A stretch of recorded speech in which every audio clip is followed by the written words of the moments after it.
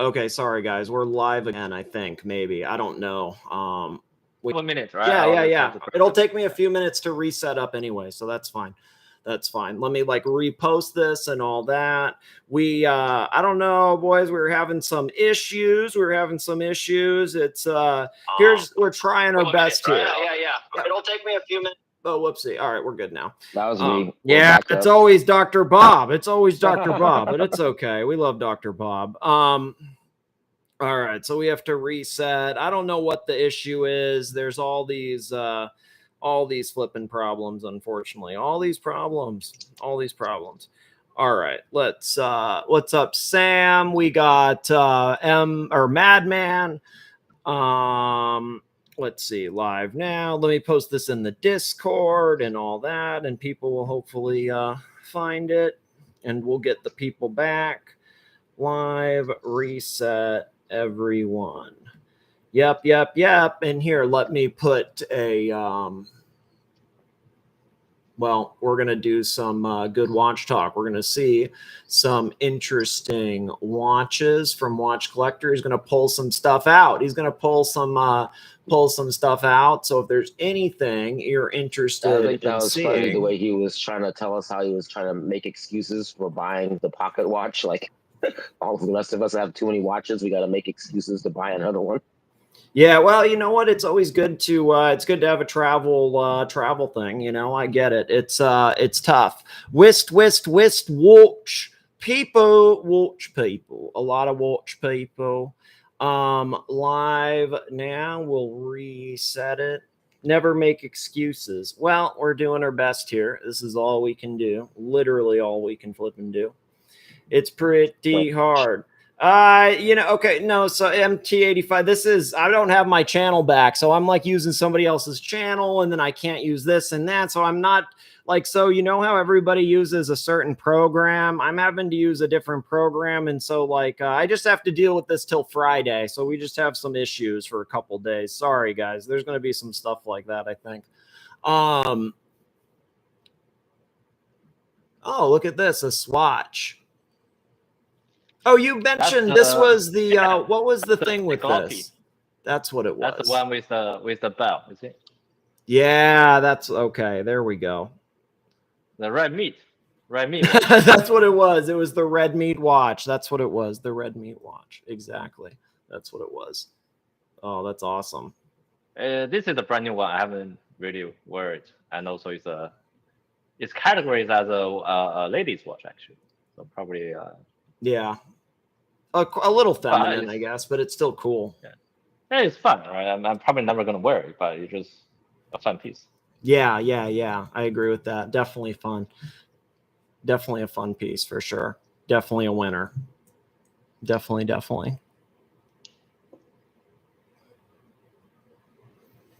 Oh wow, this is a LeCoultre. So before it was Jaeger-LeCoultre. This is just Couture. Wow. So what's the story with this? It's a key, or is it not? I mean, like it looks a lot like a key. It looks a lot like a key. I made this a pendant, right? I make it when you need to see the time, but you can't wear the watch or you can't carry your mobile, you just put it on your neck. Oh, that's actually pretty cool. That's okay. Okay. That's actually pretty neat. That's really neat. That's actually really cool. That's unique. That's super unique. It's good for summer, right? If you wear like a t-shirt or whatever, and you don't have a bracelet or you don't have the rubber strap, having this is somewhat handy. Yeah, that makes sense. Let me grab more. Just it's gonna be slow because take your time. It doesn't matter. It's all good. People haven't really even found this yet, so it's all good. No, take your time. There's literally there's only 5 people here anyway because it's gonna the other one shut down and all that. They'll find it later, so don't even trip. Take your time, man. It's all good. No stress for sure. It's I think people will see it on the replay. I'm putting the link out though. Hopefully, getting it reset. It's unfortunate.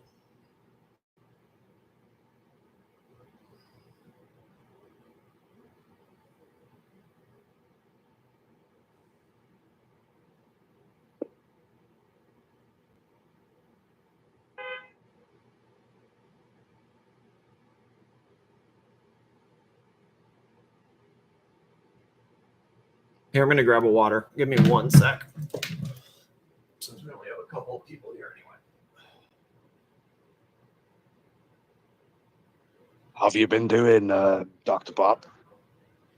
I've been all right. Are you still doing the trucker course? Yeah. I gotta go to get my passport photo made so I can renew my passport. So apparently it's not a regular. They gotta do it through the federal government. Oh no, that sounds like a pain in the fucking ass. Yeah. So what are you like reversing the big rigs? I haven't tried too much. I tried doing a trailer with my cousin when he had a little caravan, and it was hard as hell. But they're supposed to teach me some tricks. Right, yeah. Shit. Yeah. Have you scoped out any companies you want to work for? Or are you just going to put your CV out there, or whatever you call it, in America? My cousin's wife has her brother owns a rig, and they said he might be able to give me a couple routes, but I've been looking at a couple companies. There's one company that says that they'll let you bring your pets on the road with you, so that was pretty cool. What, have you got a pet?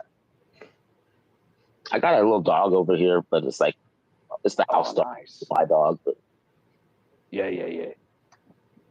Nice. So what Seiko will you wear while you're driving the big rigs? Sorry, guys, I'm back. My bad. GMT. I keep track of I my think he's watch collectors take me. It's gonna take him a second. Across time zones will be easier to keep my logs straight, I think. Get it. That's awesome, dude. That is what's up. The Buddy leg update. How's he doing? Good, actually, dude. He's good. His leg is it actually looks solid. It looks really, really good. It's totally healing solid. Yep. He's looking good, man. He's actually doing really good. Did you take him by to see your dad, see if he's gonna bite him again, or if he's all No, I haven't. Not since that thing. My dad doesn't really like him so I gotta be oh man, it's tough. Your dad not a Pitbull guy? Some people have a thing about pit bulls. He kind of has a strong thing about pit bulls, I think, because I guess Archie's doxed it a lot, but because he was a doctor, or was like whatever, like used to be whatever, like he had a lot of stuff in the emergency room where he would always tell me stories about either dogs, and 9 times out of 10 it was a pit bull or like a cane corso or Rottweiler, or motorcycles. And it's like, I mean, I've never rode. I mean, I rid dirt bikes as a kid, but I don't ride motorcycles because it would really scare you, man. Scooters bad enough. Yeah, exactly. Right. Exactly. That's how I see it. That is how I see it.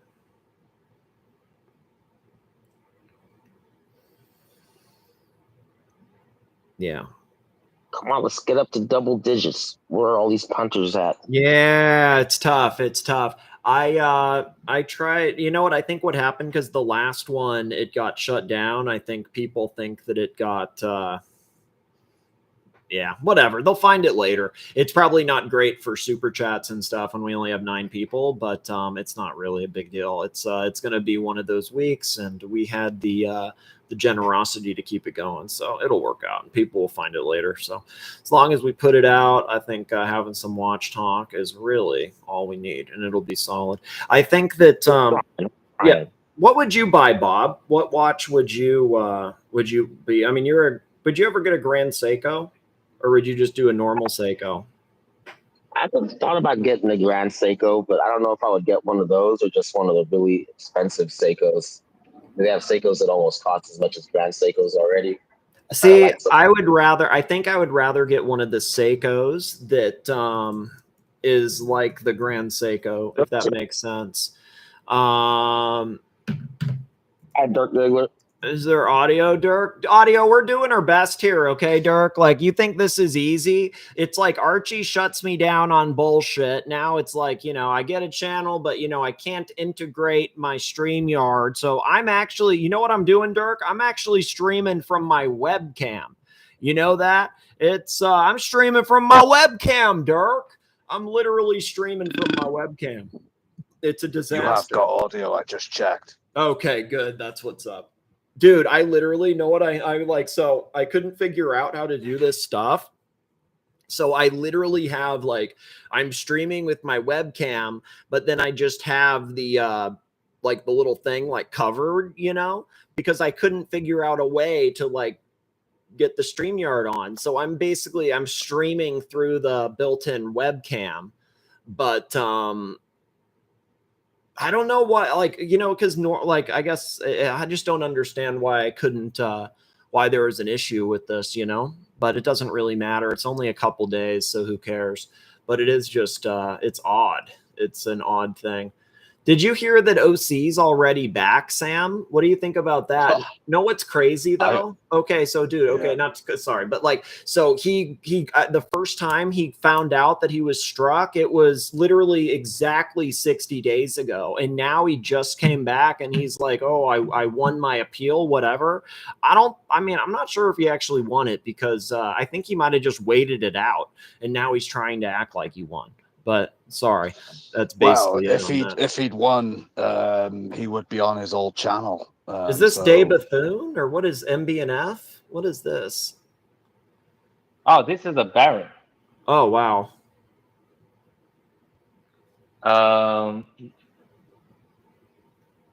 Project 1.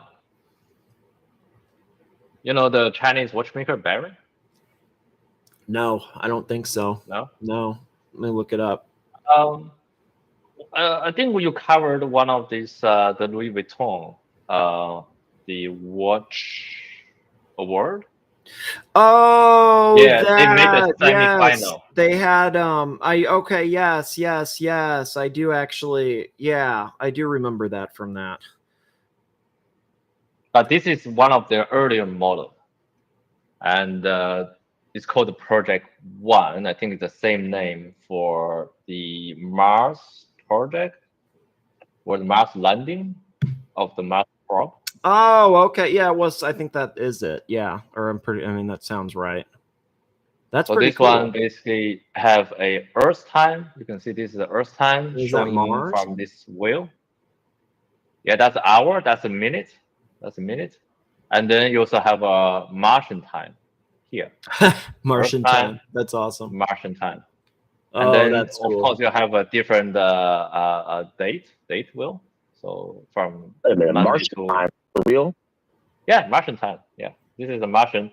So this is a dual time. The what is called What's the date? interplanetary. Is there just one time zone on all of Mars? It's like faster or slower than Earth. It's not like 23 or 26 hours a day. 23 something. It's not too much so of a difference. Yeah. But it's slightly Too much different. of, okay. Slightly different. I think you will sync the time between the Earth time and the Martian time. So now, for example, Earth, you can see it's let's say it's hey, sorry. Sorry, Bob, you're crackling pretty hard there. Is this the only watch that tells Martian time? No, there's a few. Checking have another one. Okay, I've never seen it. The triangle shape. Yeah, you can search it. Yeah, you search the checking. There's totally an Omega that does it. That Omega, like there's a new Omega, like I think X33, like a Mars timer where it shows like in digital, like on the bottom, it like so it's like a normal quartz, I think, but then it also has the Martian time listed. There's definitely some watches that have it. It's an interesting thing, man. You can see the side profile. Oh wow! Oh, cool. So then you can click here to adjust the week, and same is here. You can use the Earth week, and then you have the Mars week. That's cool.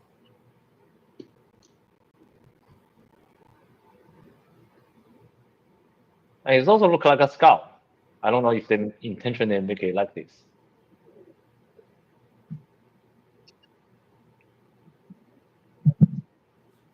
That's definitely it's fitting with the galaxy like theme that you have, you know. Yeah. I don't know about galaxy, how I would say it exactly, but it's definitely goes with astronomia. Astro. Yeah, there we go. That theme for sure. It's pretty hard to find this type of watches now because they only made. I think it's about they made about 150 pieces, and they made it like in early days when they first came out. And also, I have their first watch. So they started their company, I think, in the 2012. So it's pretty new. It's over 10 years already, right? And they made their first watch. This is their first watch. Oh, let me clean this. Yeah, the Venturine dial. It's a fake aviation dial. Ooh,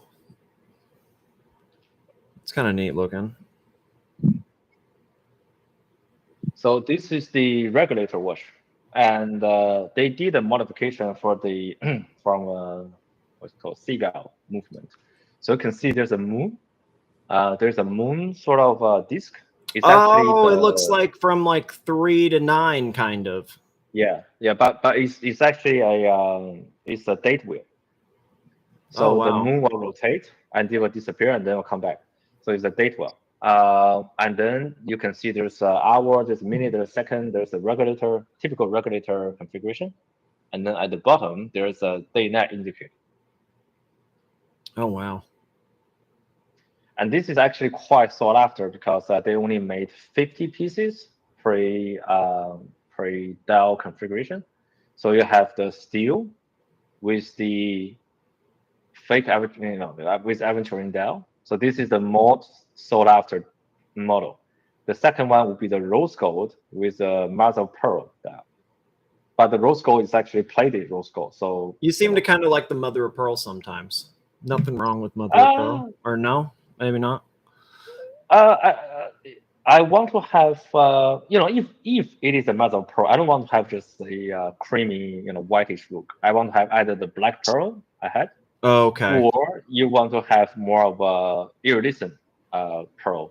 So you're looking for a special like iridescent or like unique. Yeah. So you're you're looking for the cut, or not cut, but whatever the phrase is, like a special okay, I understand what you mean. Special pearl. Special pearl. Like yeah, something like that. That makes sense. And they are in the semi-final this year with the Kung Fu model. So it is a collaboration between Baron and the Django Bell. That's the what is called the Tourbillon Doctor from China. Hey, Plastic, be on the best behavior, man, because we're doing watch talk. I'll let you on, but don't. What's up, Plastic? What's up, Plastic? How are you, man? Good to see you. Oh my God! All right, let's give me a minute, Plastic. What do you think about this, Plastic? What do you think about this? You appreciate some. You kind of just appreciate Rolex, I guess, Plastic. That's old move.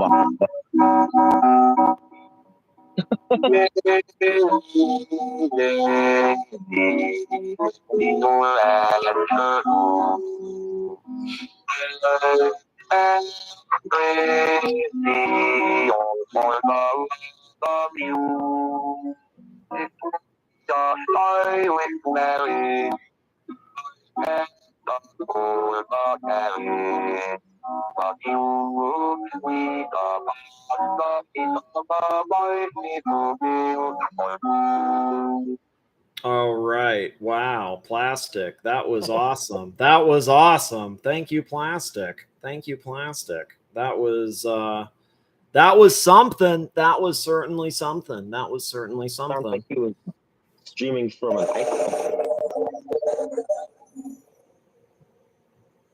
Streaming from a bathroom, maybe? A bathroom of some sort. How old is this Movado? Oh, it's old. I think it's World War One ish. Wow. Or what? I think that's World around War that time. One. Really? That's when they first started wearing wristwatches. Yeah. So this is a fixed lock. You can see the lock is actually soldered. So you have to have this. You have to have this type of strap to fold around the lock. That's how primitive this watch is. Very looks pretty primitive. good. Very, very. They don't have the technology to make a spring bar, so they just soldered the lock. Holy fuck! Jesus. Was that Bob or was that Bob lives next to the fucking train? Dude, what the fuck? All right. Is that actually, I'm gonna mute you, plastic. I think that actually might be plastic. Fuck me dead. That's a disaster. That's hard on the ears. Terrible audio, plastic. Terrible audio, man. I thought it was Bob. Sorry, Bob. I thought it was Bob. This is the bezel's interesting. Very thick or wide. I mean, extra wide. So this is I think this is the patented Movado bezel design. I think this is the world first when they call it double bezel.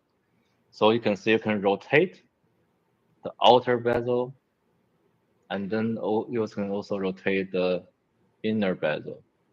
Wow. Oh, So it's wow. So like the way style. they make it is for the aviation. So it's really, when Oh. the airplane firstly serve in the army, they trying to all sort of sync or they trying to record. So the way they work is that the outer bezel will work around, for example, the hour and inner with the minute. So you can tell, for example, you depart your airport, for example, 150, right? So you have one red dot regulated hour, one dot regulated minute.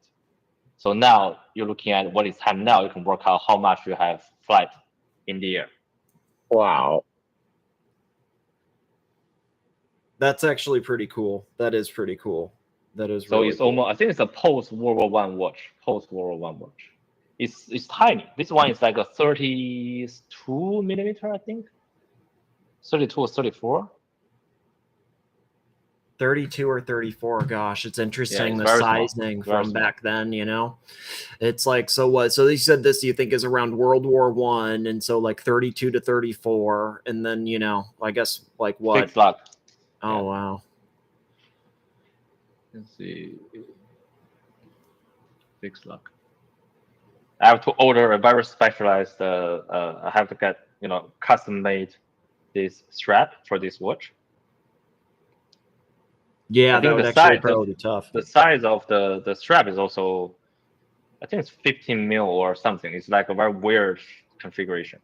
Really, that's like such. No, I've never yeah. heard of this. I think the smallest I think I've like I had on one of mine is like 18 or 17, something like that. Like, Oh, that's the modern watch. yeah, modern yeah. It was modern for sure. Modern, yeah. I don't have any experience with vintage, honestly. Like outside, maybe some like neo vintage. That's it, really. Yeah. Nothing wrong with stream whistles. It's pretty tough on the ears, Jay Gray. It's pretty tough on the ears, man. It's pretty tough on the ears, but I hear you. Yeah, there's a time and a place for mild stream whistles, but fuck me dead.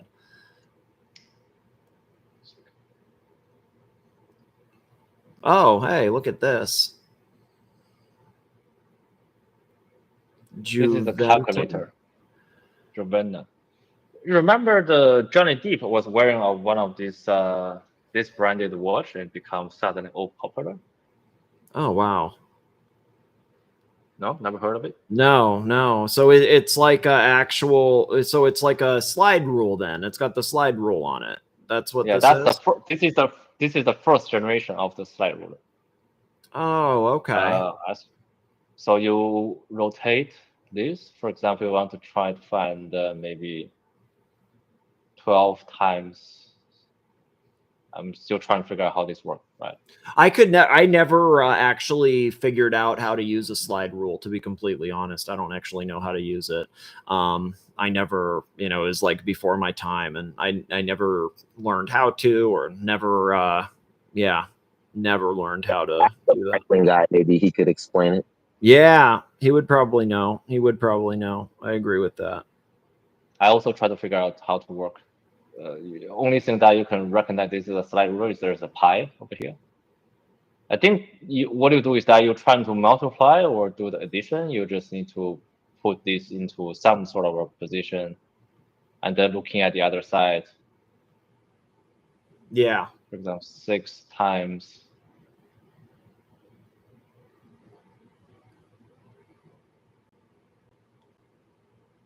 Okay, so what? That's No. Oh, yeah. okay. This one doesn't count. This one doesn't come with the manual, so very difficult to work around how things work. But there are manual online. But yeah, I haven't figured out how to work. I watched a few videos about the slide ruler, but not on this particular model. But again, this is the first generation. You can see the shape is, I think it's 90-40 to 50-ish. Is a very, so what is called? This is called disco volante. Disco volante. So like a flying saucer, the shape. Oh, nice. Yeah. That's what's up.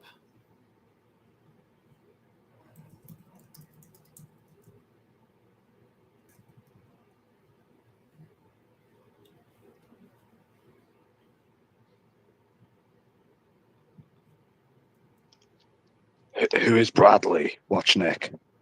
No idea. I have gotten rid of a Oh, few that- people in the Discord that I weren't really sure who they were.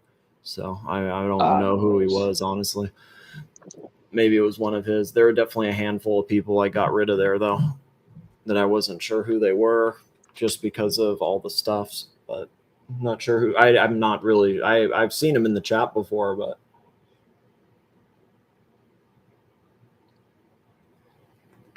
Lmania.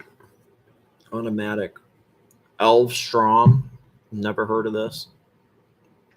This is the, regatta. When they're doing the boating competition. Oh, okay, regatta. Yeah, so it's like a countdown. Yeah. Yeah, this Is is a it 10-minute a 10 countdown. minute? Okay. So you press this button, you will start a 10-minute countdown. Oh, this one is out of power, actually. Oh, shoot.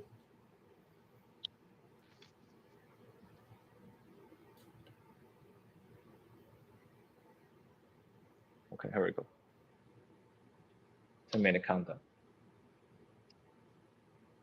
So you can see the blue circle. Oh, with the red. Red. Yeah. And then it will turn back to gold. So you have 5 circles. When the time shifts, you can see that the countdown has been up. Oh, nice. Yeah, that's pretty cool. I like the way it visualizes that, That's actually pretty cool. And also, I think they also have this compass thing, which probably have to work out where your face in accordance with the sun. Oh, okay. I see what you're talking. Yeah, I see the north, east, southwest. Now that you say it, I didn't notice that. And I'm not sure what is the reach thing. Probably something with boating. But you wear this when you get into this yacht competition. So yeah, it's good to have a watch for yacht competitions for sure. That's cool. Yeah, it's pretty cool, Jay Gray. Yeah, I've never seen that for sure. It's definitely not something I've ever seen. Gotta love seeing something unique. Yacht Master is very popular in yacht competitions these days. Have you seen it? Watch Nick. Really? Is it? I did not know. I had no idea. I'm surprised by that. That's actually awesome. There's a team that's actually sponsored by Rolex, and they all wear Yacht Masters. Oh, hey, that's what's up. They're going to be in I'm going to start cheering for them. With you in order to read the time, huh? That's awesome. Whoa, this looks kind of complicated to It's a sundial. that seems kind of complicated to read though. Like, so do you have to be outside? Technically, there's no way you can read it inside, right? You have to be outside. Yeah. You have to be outside. You have the north pointing out to the sun and hold it horizontally, and then you can see what is the time. But first and first, you have to figure out where is the north. Then you really need the compass watch for that. Or you can put a compass on the strap. Yeah, that's handy. Yeah, I That probably actually could would be find pretty some handy. sort of like a accessory attached strap-on compass. And this is the compass. Oh, neat. Yes, I've seen a compass watch before. Doesn't the magnet in the compass mess the watch up? No. Compass, they only receive the magnet. yeah, they don't emit like magnetized the part. Did I talk about this watch? No, I don't think so. Isn't this the one that points to Mecca, or am I wrong? Oh yes, that's the one. That's the one. So this is remind the this punters is, though, because it was just briefly, because I really vaguely remember it. On the so this is the north, right? So if we position that direction, I know that is the east. So if I'm a Muslim, I will pray to that direction. Yeah, that direction. And Yeah, also that's the cool. fun part of this is that they also have, the chattering tell you what you need to do. So the yellow part is where you will take a break from 10 o'clock to 2 o'clock. You don't need to do anything. But from 2 o'clock to 10 o'clock, that you have to pray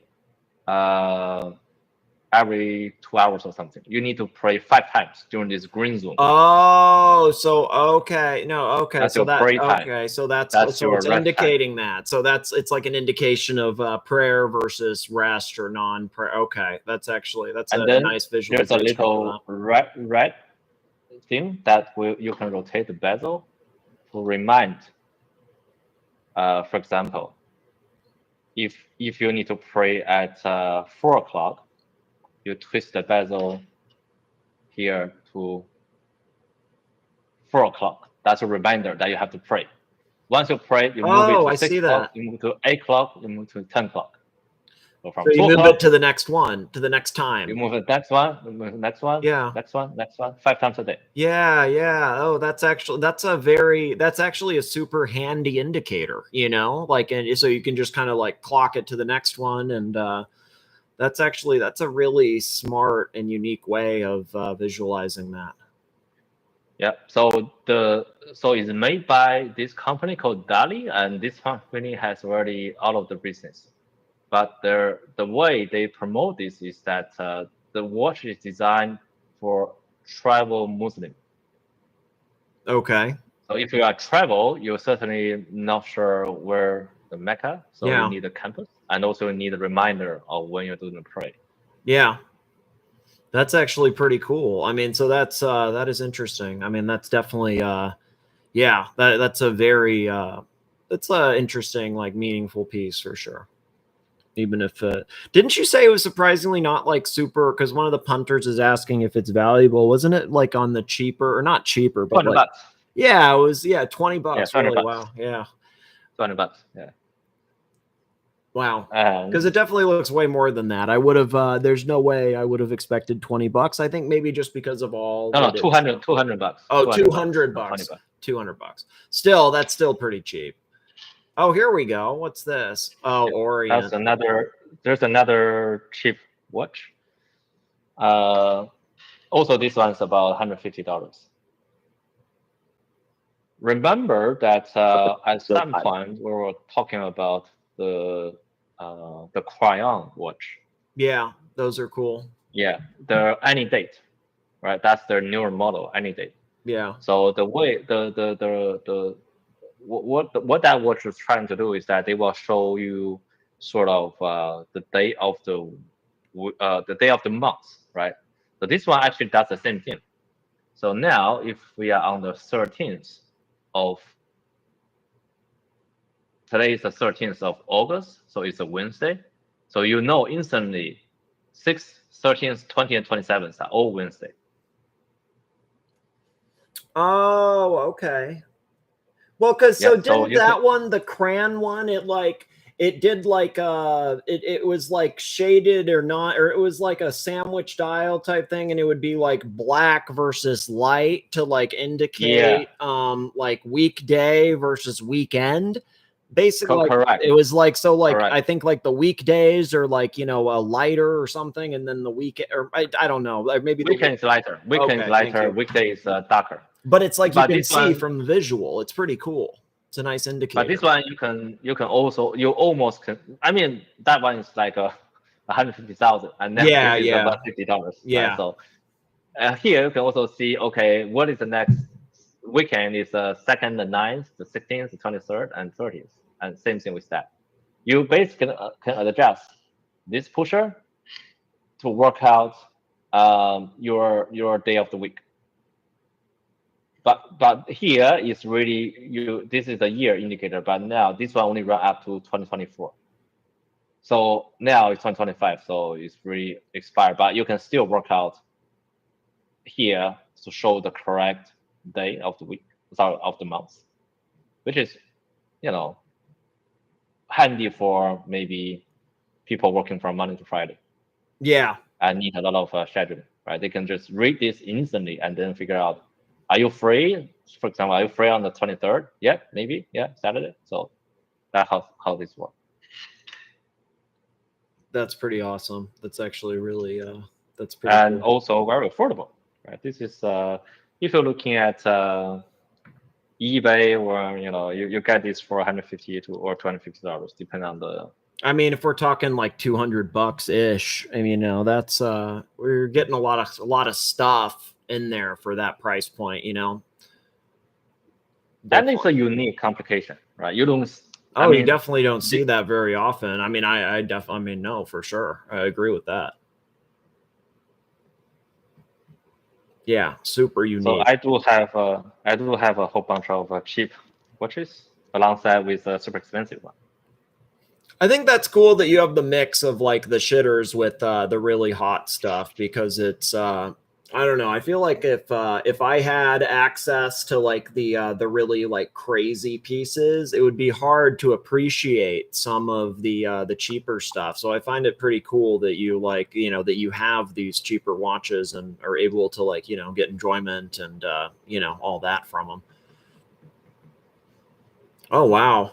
I thought this. No, I haven't seen this. This is. I have no idea what this is. Let me. Or at least I don't remember this. A bit dusty. The first vibe I got was it was reminded, like the eyes was kind of like the Chaikin thing, but then the case shape reminded me a little bit of the tambour from Louis Vuitton. But you said it was a shitter, so. Which one? Which one? This one? Yeah, this. I have no idea. I've never seen this. It reminded me a little bit of that Louis Vuitton thing, that tambour Louis Vuitton, and then also a little bit of that. There's a Bulgari that I think they renamed as like some Genta shit, that has a similar. Well, I don't know. I don't know what this is, but it's just like similar vibes to that is all. Was just my first thought. Similar vibes. I mean, you remember have the Krayon, the sunset and sunrise watch. The which one? The crayon. Which one are we talking? Krayon. Yeah, or Krayon. Which one? I don't remember that one. No. Okay. The Krayon is this one. I remember the Any Day one.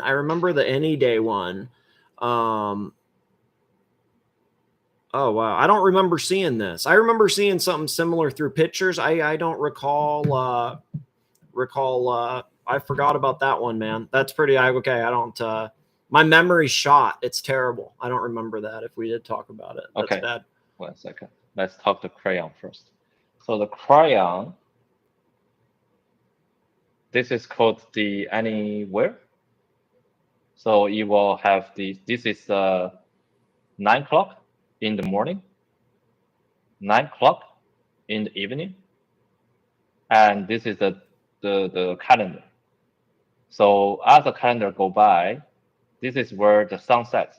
This is where the sun rises, and this is where the sun Oh sets. wow, no way! So you have a full So visualization of rising and setting of this. That's fucking cool. That So wow, basically that's here actually is neat. that this basically is tuned to where I live, basically, and then Yeah, if you yeah. move this, And that's how is that how you would sure that, is that how you would set it to like another area to like set it for your location or whatever? Because you have to. yeah. Okay, yeah. Then- You got to set then it to you- your longitude or latitude or whatever the flip. That makes sense. Where you live, they have to adjust. So for example, if Yeah. I change this, you can see. I see it moving. For the people that can't tell, the black thing on the bottom from like 6 to 9. Do you guys see it moving slightly? It's changing. So now you have a longer day versus the night, but as time move, you have a longer night versus the day. For example, now the sunrise, well, that's 6 o'clock or 9 o'clock. This is all Arab. I can't freaking read. So I think this is 6 o'clock actually. Hold now up. you have. That's 6. No, this is Arabic. This Oh, my bad. Yeah. This is a collaboration model made between Krayon and Perpetual Gallery. So Perpetual Gallery is the same model you see. DrBob have this special edition. Oh, because we just saw that with the we just saw Yeah. that name exactly because I hadn't heard of that Hamden name. is the owner, so he's a big watch collector, and he just go out getting all the famous independent watchmaker and getting them to make special run for his. Well, like what? Pay some big money for a one-off type thing? You're saying? Yeah, this is one off. I do. If you have the power to do that, that's what's up. I mean, that's good This on him. is And this is so. This is a piece unique one-off type thing, or not, or this almost is, like limited. Is this this is actually 15 pieces. 15. Yeah, I mean, 15 that's super limited, man. That's crazy. The way they do their polishing is pretty impressive, and also the way they played their watch is also very impressive. You can see almost like a rainbowy look. What's the price point on? I mean, not exact price, like not to be nosy, but is this like over 6 figures on the MSRP, or is that a sub 6-figure watch? Like, this is. That's over 6 figures, right? 200,000. Oh wow, okay. So like multiple. Okay, got you. So like way over 6 figures. Got you. All right. You're looking at secondary. You're looking at about 240. Really? Okay, so it actually goes over MSRP on the secondary. It wow. It goes a little bit over. I think it's pretty impressive to have a brand like that you found that is going over MSRP. I mean, what a winner. What a piece to find. Slightly over. Still. And this has been sold twice. This model has been sold twice on the Eclectic Man. I think. You're the third owner, you're saying? No. What I'm saying is that the owner, two of this original owner have sold this watch on the secondary so that we can have a price. Oh, got you. So now you can see that's the sunset and sunrise watch. And this is a cheap alternative. You find this watch roughly sitting around a couple thousand. I think between 3,000 to 6,000 on the secondary. Oh shit! So sunrise on the left and sunset on the right. That's what that little. And then you're not to cut you off. Sorry, I'm super ADD, but I'm just piecing it together. So that little thing. So then you're setting that, and then it's gonna. That's actually really interesting. I just kind of noticed that. And this is the Grand Prix version. So the EOS is the name of this model made by Martin Brown. He also part of the Frank Müller watch line, together with the Pierre Quins. We'll talk about that later, but this is exactly what it says. That the sunrise is here. You can set the sunrise. You can also set the sunset with this little pusher here. You can see there's a pusher. Yep. This is a pusher. But the way he designed it, I think is I think it's a failure because here you have to really read the menu in order to understand how to set it. You're looking at here, so this you can see if you're putting a axis and y axis here. This is spring, and here is summer. Here is autumn. Here is winter. So this little thing will rotate 360 degrees. That sounds really. I'm like For getting a little seasons. lost on it. It looks a little complicated to set up. I mean, It's very complicated. It's very complicated. Yeah, And the that's what I only way meant you by can adjust this, the only way you can adjust this is to wind the watch 3 months forward to change the date, and then you have to remember it. And here, to make everything worse, here is a mirror. So if spring on the sunrise is here, then spring you need to set the sunset is oh, so it's like it's a mirror, like chiral image, equal opposite or whatever you're saying on the or whatever, yes. So like mirror thing.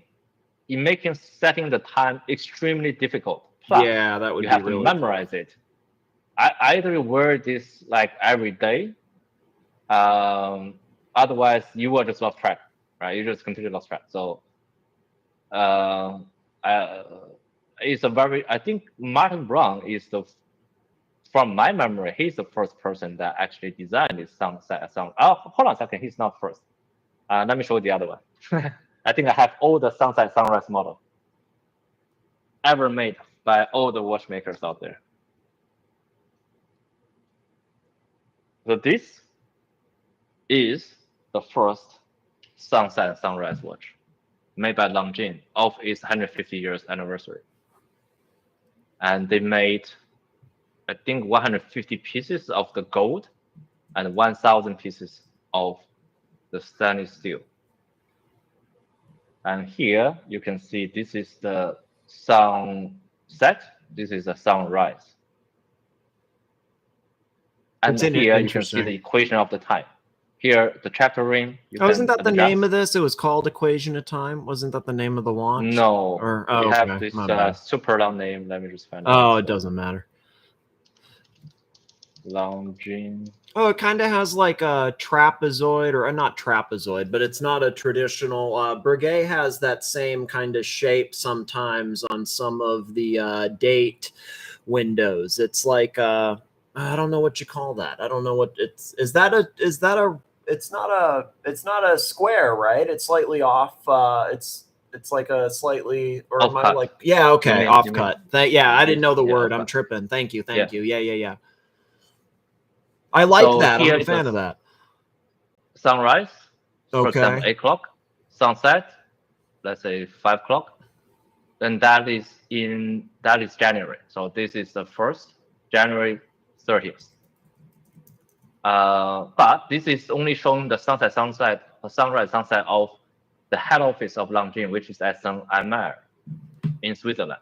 So it really doesn't show your local sunset sunrise, right? I mean, if you're in Europe, your ballpark correct. But if you're in other places of the world, then not really. And here is show the inclination of the Earth.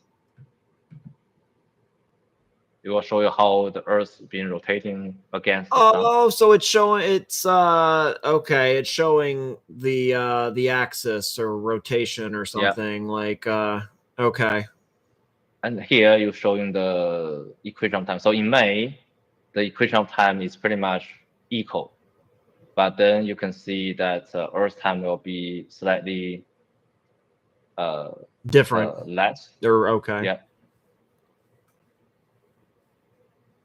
So that's the original. I think they released this in the 1989 before they got purchased by Swatch as one of their anniversary pieces. I heard that Longines used to be like a really like a, I don't know how to say it, but like a high tier brand. I mean, not high tier, but like a much more like well-respected brand. I mean, did that have something to do with the Swatch stuff then, or is that totally unrelated? Yeah. In the 30s, a lot of celebrity people wearing their watches, like Amelia Earhart and what's the other guy? The guy that flew to France on the Spirit of St. Louis. They were all world That- Longines back then. That is the Lindbergh. Lindbergh, yeah. Yeah, Oh, that's the a one Lindbergh. whose son was or baby child was that one? Yeah. Lindbergh? So Famous. they had the big celebrity names at the time were wearing Longines watches. I know my grandfather had a Longines, like he had a Longines and some sort of, it was just one Longines, one Rolex. So I don't know. He said the Longines was nice. Longines was considered high end. It was an and old then- one, yeah. Yeah, it didn't survive. Like Universal Genève didn't survive the cause, revolution or crisis, depending on where side you sit. Yeah. And then we got purchased by a Swatch for nothing almost. And Swatch Group basically purchased a whole bunch of brands like Omega, Longines, and they were afraid that people cannot pronounce Longines. So they put the Longines into more of a lower bracket. And then they Really? promote That was the Omega at a higher rationale. bracket. Yeah, that's really the reason that they fear people cannot pronounce properly. Interesting. That's So now Longines become like shitters, people consider.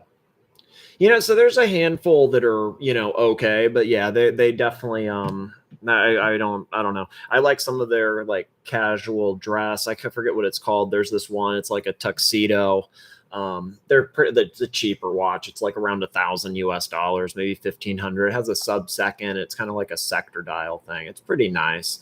I know a lot of people that like those. I think it's called Big Eye or something like that, or like Spirit Eye or something like that. It's got the like little stars on it. Oh, I remember you showed this before. I don't remember anything about it though. I just saw what cloisonné, and this is definitely vintagey, right? This has to be vintagey. Yeah, this is the 1990s from Shelman. To commemorate their, I think their 100 years anniversary or something. Let me check the back of it. Is it 100 years? World timer mini repeater. No, it doesn't say anything. But yeah, this is the formal, I think, founder of Shelman. They get all the best watchmaker from Switzerland to make the cloisonné dial. So this is one of 100. They made another few batches of a brown dial and a blue dial with slightly bigger production number. I think the blue dial is the most common one with 1,000 pieces, and brown dial is about 300 pieces, and this is the colored cloisonné with 150. Is that 150 or 100? The dial's beautiful. 100 pieces. Yeah, 100 pieces. Absolutely beautiful dial. Yeah, the cloisonné part is like really well done. It looks really nice. And they also have the electronic mini repeater here. You can see the shark fin here. Oh, you did say minute repeater, but I didn't really connect it. Okay, yeah. Oh wow. You will chime like an electronic gong. It's pretty loud, but electronic.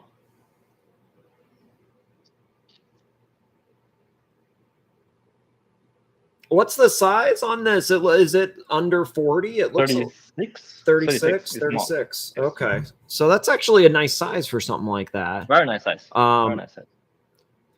Oh wow. I mean, so this, you said this was limited, like 100 pieces, something like that. So super pieces. Limited. Wow. That's actually so what is Shelman? What is Shelman? Shelman and Company. What is Shelman? Is that Shelman is a Japanese retailer, and they represent, consider this like Harrods or something. Of, you're saying like a Harrods or something. No, like Hourglass. Okay. Cortina, right? Like or like a butcher, right? So it's like got you. No, I understand. Yeah. Okay, got you. Yeah. I think you showed this. Wasn't this an not Anderson? Sorry, Universal. I think you showed Universal Genève. I think you showed this once while you were walking. 34 millimeters. 34. Wow. But original dial, you can see the patina. The faded dial. Original condition, very nice. Yeah, that's beautiful. You don't. Yeah, I can appreciate that it's all original. You know. It's very hard to find original condition. Yeah, that's cool. That's really neat. This is the part with buying watches. I have another one. It's actually a readout. I later discovered this is a readout. Oh, you didn't know when you got it? Then no, I wasn't looking closely. Oh, got you. You can see, I have. Look how much brighter the one on the right looks. It looks like it's been kind of maybe. You can see this one is being repaired. Yeah, because it looks nice. You can see but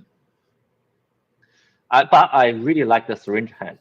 This one is a leafy hand, and also it's slightly bigger. I think this is the 1970s, and this is 1950s. Okay, so the one on the screen left is 50s, and this one now is 70s. The one with the kind of the bright yellow. Okay. Yeah, you can see the pusher is different. Okay. And here with a round pusher. Oh shoot! Complex. Yeah.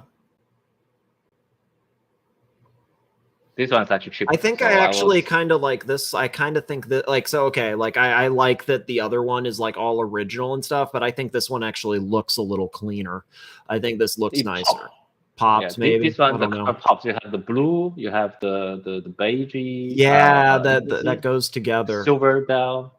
It's a good contrast. This one's almost an olive color because of the corrosion. Yeah, the way it aged or whatnot. Do you know what the original colors were on that on the 50s one? I think it's white. White. Yeah, or silverish. Okay, yeah, that would make sense. After it's aging, it become like yellowish. And we're looking at this readout. It's very much silvery look.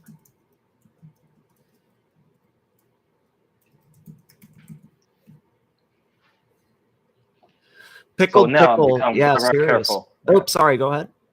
Yeah, become very careful when I watch buying watches on internet. You got to look at all those little things, I guess, and it's a lot easier on an older thing because it's like, in one hand you think that, oh my gosh, I found a great example, this looks great, but then you might look too closely, and then you realize, oh no, it's actually been fiddled with, or it's been kind of made to look better and all that. So it's a minefield with that stuff, and I don't have the knowledge to explore the vintage really, honestly, because it is a total minefield.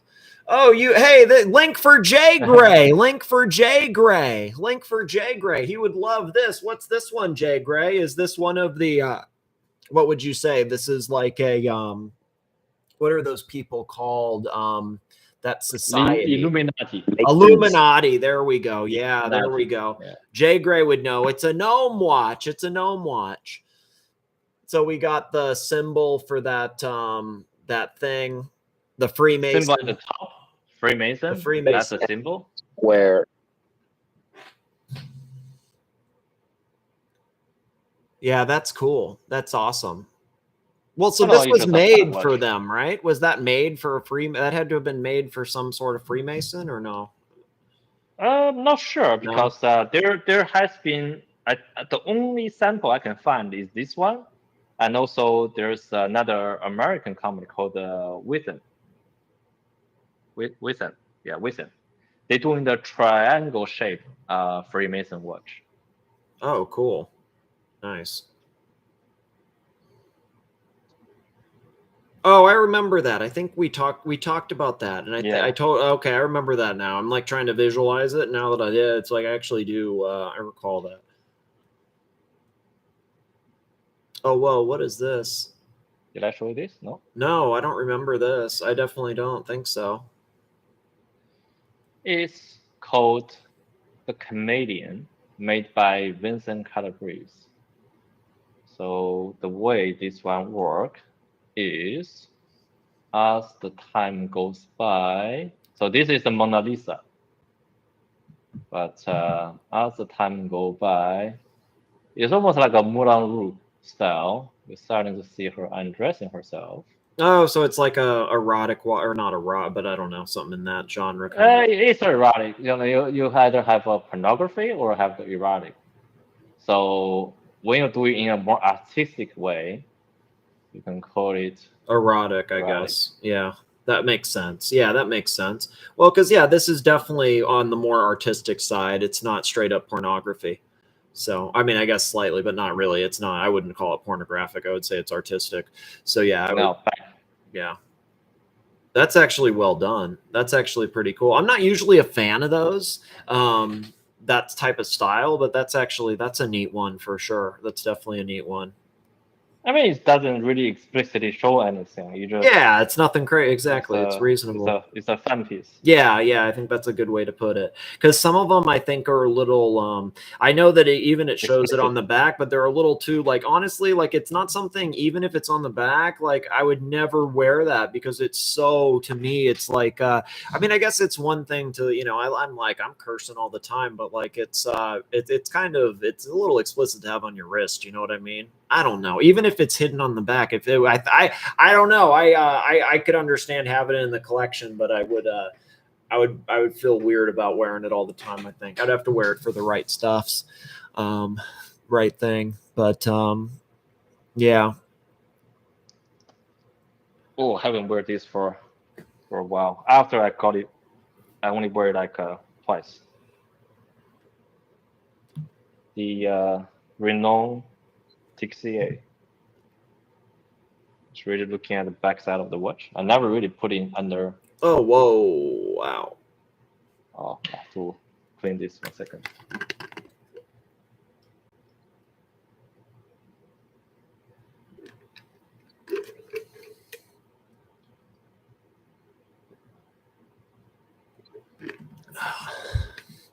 Mona Lisa would have an OnlyFans today, Jay Gray. I heard that the Mona Lisa was actually a self-portrait of what's his name?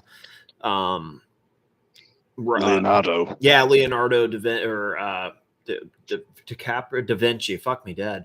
She was no. It was him she was a and lot lizard. really maybe it was just a Yeah. Le Demoiselle d'Avignon like prostitute. That would make sense, kind of. Yeah. This is really pretty. Wow, this is crazy. I mean, the front of the dial is really arguably the most ugly watch I've ever seen, but the back side is actually quite nicely made. I mean, it's typical this type of a simple watch. You have a Brevier, or you have the Foshan, or Darren Pratt, or Daniel George, or Adam Smith. They all doing the old school stuff. If you're looking at more of a modern watchmaking. Simon Brad, for example, I think this one actually stand out from the other. For is movement design, not for the dial design, right? I think dial of this is just got 2 out of 10. But movement. So it's a movement watch, is what you're saying. Yeah, there's something about the movement. You bought it particularly just for the movement. You can see there's the teeth will engage when you wind it and disengage when you are sitting in idle. And then this is actually a enameled barrel. Then you can see the gear train all the way for the macro rotor. Oh, wow. And then here is a free span balance wheel with all these decorated pieces of black polish. Oh, wow. Yeah, so that's lots nice. going on behind the scene. But if you look at the front, it's just a Simon dial 2-hander. That's it. Very simple. Very Yeah, simple. simple. Yeah, that's actually man, I would not have. Okay, that's I like that though. I like how simple that is because you turn that around and oh my gosh, there's so much going on. I mean, that's actually pretty cool. That's actually really neat. That would make a perfect travel watch because nobody's gonna rob you of this. Yeah. I mean, if I really want to make a travel, I'm probably gonna go with the white gold instead of the rose gold. Yeah, that makes sense. I get that. Yeah. I think that color looks really good though. The rose. That's a winner. Oh, whoa. This is another watch from the Müller watch line, the Pierre Quint. It's called the Insanity Infinity. And I'm starting to see other few watch brands copy this concept. Oh, he has the funky, like, didn't he do, he has some other retrograde thing, like a funky retrograde or something. Trubit. Is that it? I don't know the name, but I feel like I've seen this for sure. Yeah.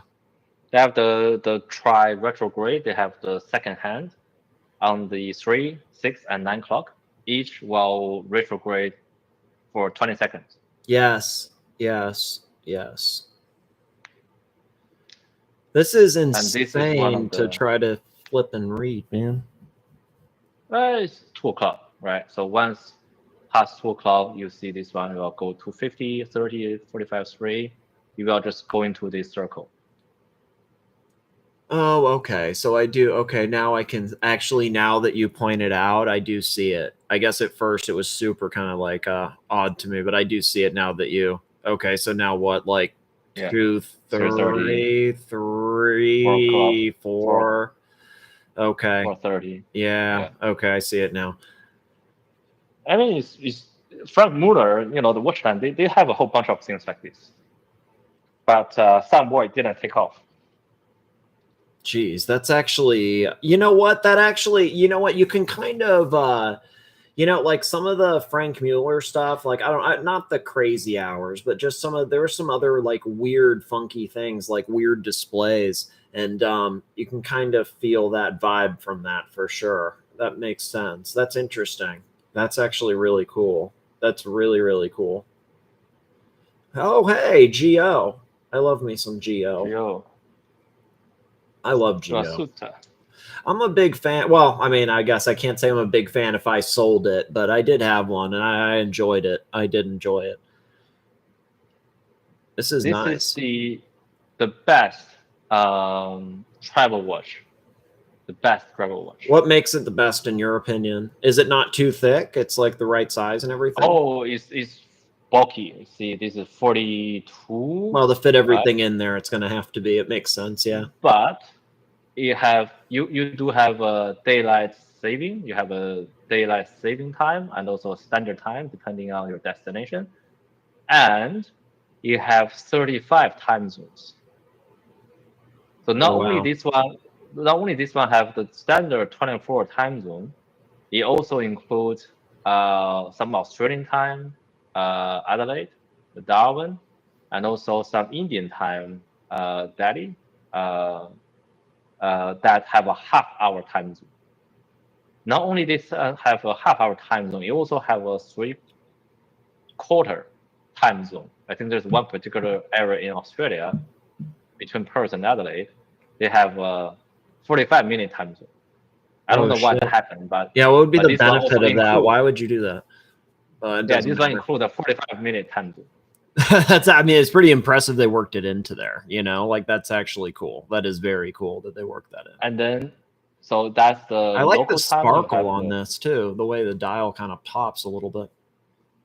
Yeah, but the dial is also very, very neatly designed. You have the home time here. That's the daylight indicator. That's the power reserve, and then your local time. Daylight indicator of a local time, and then the date is the local date as well. And the way you work is that you will set the same time of your time, local time, and also the home time, and then you rotate this disc to find your destination. And then as you rotate this disc, the local time will adjust depending on your destination. Okay, so as soon as so I think I understand that. So you set it, and then you're moving that disc when you travel to like adjust the time zone basically for the location. And this is where your airport name is, right? So destination, and then what? Okay, and like starting. This is daylight saving. Oh, daylight savings. My bad. Yeah, if you're going to a place with the daylight saving, you put it here. Oh, okay. If you're going to a place without daylight saving, you put it here. I actually so that's cool. It's the airport. I didn't connect. I didn't. Yeah, of course, JFK. Yeah, that's the airport, okay, yeah, that's awesome. That's actually pretty cool. This is the ultimate travel watch. If I travel around the world, right?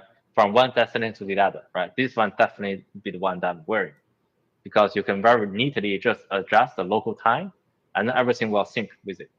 That's so cool. That's actually really impressive. So, okay, sometimes I'm really slow. It took me a second to connect that. That's actually really neat. So that's nice. And also at the back, you can see the typical double butterfly balance clock.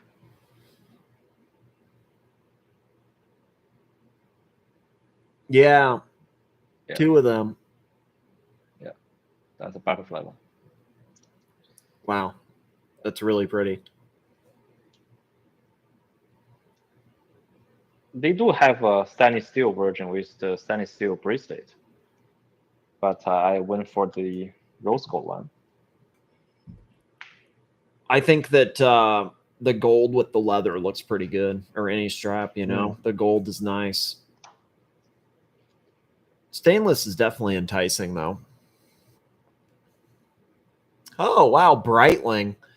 This is kind of like those 1940. Oh my gosh, 1940. Dude, so what, like 85 years old or something?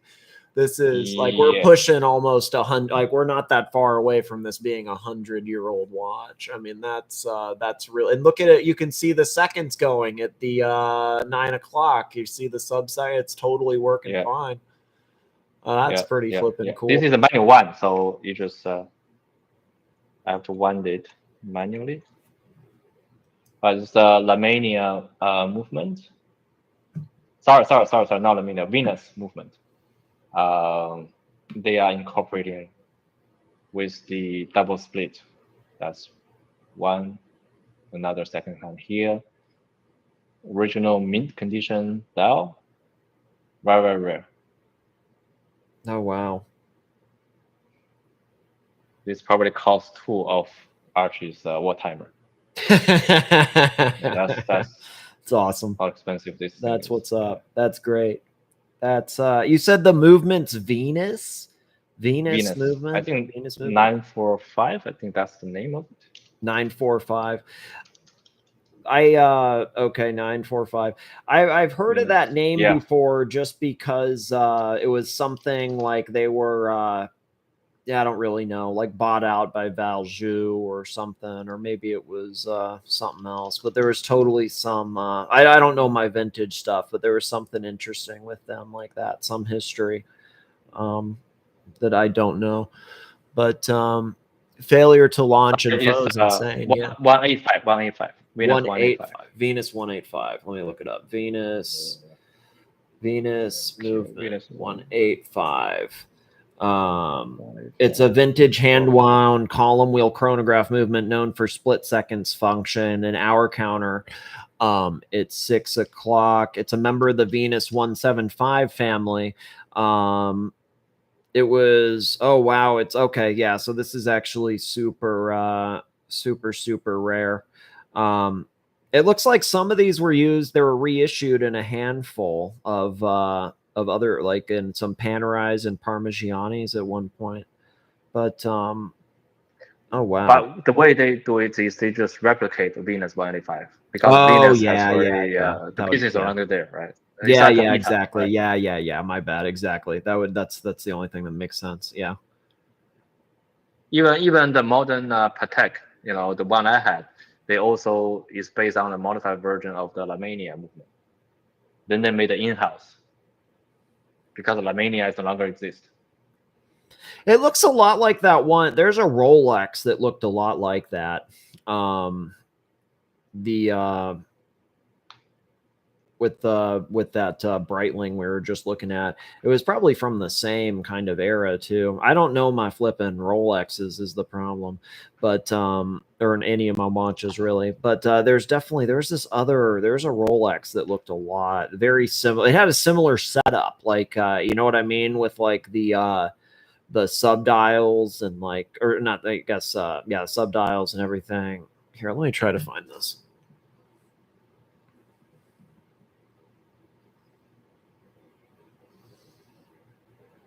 Oh wow. Piece That's unique. more of a, yeah, piece unique. This is a because they did the engraving at the side. You can see the engraving. There's a piece unique engraving piece.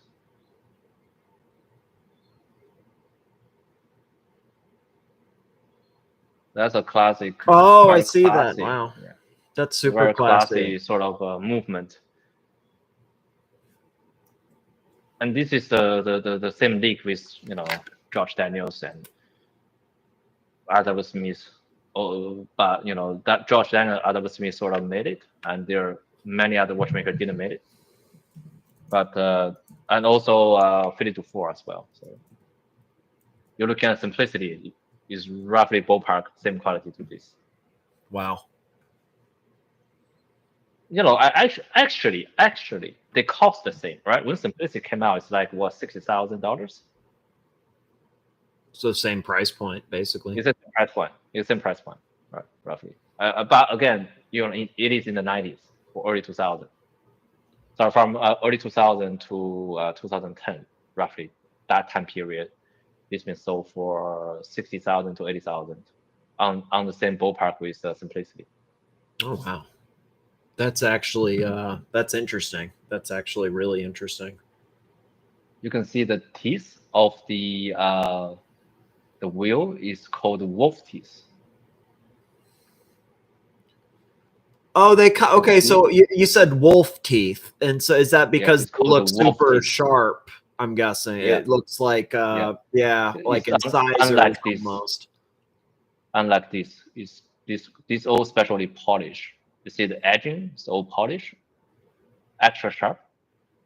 Oh wow, man, Higgy And would then love this is this. Oh my gosh. This is the stopping of the winding, the stop mechanism, which is a long piece of steel here.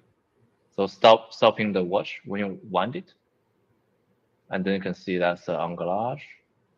Yeah, the smooth. anglage is nice. It looks I mean it's that looks really nice. It looks I see what you're saying in terms of you can see kind of the similarities with the simplicity. And also old-fashioned way of doing the bearings with the gold baton. Yeah, that's beautiful. Balance wheel, engraving, swan neck. Yeah, that's overall beautiful. It's very classy. Very classy. Yeah, that's super, super, super nice. And then the front is onyx. This part is onyx. Oh wow. Yeah. Onyx fan. Definitely proof of Onyx fan. Proof of Onyx fan. Onyx. Then you have the guilloche. Oh wow. I actually like the contrast of like the black onyx and then that white like guilloche, like the black white tuxedo there. Oh, tuxedo. There we yeah. Tuxedo there. That's nice.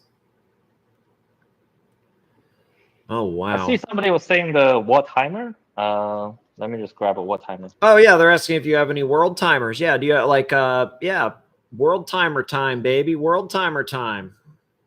I used to have the Patek Philippe war timer. The 5130. 5130. Why did you get rid of it?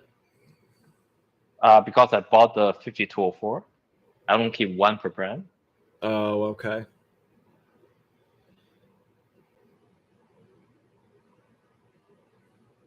Oh, Vulcan. Vulcan. That's the alarm watch. You can see this is the alarm hand. Oh wow, that's actually pretty cool. That's nice. And then you will activate. You will push this button. This one will pop out, and then you will set the alarm. And then, for example, set the alarm to 6 o'clock.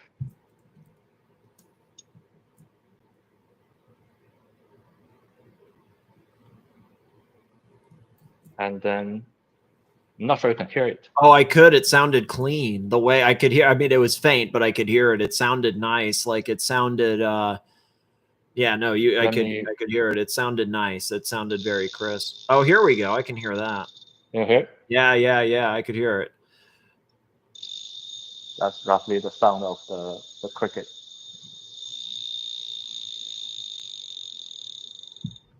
That's cool. Yeah, that's actually neat. That's a winner. That's cool. That's awesome. This is the cloisonné. You can see there's yellow. You can see the yellow bronze wiring between the enamel. It's a little bit, you know, the lighting reflection. Well, so is this technically, since it has that, this is technically one of the, this is a Cricut then, technically, you would say, right? Yeah, this is a Cricut. Cricut war timer. Yeah. Oh, it's okay. not expensive. So, okay.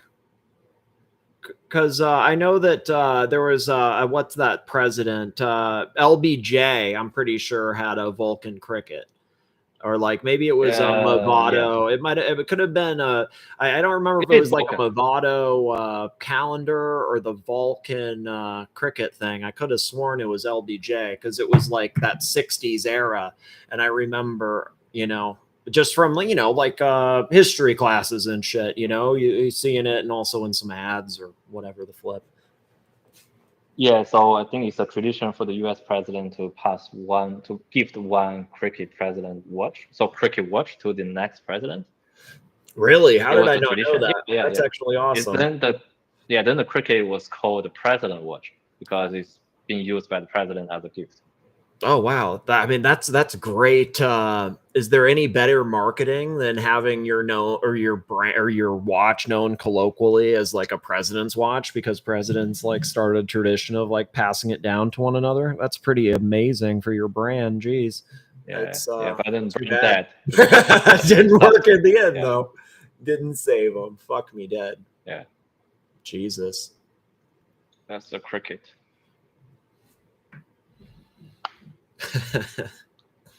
Yeah, it's hard, man. Why did they go out of business? Do you know what happened or what happened with them? In the 60s, 70s, 80s, that's where the Japanese quartz watch started dominating the market. And then I think this is the thing with watchmaking is that after the war, the watch is like a tool, right? So you need to issue to the military. Everybody needs to have a watch. Yeah. And especially with a part of your field kit or something. And everybody needs to wear a watch, right? So it become the whole industry just booming, right? Even there was a watch industry in the US. After the war, you're saying?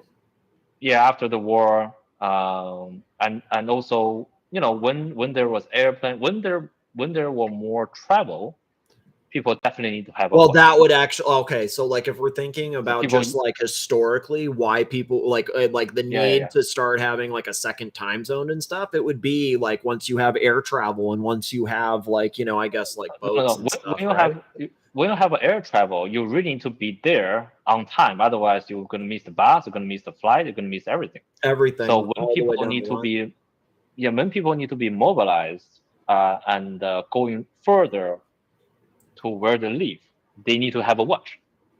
And that's the reason that watch become a tool that needed by everybody almost, right? Before, right, it was used by the royalties, right? So the peasant doesn't need to know the time, right? When the night becomes dark, when the sun's down, you go to bed, peasant. Get up when the sun's up and work. Yeah, correct. So, but when everybody need to work and travel and do shit, they need to have watches, and the watch industry is go booming. But then they just go expand. They're thinking that the good time gonna last forever, and then the cost come, and then they will fuck, right? So I don't think they prepare for a recession, you know, watch recession. You just can't beat it, right? They're less accurate. You know, it's like when the CD when MP3 came out, all the CD players become outdated. Yeah. You know, when iPhone came out, all Nokia become shit. So this is sort of the iPhone literally killed yeah, I mean, because you know what, before, I mean, not a totally different discussion, but it is interesting. I mean, like thinking for myself, like, because I had a CD player was like when I was a kid, but I had like a MP3 or I don't remember what it was. And then the iPhone comes out and it combines it, you know, you don't need the iPad or the iPod anymore and that. And it's revolutionary. Yeah, it was BlackBerry. I had a BlackBerry. I used a little BlackBerry, or maybe it was a Nokia. I don't remember before that.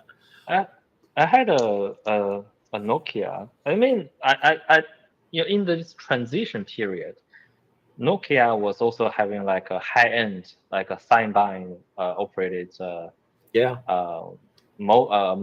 You know, Yeah, they then the had some sign-bind really combined nice with phones. Windows. Yeah. Yeah. But then they just keep losing. Oh, whoa! What's going on here? This and is Urban the Jurgensen. Urban Jurgensen. So the this part. Hold on a second. Are we froze from the live chat?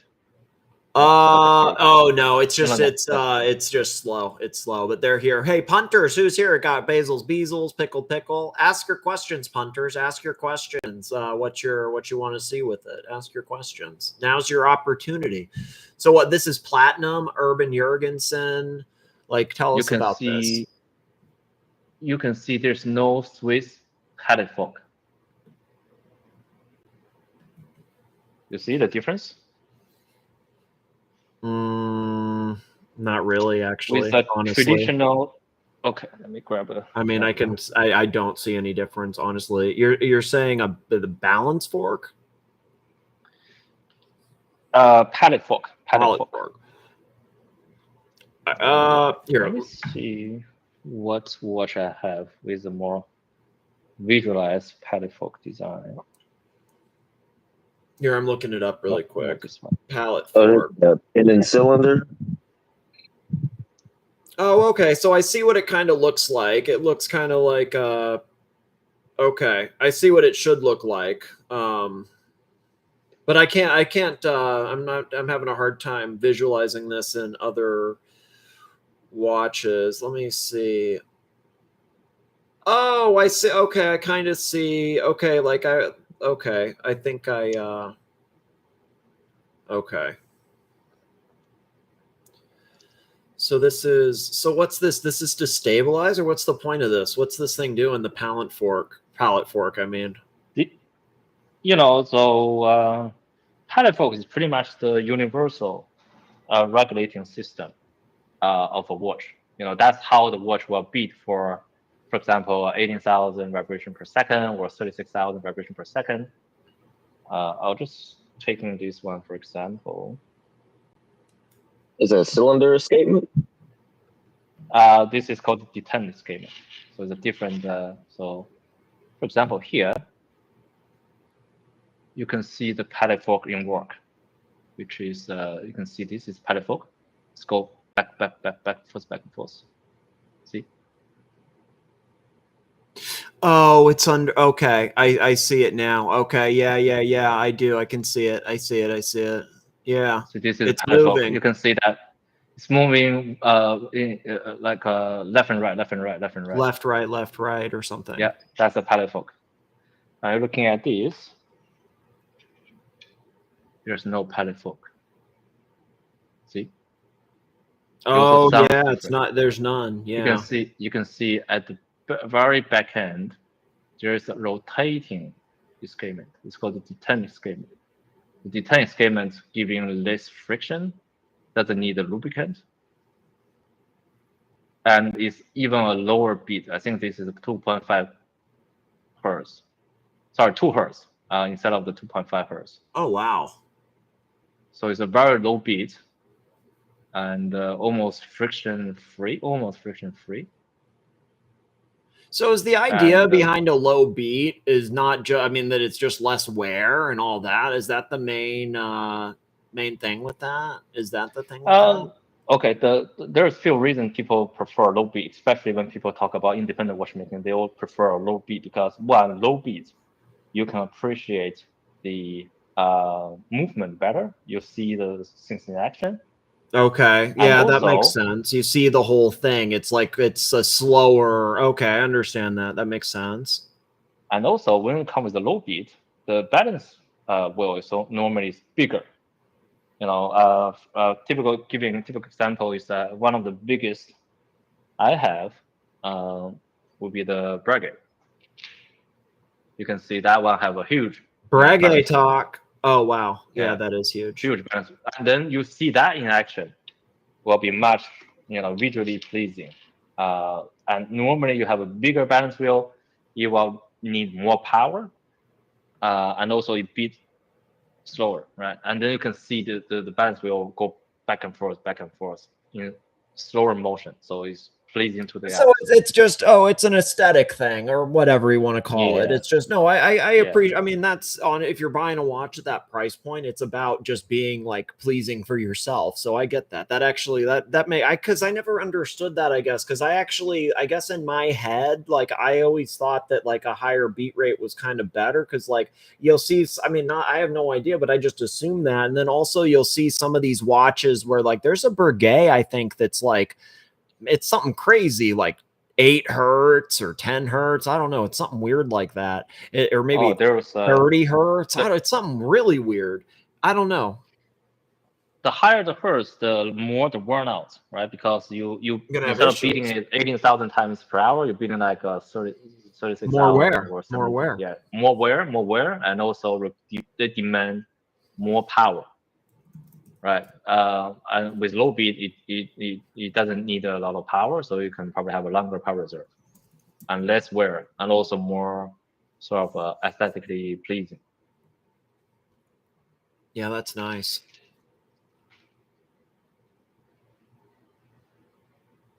How long we went on for this watch talk? Hour and a half of A grade. You know what? It's unfortunate that it couldn't be on the main channel where people could see it, but I know that people will see it on because there's only like 15 people watching. But dude, like this seriously, like it's because it's on this like side channel and all this shit, but it's actually seriously been like some of the best content that my channel, I mean, I can't say my channel because it's now current, but this has been some of the best watch content that, you know, my channel's done in a long time, man. This was actually really, really, really good. This is, we need to do more of this, man. Like just like randomly you pulling out whatever watches that you like, you know, have a thought on. Like it's just, and hopefully by the time we do that, we'll have normal numbers so people can like, you know, ask some fair questions and stuff. Cause I know there's a lot of people in the chat that are always like, man, like this dude has this, he has that. Does he have this? Like, do you have a story on this? Like seriously, man, like, so many, I think it is like, I'm not trying to ball wash you, but it's like all these people, they just pull out like Rolex and then you go somewhere and it's like, you know, it is really cool. I appreciate it when somebody pulls out a Patek. Like, I mean, I wish I was unboxing Pateks. It's badass, but it gets old. So it's so cool to see, just to see things. I mean, I haven't seen these, man. They're literally like, I love talking watches. I know that some of the people, it's boring for them, but I actually love talking watches. So anytime you want to talk watches, you're always welcome. I mean, whenever it works for you, pop on, do it. And man, it's great content. Seriously. Give another week or so. Maybe once your channel is back, we can do a proper, you know, collection review. Maybe. Oh wow, people would love that. You know, seriously, I'm just not putting like random watches. Yeah. You know, it's not like a full collection review or anything. But you know, did you say you got like 85 pieces or 88 or something crazy? Like you had like 80, 90 pieces total in your thing. 86. I have 2 more coming. Actually, I have one more. Is that one more? Yeah, I have one more coming, and then hopefully I will have the banana one in September. No, that's pretty soon, man. Well, I mean, so not. Oh, that was that's the Cartier looking crash. Yeah. Or Mirage what? Mirage. Yeah. That was fucking nice because it was super thin. It was like insanely. Here, let me show it for the punters. Yeah, what was that called? What was the name of that? Sorry, something with a B. Bergeron or Bergeron? Bergeron. Burner. Well, just put it in Bergeron watch. That'll find it. No, that's not right. Fuck. Bergeron. Fuck me dead. How do you spell this stupid thing? I like can't spell it. I'm like, let me put in the channel. My bad. Making it hard. Oh, thank you. Private chat. Oh, here we go. Burn around. Oh my God. I butchered that spelling. Oh my gosh. Like comically bad on how I don't want to say how I tried to spell that based on how it came out. That's really bad. Oh my gosh. Yeah, let me show this for the people. how do I do this? I go, oh yeah, here we go. Yeah. You were getting, it was like a platinum blue or something like, or what was it? White gold. White gold Blue. White gold blue. Man, that was clean. That was so clean. Mirage. So is that, you know, so I really, you know, it's, it has, what is that? I mean, obviously like the Crash vibe, but it definitely has a stronger, like, what is it? I guess Salvador Dali, time thing. Sorry. The move. Let me pull the movement up. Let's see that. Yeah, I think the Crash, you just have I think the JLC movement just slap into a shaped case, but this one, the movement is built around shaped case. It's a much serious watch. You know, the Crash is more like a dressing watch. Right? Yeah. It have a good story. It has a very specialized shape. But if you open it, it's just like a tiny JLC movement, or whichever the small movement, right? That's actually. But this one is a proper movement built around the case. So it's much. It fills it out. I mean, design. You know, like there, like some of the other ones we've looked at, like where, you know, it doesn't fill it out entirely. Like it fills it out. It's like perfectly fitted, you know, or at least it appears basically perfectly fitted to the case. I mean, that's. I see people demand red meat, so we should just probably stop the. No. The watch. Well, it's up to you, man. If you got things to do, like honestly, I loved the watch talk. Seriously, it's. I probably have to hop off in about 5 minutes or so. Well, seriously, well, here, let's okay, let's end with something like kind of fun or different. Then what's like, how are you when you have that many watches? How are you able to, like, you know, is there like, do you have like you know, not to get personal, like, you know, do you have like a box of 5 or box of 8, but do you have like a main handful that you kind of like are like, because I've seen you wear that universal Genève a couple times. Like, is there a handful that you kind of prefer, that you kind of find yourself wearing? Because you have such a wide range that you can, you know, you got 80 watches that you can wear. Basically, you can choose anything. Like, is there a handful you find yourself going to again and again? I think it's more, I think, okay, so the daily peak, well, it really depends on where I want it to be. Okay. Right? So if I'm just doing my daily routine work and everything, I'll just pull out a random watch. But if I'm traveling, I'll probably just get a simple watch. I normally get the Laurent Ferrier, the one with the stainless steel. You know, if going to hot places, it's fine. Later doesn't get ruined. Also, it's just a simple 3-hander with the Sundial, so it's very subtle. You don't really, it's really under the radar, and people don't see this very sort of a pop out. I'm a big fan of their Nautilus ripoff, whatever it's called. The Laurent Ferrier, that like sport, not Nautilus ripoff, but like here I'm trying to find it. Gallet. Laurent Ferrier Gallet, yeah, Gallet, yeah. 39, I think 39. Yeah. It's pretty cool. Here, I'm trying to find it. Sport Auto, I think it's called Sport Auto Gallet. That's the bulky one. Yeah, the sport model is the bigger one, the big bulky one. But Gallet is more of a dressy. Oh, okay. I'm getting it wrong. I'm getting it wrong. My bad. I mean, if I'm going out for work, then I'll just wear something subtle, right? You don't want people to pay too much attention on the wrist. Honestly, that GO seems perfect for. Do you wear that GO for when you like? I mean, if you do like travel, I mean, because that actually seems, the way you can do it with the airport, it seems really perfect for that. Yeah, the GO is really where I go in like a long trip. You know, I normally if I go into Japan, Asia, Europe, gotcha. Yeah, I'm doing like a round trip, like a road show, whatever. Then I definitely need to wear the GO.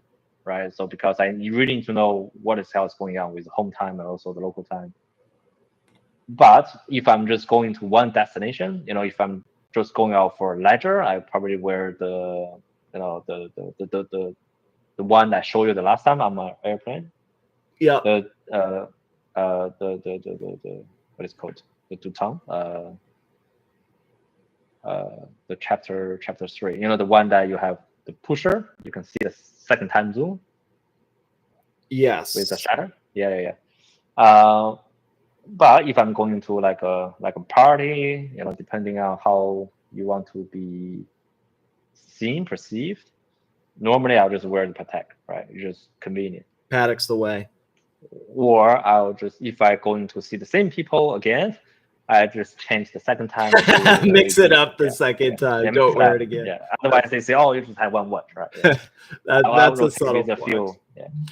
So I didn't realize. So like you said earlier, I didn't realize. I guess I'm piecing together now. You only have one Patek, being that full gold, like Grand Complication one. Is that true, or did I mishear you? Like that's the only one you have now in your collection, basically? Because I remember you flexed that, or not flex, but you shared that, and I was like, "Holy shit!" Because it was like the full, like it was like a full, maybe like rose gold bracelet, and it was like a full, like perpetual, like Grand Comp or something too. Double split perpetual. That was so cool, dude. That was like the baddest ass thing I've ever seen. That watch was so nice. That's where you want to really impress with like a non-watch people. Right? I was so impressed. I honestly like when I saw you pull, because you hadn't. Maybe you came on once before. I don't know, but to me that was the first time you came on, and the fact that you were at KFC and then you had that, it was like, dude, I love this guy. This is the baddest ass thing I've ever seen. Like, yeah, I actually went a long way to have some KFC. I haven't had KFC for a while. So, let's just have KFC. I've heard it's much better over in Asia. Like here in America, it's basically trash, like fast food's very low quality, whatever. And I heard that in Asia, it's actually, it's like, I don't know, it's like a higher quality. They do a lot of localized food in Asia. I mean, in Asia, let's say in China or Hong Kong, they have the kangi, kangi soup from KFC. Oh, really? Yeah, so and also different. They have the. They definitely don't have that here. Shrimp burger. The high. I saw a shrimp burger at McDonald's when I was in Japan, which was kind of like, oh wow, like they definitely don't have a shrimp burger. They have like a fish fillet or whatever, but they don't have a. Definitely don't have a shrimp burger. It's kind of nasty though. If I'm going to like a watch gathering, people actually know the independent watch. I normally wear DeLaloy. DeLaloy is, I think, very much unappreciated and very much stay under the water. For people that actually know, they appreciate the DeLaloy much more than pretty much all the other, because he's one of the OG. Either I think Vianney-Halter, that's OG or independent. Vianney-Halter, Daniel Ross, DeLaloy, I think that would be the three. Wow. I wear normally. I go into the watch meetup. The second in sort of in choice will be the Deadbeat secondhand from Gornerfield, or the DeWitt, the Deadbeat secondhand. So I don't know why, but I just really like the Deadbeat second.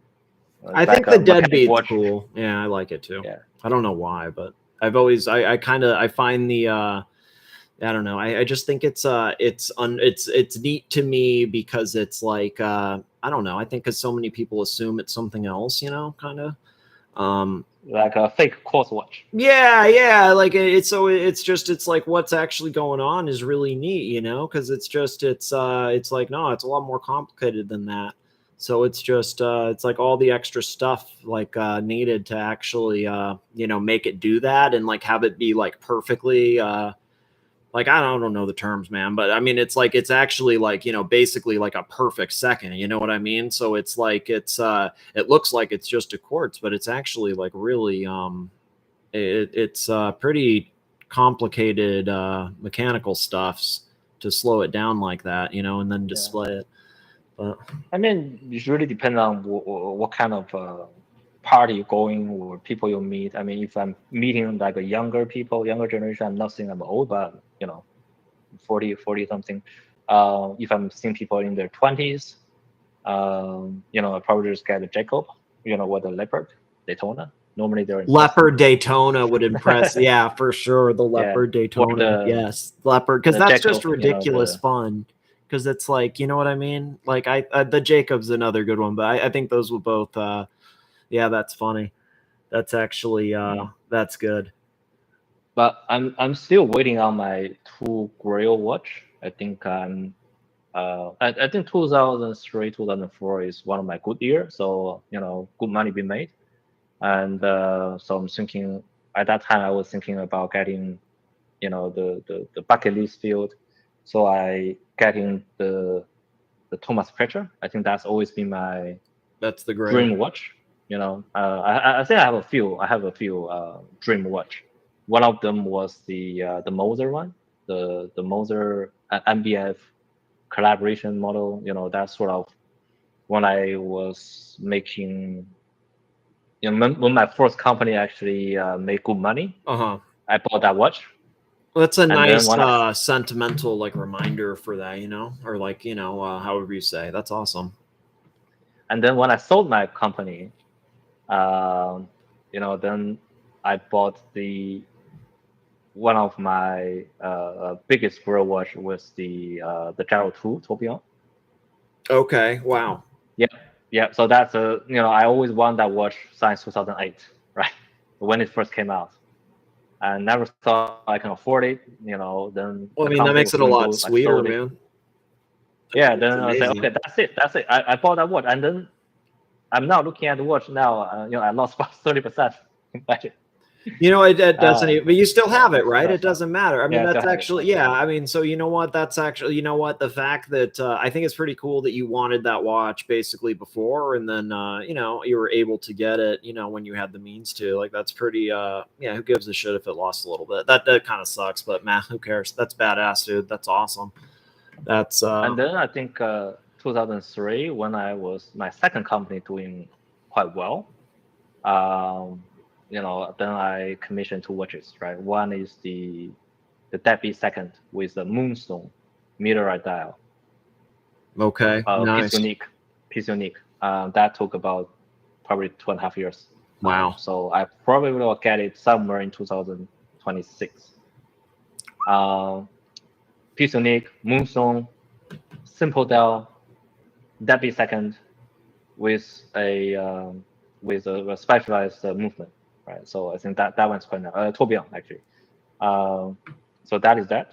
I always want to have a moon watch, but it's not typical moon watch, right? You want to have the something different. stone, Yeah, of course. Yeah, mirror from moon. So that is that. And the second one will be the Thomas Pletcher, right? So I read about Thomas Pletcher, I think around 2015-ish. Oh, I didn't realize you were waiting on that. I thought you already had it for some reason.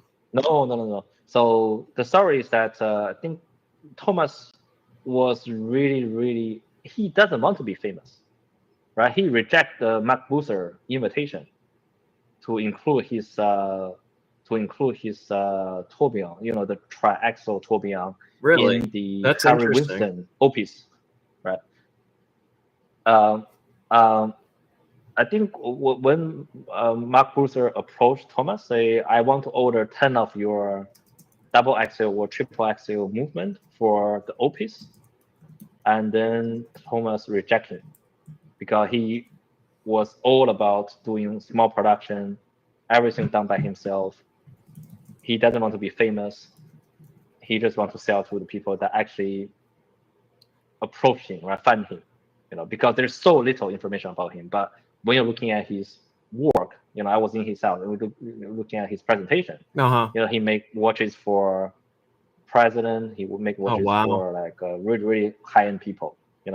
These people reach out to him. So middleman here and there. So I mean, I was surprised, right? Yeah, that's pretty cool. His work also, because he's selling to the royalties and freaking president, these people are not going to sell, right? You don't see his work being circulating too much on the open market. And he was able to have a pretty full schedule. And then he was trying to make his retirement piece, which is the improved version of the the mysterious tourbillon. which I he like made that. in That's the one. 2015. That's the we were kind of talking about more. That's the one Yeah. where it looks floaty and everything. I mean, that's pretty. That Yeah, one's the floating one. that one's so cool, man. That's actually like so. Okay, it's like on one hand, it's like really ugly, like you know, but it's also so impressive just for like what it is. You know, it was the way it was. That movement was basically like worked into the case almost, like into the sides and stuff. It was. Let me try to pull it up for the punters. Give me a second. It's like Thomas Pressure or Mr. Riss or something.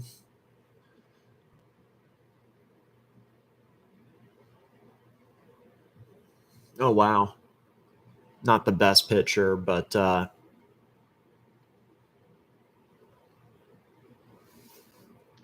this is the 2015 one, I think, or 2005 or 2015, I forgot. okay. I read an article about 2015. This is the first, and now he's making the improved model of this. Oh, okay. And So this is Gen 1 or model, whatever. Yeah, this is Gen 1. The improved model have a pusher on the lug.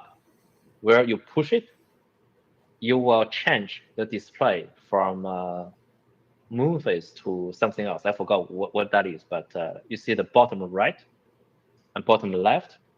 You thought that's gonna be screws, but that's actually a pusher. Oh, I thought it was screws, actually. I thought those were screws. It's a pusher. The pusher will display that moon phase. Oh, interesting. Maybe power reserve or something else, but or whatever. Yeah, one of the it doesn't matter exactly, but I understand what you're saying. Yeah. Oh, okay. So on this picture on the left, I honestly can't even see it. It's basically like integrated in, but then in the one in the middle, because of the profile shot, you can see it on the I guess the right lug, and then or the top bottom or the top and bottom right lugs. You can see it's like a I don't know. You can see it's like totally built into that though. Like, see that? It's like it's totally subtle, but it's I mean, wow. Yeah. One is for winding, one is for I think setting the time. But the so I placed the order. I think he started this project. So 20 years, right? That's a 20 years anniversary. That'll be the last piece he's gonna make, and then he's gonna retire, and he's gonna hand over the brand and whole thing to his apprentice. And I think he put it for sale from 2022 or 21, 22, and took him like 3 to 4 years actually to fill the 6. I think they're only making 6 pieces of this. Oh my gosh. So then I was just wondering, say, okay, maybe then one day I was thinking, what is my ultimate grail piece? And then I'll buy that piece, and probably I will just go easy on my watch collecting sort of. That's what we all right? say, but yeah. So that'll be my last piece, hopefully last piece or most expensive piece. Then I reach out to Thomas and say, oh wow, he only has one left. So then I place order, right? I mean, So it was meant to be then. It was meant to be. It was meant to be. And he told me that people be on the waiting list for 4 years or something, waiting for the last piece to be filled so that he can start the job. And for him to actually finish selling, it take another 3 years, right? So people are gonna wait for 5 to 7 years. Because they had to wait for the list to be filled before he started even doing all the models. Right. You're saying, I got that makes Right. sense. No, I get that. That sucks. Oh my god. Jeez. He was already doing a couple years of design, because everything this is really just custom built. And he was still working on the design when I was visiting him this year. So after he finished design, he will take another. I don't know how long I'm gonna make this. So maybe 2027. Hopefully. Oh wow, that'll be good. That's awesome. Oh, that'll be again 4 years waiting for me. That's terrible. Like that'll be worth it when it comes, though. How great will that be? Oh my gosh, what's up? Yeah, I mean now watch making become really boring. You suddenly see things. Definitely. Hey, I'm sorry. Can you give me 1 minute? I have to run to the bathroom so bad. I know you were about to go, but I actually sorry. I'm so sorry. I know I need a piss, but it's bad. I'm sorry.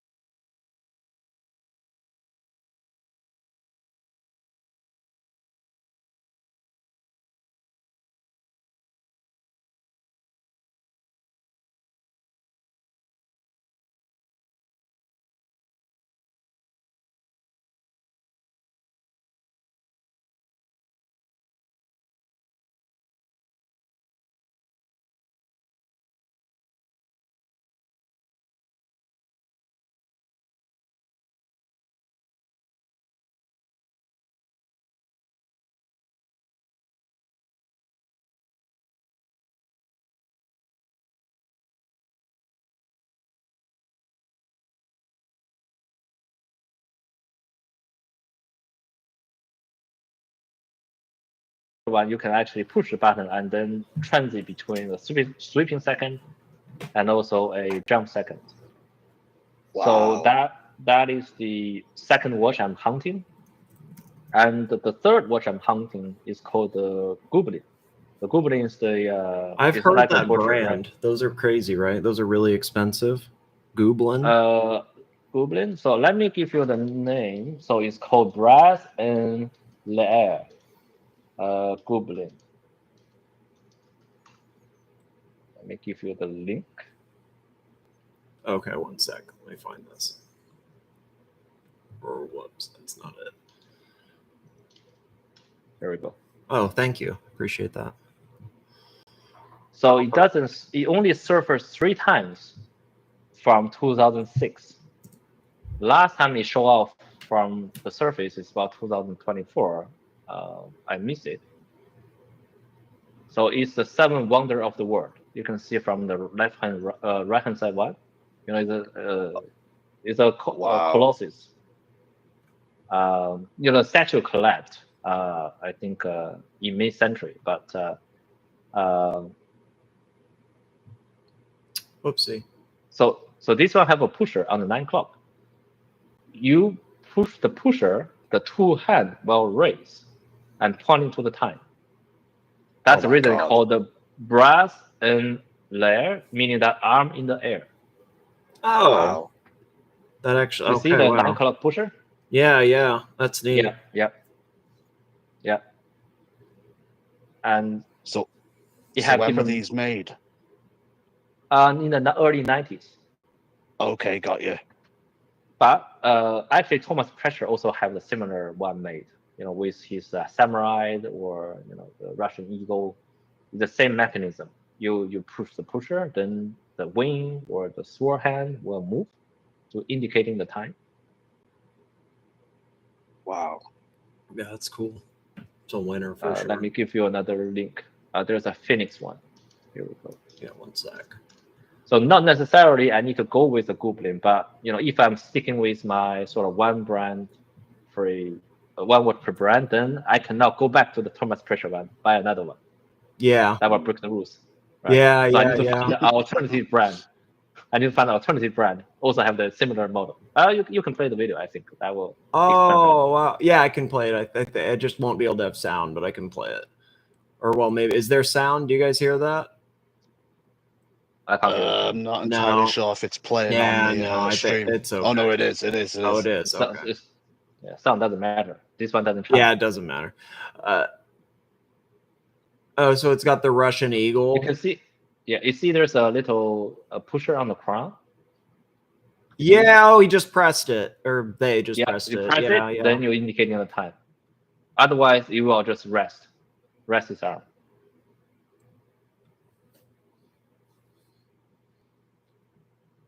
That's interesting. That's actually. Oh, and sorry, Sam. I was just going to say, is that a double-headed phoenix? It is. It is. Right. It is a Russian. Yeah, I was going to say, is it Russian? Very interesting. Russian. How much would you say this piece is worth, like on the secondary market? Well, they don't make it anymore, but how much would you say it's sure worth? on secondary, but I asked Thomas himself. I think he made this watch and sell it for around 55,000 Swiss franc. So that's equal to about $60,000 US ish. But then, given the rarity and everything, it's you can imagine it would probably sell for. Not necessarily. You don't because think so? Thomas Prescher, the brand is not really have anything premium, so I would suspect that on the secondary it's selling below. Really? Wow. His price. I'm not sure, but no, it's interesting though. Yeah, I mean, you would know. That's interesting. Whoopsie. That's so cool. And also, if you're looking at the Hermes, also have a similar model. It's called Le Temps Suspendu. Hermes. Oh, yeah. I know what you're talking about. Actually, these are actually kind of it's like the time suspended or something watches. Yeah, it's like a female watch. They also make it's a woman's model of this. Yeah. Here, let me pull that up. Actually. it's a similar mechanism, right? So when it's Oh, resting, whoopsie. the hand will just sitting idle at 12 o'clock. When you activate, then it will point. Yeah, that's the one. All right, here we go. My bad. I didn't realize you put it in there. My bad. My bad. Okie doke. Oh wow. Oof. I don't know what I think about that. It interesting. I like the case shape. I like the case shape. But, That's the newer case shape. They was putting this mechanism at a Kura or whatever that is. But that model, you have two different straps. So one is tighter at the bottom, one is loosening on the top, so it doesn't sit right. yeah. And also it's 42, right? It's too big. Yeah. Yeah, for like a lady watch or for a delicate watch. And this, I think they made in this case. What's called this case? It's a weird case. I like it though. 36. Yeah, now it's 36 millimeters, so I think it's much nicer. But again, I don't like the dial. It's Yeah. I like the case, but a bit beyond that. The case is nice. Yeah, the dial is shit. The dial reminds me of that Hermes. God, what's that one that like kind of not square, but it's like it's it was kind of popular. It has the same numeral setup and stuff on it. It's I forget the name, but it's not too important. There was H08 H08 is that what it's called? I think. Give me one sec. I think it's called Hermes H08. It's like shitter. Yeah, these guys. Oh, these okay. Whatever these Oh, are. yeah. But they're kind of cool, you know. They're not. I think I saw one for like $3,000 or something. And I kind of thought about it. One of the punters bought one. Chuck P. He bought one, but then he chipped it, I think. But he said Hermes replaced it, which is cool. Yeah, H08. Thank you, Madman. Thank you. Sorry, Sam. Go ahead. Isn't that the watch that all the people on a Timmy show have got? They've all got the same watch. Oh, do they? I didn't know that. I thought that some Maybe of them not. had. Honestly, I'm not. But we should ask Curly that. Curly would know. Right. I thought that maybe they had like an IWC or something because I heard that Timmy was. I don't know. I'm not sure. I have no idea. We'll ask Curly. Curly would know. Yeah. Curly would know. And they. I mean, I appreciate the mechanism because in this model they include two complications. One is this like time suspending mechanism, and the other one is anti-clockwise second hand. Here, let me play the video. Actually, yeah, the second hand is 24 second anti-clockwise.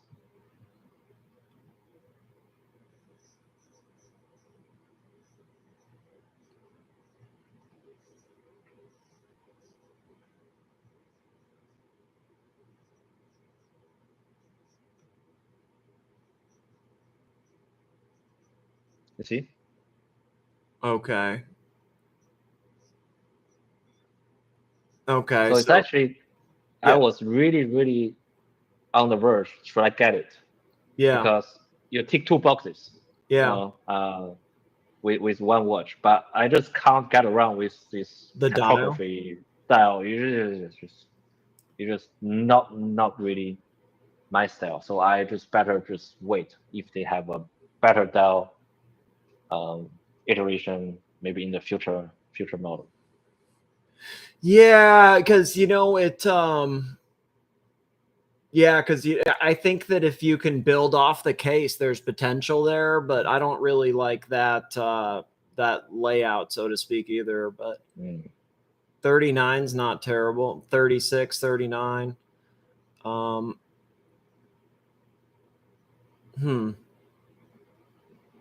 Yeah, if you think 36 is too petite,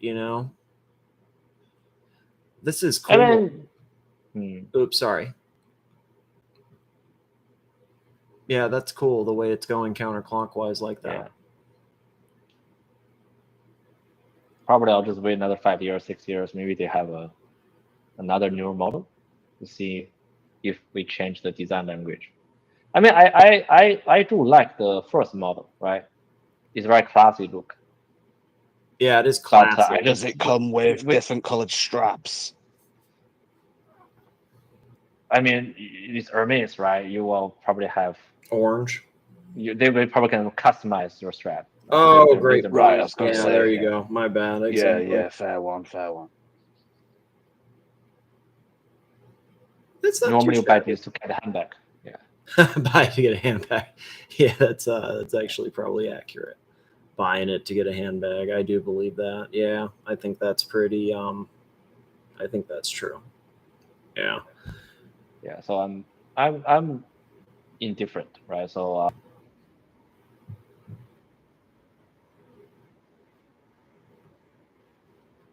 Yeah. Yeah.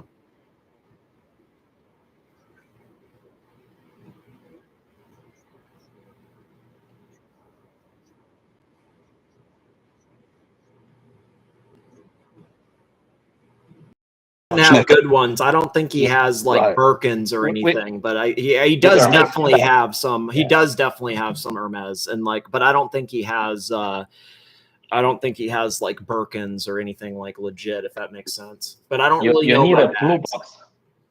blue box handbag. What's special that? order. Blue box is like that's a Blue box. that's a better one. Yeah, it's a special order ISO. The special order normally have the rare one, you have the feather one, or you have the millennium, you know, the people with the handbag like with the eyes and arms. Oh yeah, I've seen all those. these, Yeah. or more like lizard skin, or you know, crocodile skin, you know, The lizard, the handbag crocodile, actually, like that stuff. Yeah, or the that stuff is crazy. Himalaya. So those are the handbags that actually appreciate the value, or not appreciate value, No, or like at least no. retain some of the value. Yeah. No, because they have those are very desirable for sure. There's a market If you're looking for 'em. like linen or just anything that outside of the Birkin or Caddy or There was a Birkin bag that went up for sale recently. It was like the original OG Birkin. Yeah. OG I Birkin. mean, not that people really care too much, but let me pull that up. It was kind of interesting. I think it sold for like 20 million after the fees or something like that. It was something insane. Shit. Or no, never mind. 10 million. My bad. No. 10 million. That's still a lot of money. outrageous. That's still crazy. I remembered it as 20. It still doesn't matter. 10 million's that's a lot of money for a bag. But I guess this is like the prototype or something, maybe is what it was. Yeah, it's the that's I think that's Birkin. The story is that she was complaining to some of the designer from Hermes on airplane that and then made the Birkin that named after the lady, which was some sort Oh, of really? designer, I think. Oh, wow. So That's interesting. That's a story. I didn't know that. It's a cool story. No idea. Then you probably have to be sitting in the first class of the airplane. That is definitely accurate. Yeah. It's yeah, I can't believe that it went for that kind of money, you know? I mean, that's just I don't know. It's probably cool, interesting. You know, maybe the Hermes bought it back, right? And then put in his museum or something. Doesn't and Paddock do that? They'll buy some of these sometimes to like put it in the museum. Yeah, Paddock does it all the time. Paddock, Omega has this scandal, big scandal that one of the auctions, vintage Omega, was actually a fake. And then Omega didn't realize it was a fake watch being auctioned, and it became a big sort of PR crisis to both the auction house and Omega. Yeah, I mean, actually, I remember this vaguely. I remember like I don't really like remember the details because it all, but I totally remember some story like this. Yeah. Plastic dude's talking about handbags. You know what? It was history. It was history. I understand your point, Plastic. Thank you. It's history. It was the fact that it sold. The fact that it sold for that much. I think it's hard. It's a tough audience. It's a tough audience. And Happy John also bought, you know, the brigade he made for like $5 million, right? So I think it's a business cost, right? You can write off as a business expenditures. That and actually also, makes sense. you put in a museum, it's a charity, it's a foundation, Oh, so it's so on a and so forth. charitable thing. Yeah. So you can add. That's actually smart. It's a way that you can pay less tax. Maybe you all Yeah, the no, profit it's now not- going to yeah, this foundation. Yep. Bought this handbag. Now this handbag valued at $10 million, whatever. Yep. And you maybe can raise money against that. Yeah, I'm sure for you the foundation, could. right? Oh, I'm sure you could, like easily. Actually, that's actually a great point. It's actually It's a good business practice. practice. Oh yeah, they would basically pay for it. I mean, that's actually yeah, I agree with that. That's very true. That's awesome. It's actually a smart play. Super smart. Oh my gosh. That's All right, yeah. I have to hop Hey off. man, thanks for the chat, man. Seriously, come back like a week, whenever, anytime, and I appreciate you, dude, for real. Seriously, and No problem. enjoy your day or night. I don't, or I think you said it was like noon where you are, so afternoon, I guess. Seriously, cheers, man. Talk soon. Okay, all right. All right, Yeah. bye bye.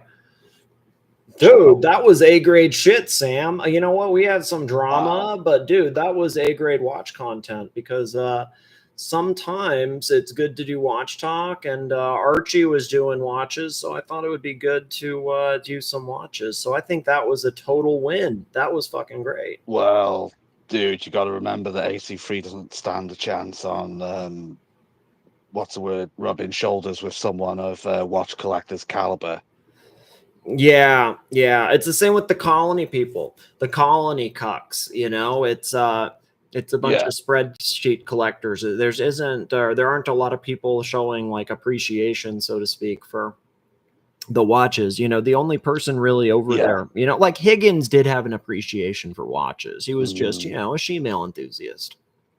But, well, I don't think Higgins would stand a chance in conversation with the watch collector. I agree with that actually too. Yeah. Well, and know what's interesting is I know Higgins is watching my show again. I know for a fact because he screenshotted some of my stuff and sent it to some people, like, you know, blah, blah, blah, about something that was said in the chat. So I know that he's watching again. So it's like if Higgins is watching, it's like Higgins come back. Higgins come back. Like Higgins come back and you'd be friends with Watch Collector. Just like no shemale talk. Let's not talk about the playlist. Let's just keep it on watches.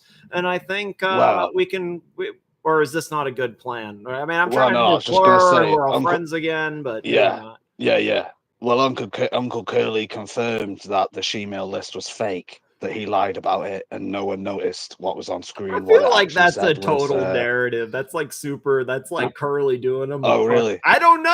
I feel like that's Curly being like a nice guy, generous. I don't know. I seem to remember something like a video title was glistening shaft or trunk or something. So, but Curly said what Curly said was that there was like a list of like 20 titles or something, and just one of them had something like glistening trunk in it, and then, you know, they blew it up, and then it became like, oh, it's a list of all like you know, glistening trunks or something, you know, but it's like it was really just like it was like the last 20 played, and like one of them was that. I mean, he still played one of them, you know, but it's like it's really not that. I mean, well, I can't say it. I don't know. I don't remember. Like I don't have. If you look at my porn watch list, there's no glistening trunks in it, so I don't think that's even in some of the titles. You know what I mean? So like. It's kind of I don't want to embarrass Higgy. I like Higgy. I don't know, man. I have no idea. Like, the guy helped me, did watch talk, whatever. Like I don't that's embarrassing if you're trying to show a watch screen and you accidentally do that, you know, it's what can you do? What can you do? What can you do? Oh, it was real and it was glistening. Thank you, Golden Babber. Thank you, Golden Babber. Okay. I don't know. Well, because how I remember it is I thought that Baba was the one that took a screenshot or something. Or at least that's how I don't remember. I just honestly, you know what? I remember when it happened and everybody was saying that, but I honestly didn't give a shit. So I never even looked into it because it's like honestly, like I could care less. You know what I mean? Like his proclivities are totally irrelevant to me. So like I had no interest in. I mean, I literally, maybe I blocked it out, but I literally don't even remember. You know, because it's just not really. Not my business. I don't care. I don't want to know. I don't know. Like, I just don't even remember it. Blocked it out. I've still got a screenshot of the screenshot. These people. Oh my God. They never hold back. They never hold back. I've still got a screenshot of the screenshot. That's kind of awesome. It never goes away. It never goes away, I guess. A screenshot of the screenshot. What do you think about Archie striking Curly? I have to say that I was really, because, okay, dude, and know what I was surprised by? Two things. Not only striking Curly, but that I guess Bear came back and didn't say a thing about it because he's, so anti-Curly now, or anti, anything Curly.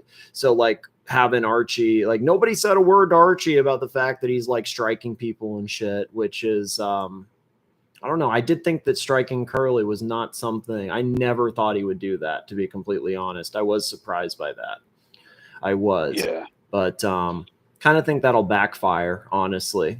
I don't think that's gonna be the move, but I guess well, what can Curly really do? Like, really, other than appeal and counter strike, when he feels that there's an opportunity to do so. Like, there's no real winner or loser here, Well, yeah, but it's complicated, because it's I do think that if he does the appeal and like it's I don't know the terms, but so like he's doing something different than what I'm doing.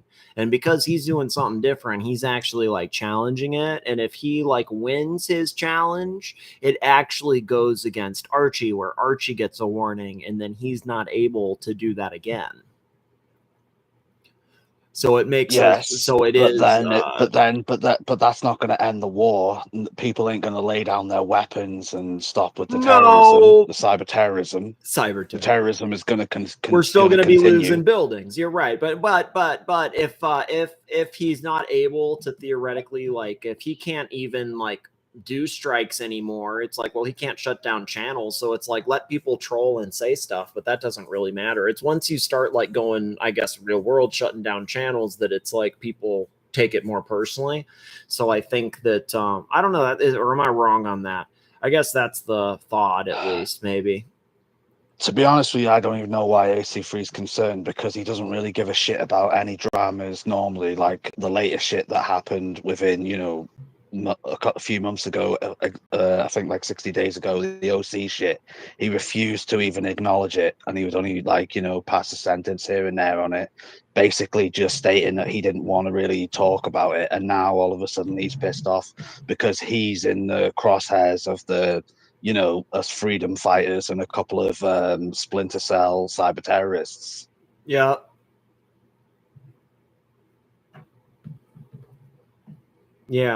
Splinter Cell cyber terrorists. That's what we got. Exactly. Jesus, Splinter Cell cyber terrorism. And then OC's back too. It's like the buildings just rose back magically. It was a magic trick. The buildings didn't fall, So what's your opinion on the Bateman? I don't know. It's hard. What do I know? What do I fucking know? Right? What do I know? I think that I think it's hard. I think it's fucking hard. What do I know? I don't know, I don't I think gotta wait and see how this stuff plays out, because it's interesting. I think once you start, I think if the tables were reversed here, and when they might be reversed, I think I'm curious how some of the, because the thing is, like, if Curly wins his appeal, like, Archie will like possibly lose his thing for 7 days, and he'll have to go on the dungeon. So it's like, I'm just curious, like, how people are gonna, like, I'm kind of thinking the long game on this, and I'm a little curious on that, if that does happen, because there's like it's like 50-50 chance of that. Like, it's actually a distinct possibility. It's not like, oh, that's impossible. Like, with what Curly's doing, it's actually like very possible that could happen. And so I think that, again, like, these are all like automated things and bullshit. But if that does happen, I don't know, Yeah. Maybe post the link and maybe we can get Plastic's opinion on it. Yeah, here, let me get the link. Sorry, I haven't posted that, I don't think, because I'm on all these different things. I think I have it in one of the it might be in the description for y'all that don't know, but I'm going to post it in the chat as well right now. If it isn't, here it is. If anybody wants to join, we're kind of doing a raggedy setup, but it's working. It's working. It's kind of raggedy, you know what I mean? It's not the best setup. It's kind of some real primitive equipment. But yeah, that's a lifetime away in YouTube years. I think that anything more than like a week doesn't matter in YouTube. So yeah, that's ridiculous. I don't. That's the dumbest thing I've ever heard. Archie's been quitting for 5 fucking years, so whatever. Did you mention that plastic was Krayon earlier? Did I say that? Who did I say? AC3. I meant AC3. Sorry, I'm reading the chat and like trying to speak at the same time, so I apologize. No, don't apologize. You know what? Now that you say that, I think I do vaguely. God, what was I? I forgot what I was talking. I know what you're talking. It was something else though. I totally. I'm like forgetting what it is, but I'm like brain farting kind of, but because I did see that Luxy Poo was crying on a morning show. I heard it referenced somewhere in a chat on a stream, and I went back and watched it, and it was pretty funny. But also, I think he was. They were like crocodile tears. He was faking for sympathy votes, basically. Oh, kind of like when was doing that. Basically, yeah, true, exactly. Luxy was doing it. It was similar to when AC3 faked his son's death. Oh, I think that was real. I think it was real. But you know, so what's what's tough is you know, Curly actually had some really great points with the robbery that I think were never, you know, like I think that's something that he did get a total pass with. Right. And like I think it was interesting because it's like at the time, how I remember it, I was gonna jump on Curly's last night, but I was so tired, man. I was just listening to it. But are you referring to the green room stream? Yeah. Here, give me a second. Let me try to. Yeah. I can maybe bring it up and maybe I can play some of it. But the thing is, like, that was really interesting because at that time, okay, like, I don't know if you remember like OG Baby Girl, but I mean, you know, it was what happened, whatever. But like, you know, she was around at that time. And I remember that basically she didn't believe the robbery thing either, you know, in terms of like very much like, man, I don't believe this story with like what happened and blah, blah, blah, blah. But she was nice about it. You know what I mean? But there were other people too. And then I remember Pyro came on and Pyro said something about, well, I mean, you can kind of assume, right? Like if Pyro's saying that, like, I wonder what Bondage is thinking, I suppose. So it's just, and then there are some other donors that started, where is his fucking channel? Does it not exist anymore? It doesn't matter. I can't find Green Room's channel. Or maybe it was called Green Shroom? Green Shroom? Is that, the fuck was that guy's channel called? Green Room? While you're finding that, the Green Room kind of storyline is actually very interesting because I think I may have asked in the chat previously what actually kind of drove him away. And it was during an era, you know, where Uncle Curly wasn't necessarily everyone's, you know, favorite person. So now is the narrative that he was driven away by AC3. I actually don't know the story, honestly. Okay. Because I was doing other stuff at the time. The thing is, like, I was doing like TPG stuff at the time, so I actually don't know. Because what Curly was saying, what he did say, excuse me, on the stream that happened, you know, yesterday or whatever, that when Green Room splintered off and started his own channel, it kind of marries up to make sense that AC3 was just hurling loads of abuse at him and all that type of shit. So it kind of makes sense, really. Yeah. I think that I think it was more something like that.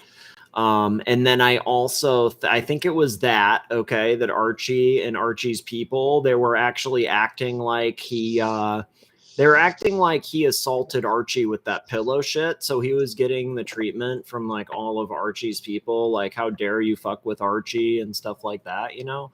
But then also, like, because Tim was starting to break off from Archie at that time, he started to kind of get the treatment from Tim too, because like, you know, he would like come on my stream sometimes, he would go on Archie's, and so Tim started giving him the shit, you know? So like he started getting it from like kind of all angles, and then like Curly was definitely helping him at the time and was like his, whatever you want to call it, main producer or like sidekick, or, you know, whatever you want to call it. Like they did streams together for like, you know, however long, like just like we did streams together for however long. Like you would have to ask him like how long it was, but you know, however long he was around, you know. So it oh hey, he found it. He found it. I couldn't find it. Okay, thank you, dude. I gave up looking. Thank you. I appreciate it. All right, here we go. Okay, hold.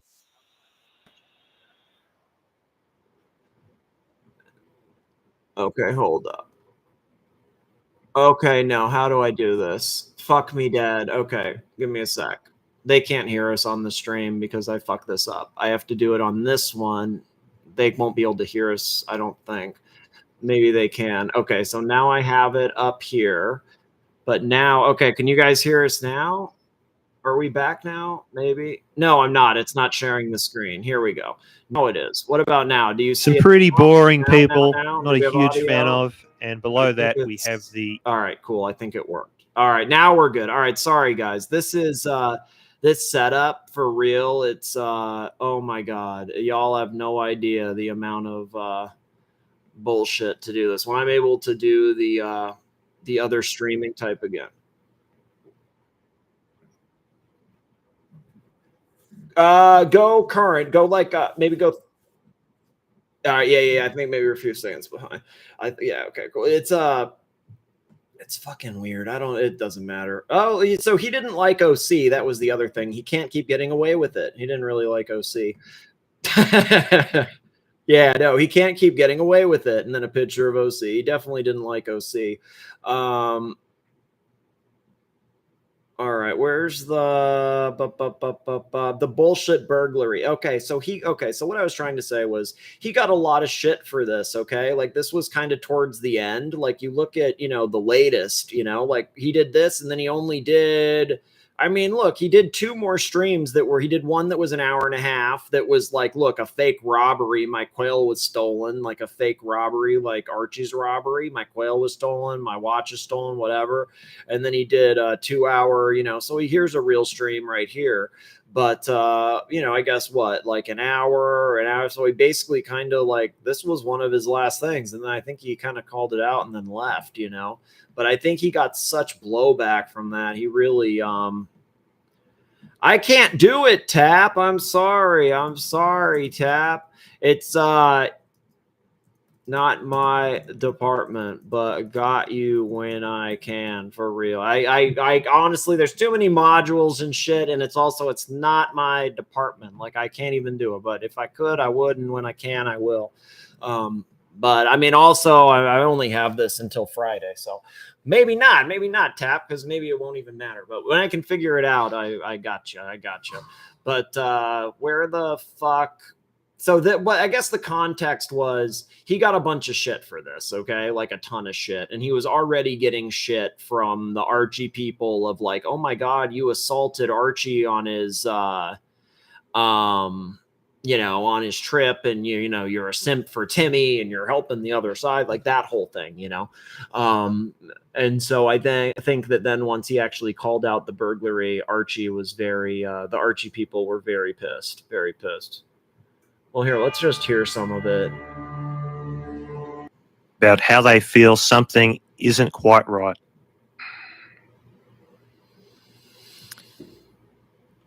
Behind the scenes, many people have spoken to me about how they feel something isn't quite right. Some of them have warned me. People are saying not to do this. Not but I good. have to address it. He's got to.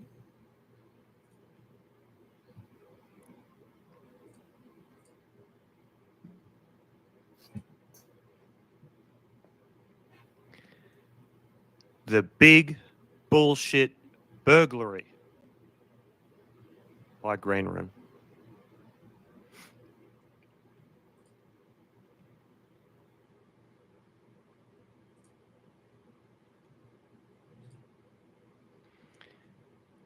Timing. Okay, so viewers weren't interested. Okay, so this is also something that, well, okay, so this sounds ridiculous, but like if you were watching at the time that this happened, like there was something where like Archie literally was getting destroyed by Timmy at that time. And like all these people also were talking about like, man, Archie needs to save his channel. He needs something big. Like, what's he gonna do to come back? How's he gonna do this? Like, and like they had this big USA trip, and like all the like, there's that clip. I don't know if you've seen it, where I would play it sometimes, where Plastic is screaming about he's gonna shit in Bear's neck, and he's like, "Oh, I'm gonna shit in Bear's neck," but they're talking about they're on the same flight to Vegas. They're on the same flight to Vegas. That has to do with this USA trip. Yeah, like yeah, that clip. It has to, and that was like 2-3 years ago. But like during that, like it was this USA trip, and it was like, oh my, this was like a whole like little fight these guys had. You know, it was big at the time. It was man. Viewers weren't interested in the USA trip. Streams were boring and dipping below 100. Yeah, of course.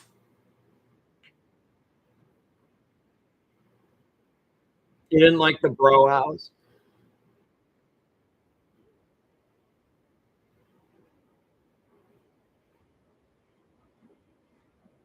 Yeah, it's tough. But we've now assimilated into the curly verse, so we have no choice.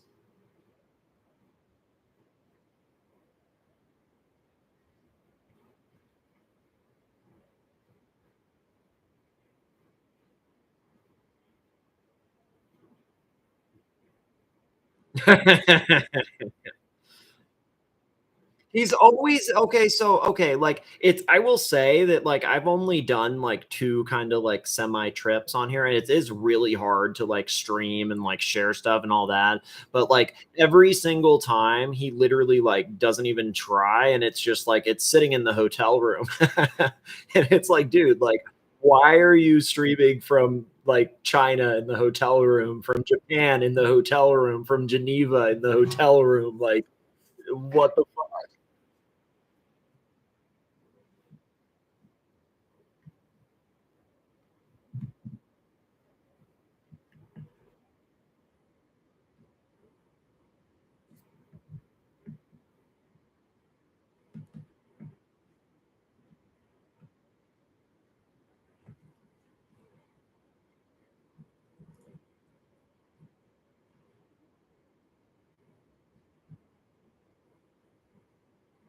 That is true.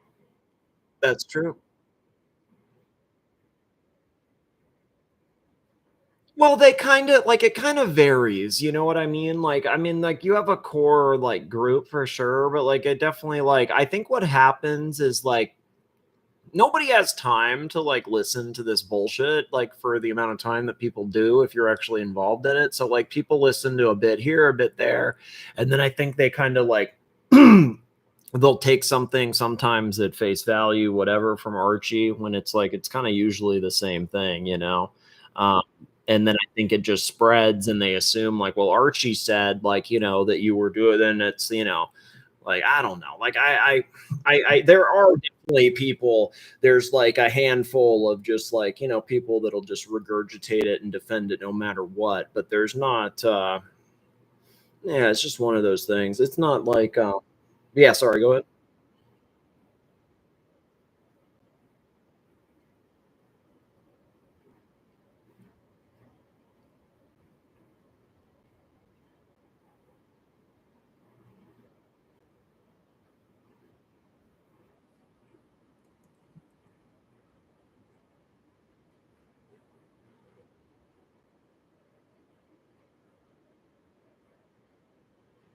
Yeah.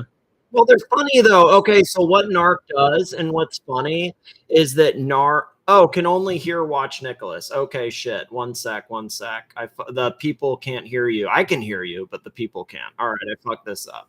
It's not your fault. It's my fault. Okay, can you say something really? Can you hear him or hold up? Oh, hold up. Sorry.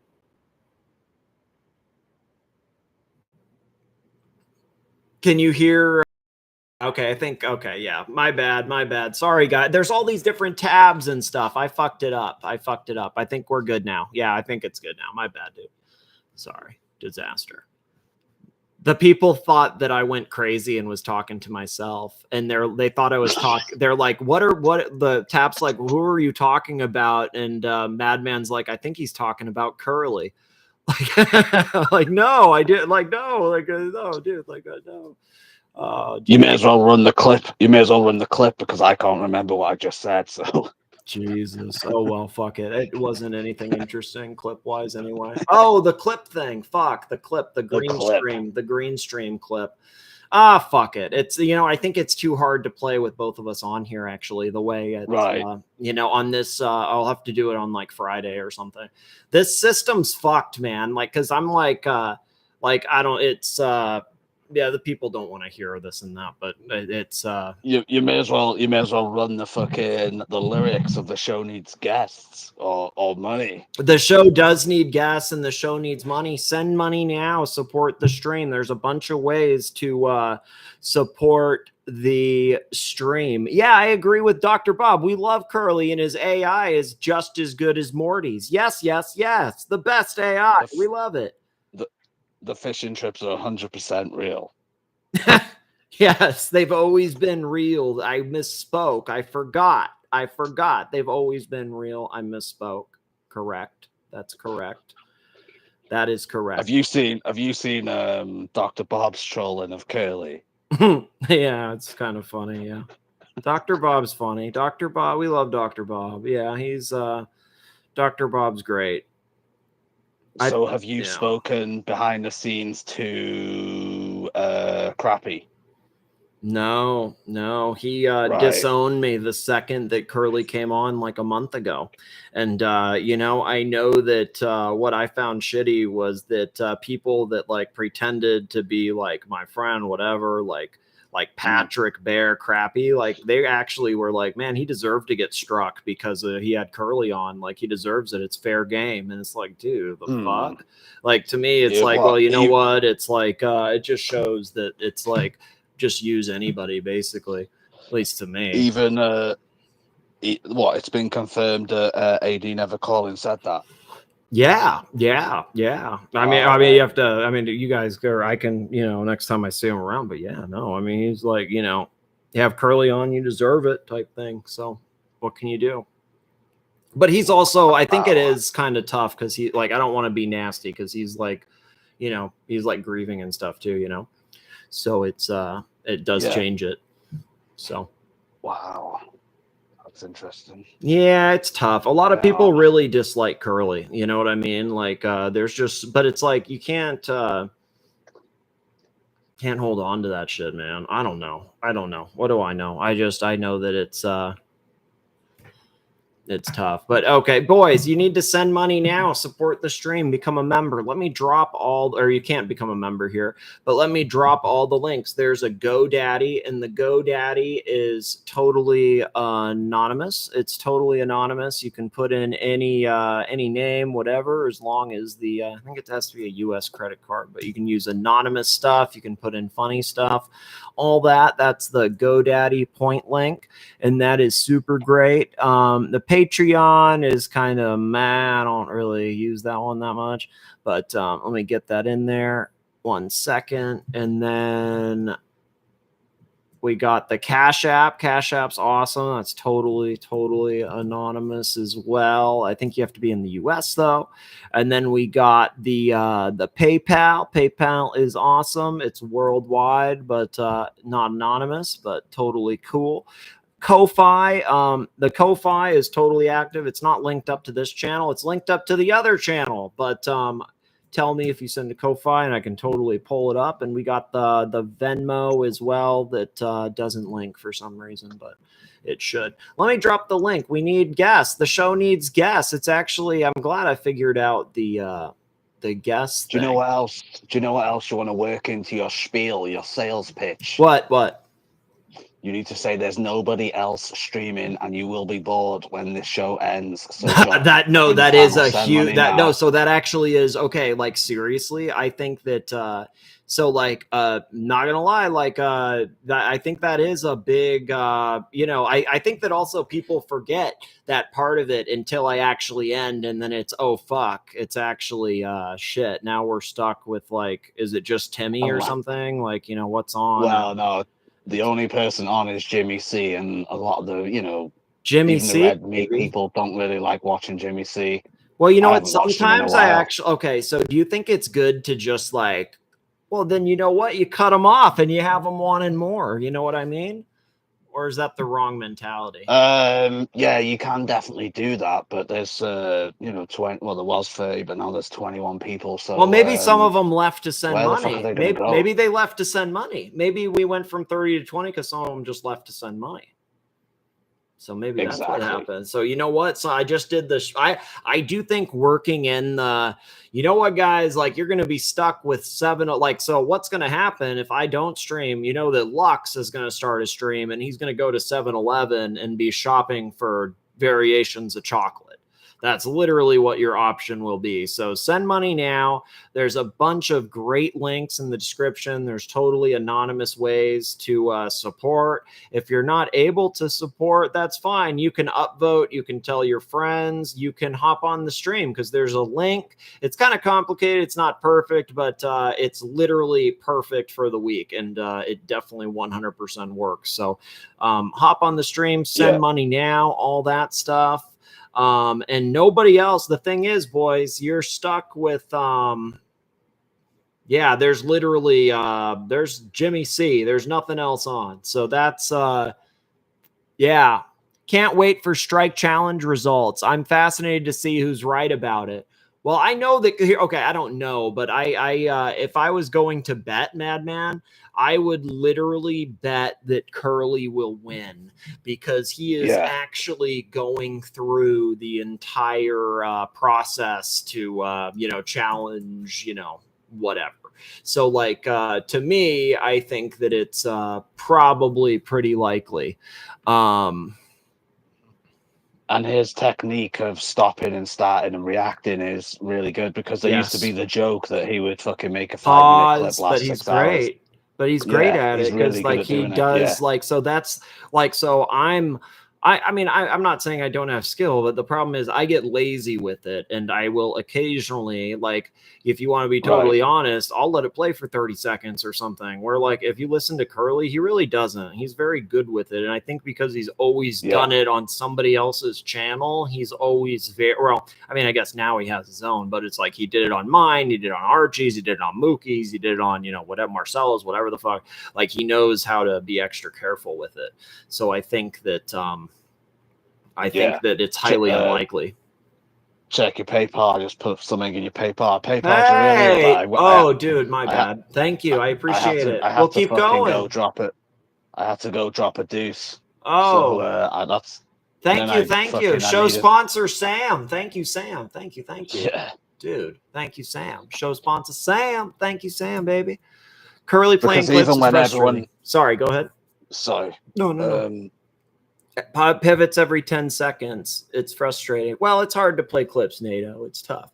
Here, let me get some water. Can you give me 30 seconds? I'll hurry, but I'm here. Yes. Go. Get a piss bucket. Tap when you join the panel. Dr. Bob join the panel.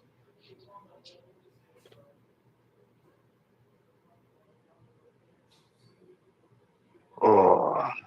I seen that Bear was on the stream earlier. Did anyone else see that in the chat on AC3's stream?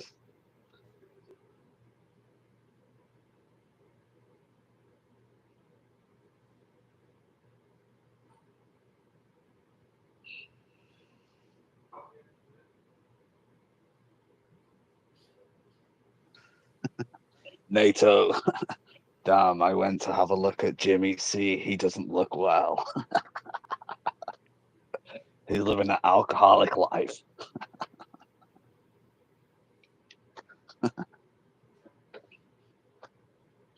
I think Jimmy C is actually remarkable because he always looks the same unless he's really, really drunk. He always looks the equally amount of like roughness, an equal amount of roughness across the board. That's his superpower.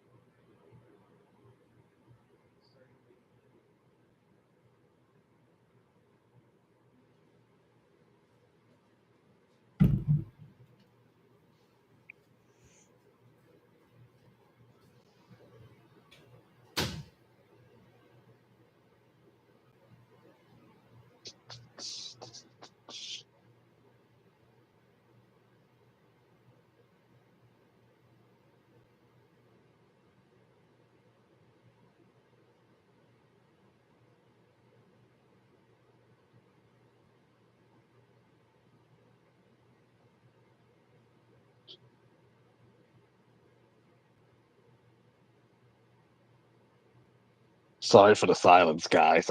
There's no one writing anything in the chat. Otherwise, I'd fucking talk to y'all in the chat. But if there's no one there, I can't really talk. I can't pull lyrics out of my anus. What does everyone in the chat think of Bateman? And by the way, what does everyone in the chat think of TW stream? Come on, entertain me. Dr. Bob, did you see? Sorry. No, my bad. By the way, did you see what's his name? T-Dub's interview with Bateman? No. What happened? See, I can maybe play TW, it, or I'll play it after somehow. That would be great, actually. Filler content. Okay, hold up. Okay, let me figure out how to do this to show it with the punters. I actually think while you're doing that, yep, I'll give a brief synopsis please, of what happened. Please, synopsis or whatever, however you say it. Synopses. He so TW starts a stream and he makes that funny voice that he makes, and he was like, "Where's the Bateman? Oh, where's the Bateman?" Hilarious. And then he gets Bateman on the stream, and he was like interviewing him like in a TW like manner. And then, cut a long story short, he tries to recruit him as his like sidekick, like Mookie thing, like as his like, you know, computer technician pulling shit up on the screen and all that. But he also mentions that AC3 will eventually, you know, stab Bateman, you know, in the back and shit on him. I mean, because in a way, I think I briefly mentioned it in a sentence or two to Bateman when I appeared on the panel on your channel, that AC3 will eventually screw him over. And I think even Urinator in the chat was like, "Oh yeah, you know, that's legit. He will eventually fuck you up." And probably. Also, you got to remember that Bateman's witnessing it in real time, because he sees AC3 turning on, like, you know, what's his name, Mike the Snake. And different people just like turning on Mike a little bit for sure. Yeah. Oh, Dubsy took it off his channel. It looks like. I think he took it down.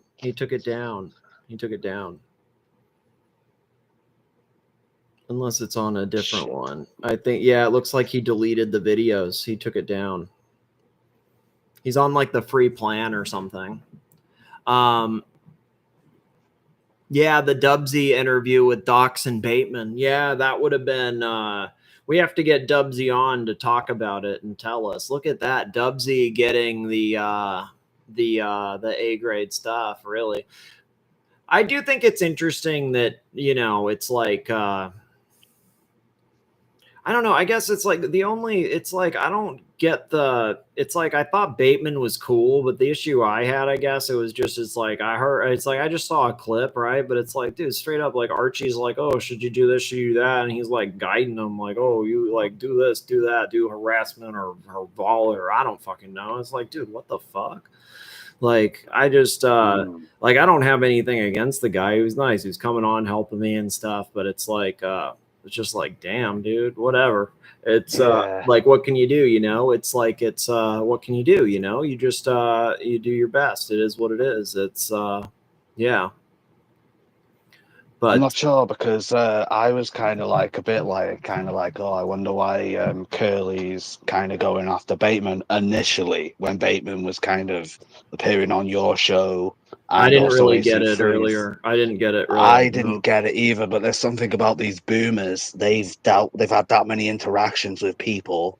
They kind of they can kind of see a couple of moves ahead. Yeah. Well, so maybe it's paranoid, but then sometimes it's right, you know. And I think the other thing is, okay, this sounds crazy, but I also find this really interesting. It's like Archie lashes out at anybody when it's like they're on the other person's show. You know what I mean? It's like he got mad because, like, you know, like I think Nelson gave a red super chat, and like, so, you know, he sees a red super chat from Nelson, and then he sees Mike the Snake on the panel. So like Archie gets mad at me and, like, you know, strikes, whatever. But it's like I don't know. Yeah, but like, you know, you got to remember, who the fuck is fucking really into high-end wristwatches who wants to super chat some fat fucking cunt who's sitting there in his fucking budgie smugglers? That is the fucking, that's like, dude, it's like, that's like, if I, like, when I think about it, I'm like, I can't believe I ever super chatted him. He's the most ungrateful fucking, as It's just says, entitled, man-child. for sure. Yeah, he like puts no effort into it whatsoever. Yeah. I think it's like this weird entitlement thing with Archie, where Archie, like, he literally thinks because he's done it that that, you know, he's entitled to the super chats, and like he doesn't care about, you know, like, like, doesn't give a shit about any of the people or like the watches, the stories, whatever. It's just a number, it's a dollar sign, whatever. And it's it's like very clear too. And he's also like, he's just always an asshole, you know what I mean? Like, he's just like kind of like a nasty person, you know what I mean? So it's like, it's funny content, but then it's like it's funny to watch, but like it's not like, it's okay, like it's legitimately funny content. Like, you can't say it's not funny content. Like, it can be, you know, but then once you become like a participant, so to speak, it's like, it's not enjoyable. It's funny to watch it from the chat, but it's not funny to oh, hey, do we have, is this really Watch Collector? I mean, hold up, got a double. I'm on another, okay, on another module. I think this is him. Hello. Hello. Yeah, hey, welcome back, man. I'm just sitting from the just listening from the YouTube. I do have a very, very strong opinion on that. I'd love to hear it. Go for Seriously, it. please. I actually have to drop something else. We have to talk about the chat. I mean, you know, when I was watching Archie, that was like what, early 2010 or something. So way back. Right? I was yeah, it was way back, right? It was like more than, I think, ballpark 15 years ago. And you know, I was working for somebody, you know, as an employee, Different running situation around, completely. doing sales. You know, listen to him is, you know, it's interesting content, you know, back then, right? And I was then, you know, I quit the job, start business, struggled, then doing well, so on and so forth. You know, I was away for almost like 10 years, you know, just focusing on my own stuff. And then after I sort of, you know, after the business took off, then I have other people actually worry about day-to-day operation. Then I was actually more time. Then I was sort of back on the watch collecting, and also see what happened with the Archieverse. And then I was thinking, what the fuck, you know, he was actually worse off than 10 years ago. Really? So all the people came after him, like Tim Mossel, Harry Baldassar, And there are a whole bunch of YouTubers, right? Start their channel much later than Archie, and they all sort of made quite a successful business. Yeah, well, he Teddy stayed even there. opened a freaking boutique. Oh, Teddy! right? No, Teddy's like the gold star. I mean, he actually has like a watch store where he has like the Swatch brands, like authorized dealer, like store, and like sell. I mean, it's not just like selling shitty straps. Like he's got like an actual store with like, authorized dealer, man. So from my perspective, right? So there are people that came late to any of this like nascent industry, right? Archie was actually at the forefront of running a YouTube was not considered a job, in early 2010. Yeah, different. And look at all these like Mr. Beast, PewDiePie, all these people making huge millions of dollars, right? He was there. It's like when you buying Bitcoin when Bitcoin was like $100. He had the opportunity. But it's like he bought it. It's like he bought it at 100 and then he resold it at 95. Yeah. You know what I mean? Yeah. Or like or maybe 105. Or one or the other. It's like it didn't like he was in early, but then didn't benefit or actually like lost from it. Because like I guess in a sense like so many people like used him as like a launching board kind of, but he's always been in that same like wallow. Yeah, the flick doesn't change, even get worse. And energy was gone. I can see, when he was in his 40, maybe 30, 40s, actually more energy, right? I think now the testosterone is just completely gone. There's no passion. You just become like a daily grind. And there's so that zero was sad. passion at all. Yeah, I would agree with that. This is sad. And also a little bit demotivating, right? So I guess that's how when I first because I actually used to be like, like 5 years ago was like a fan of like watching the stuff, and then like I saw how he had like no energy, was demotivated, and I honestly like I felt bad because I guess maybe I saw like as somebody who has depression, I kind of thought like, oh well, this guy's just depressed. Like I kind of feel bad for him. Like he actually is funny with the watches, like he's kind of ridiculous. But it's like then you get to see it's like no, he's just a prick. I don't know. Yeah, I think it's a personality issue, and this actually translate into the way he deal with the fan base. So that's a good point. It is really hard. I mean, starting a new business or starting a new sort of a inner circle or like a fan is pretty hard. You're looking at all these. I mean, I do business in Japan a lot, so you're looking at all these Japanese sort of either it's a singing group or doing gigs. These people struggle, right? They work really hard, 24/7. They maybe have a fan base of 20 people, right? And and they will do whatever they can to entertain these people. I also personally I do have my own fan base in Japan and also in Southeast Asia, right? And I go all the way, right? I go all the way to entertain them, right? So I think at one time I was running this sort of meetup, like a few hundred people show up. I entertained them for a straight 12 hours. Didn't even go to the bathroom. Yeah, it was scorching hot, right? So maybe I have a bladder issue. No, but I mean, was it?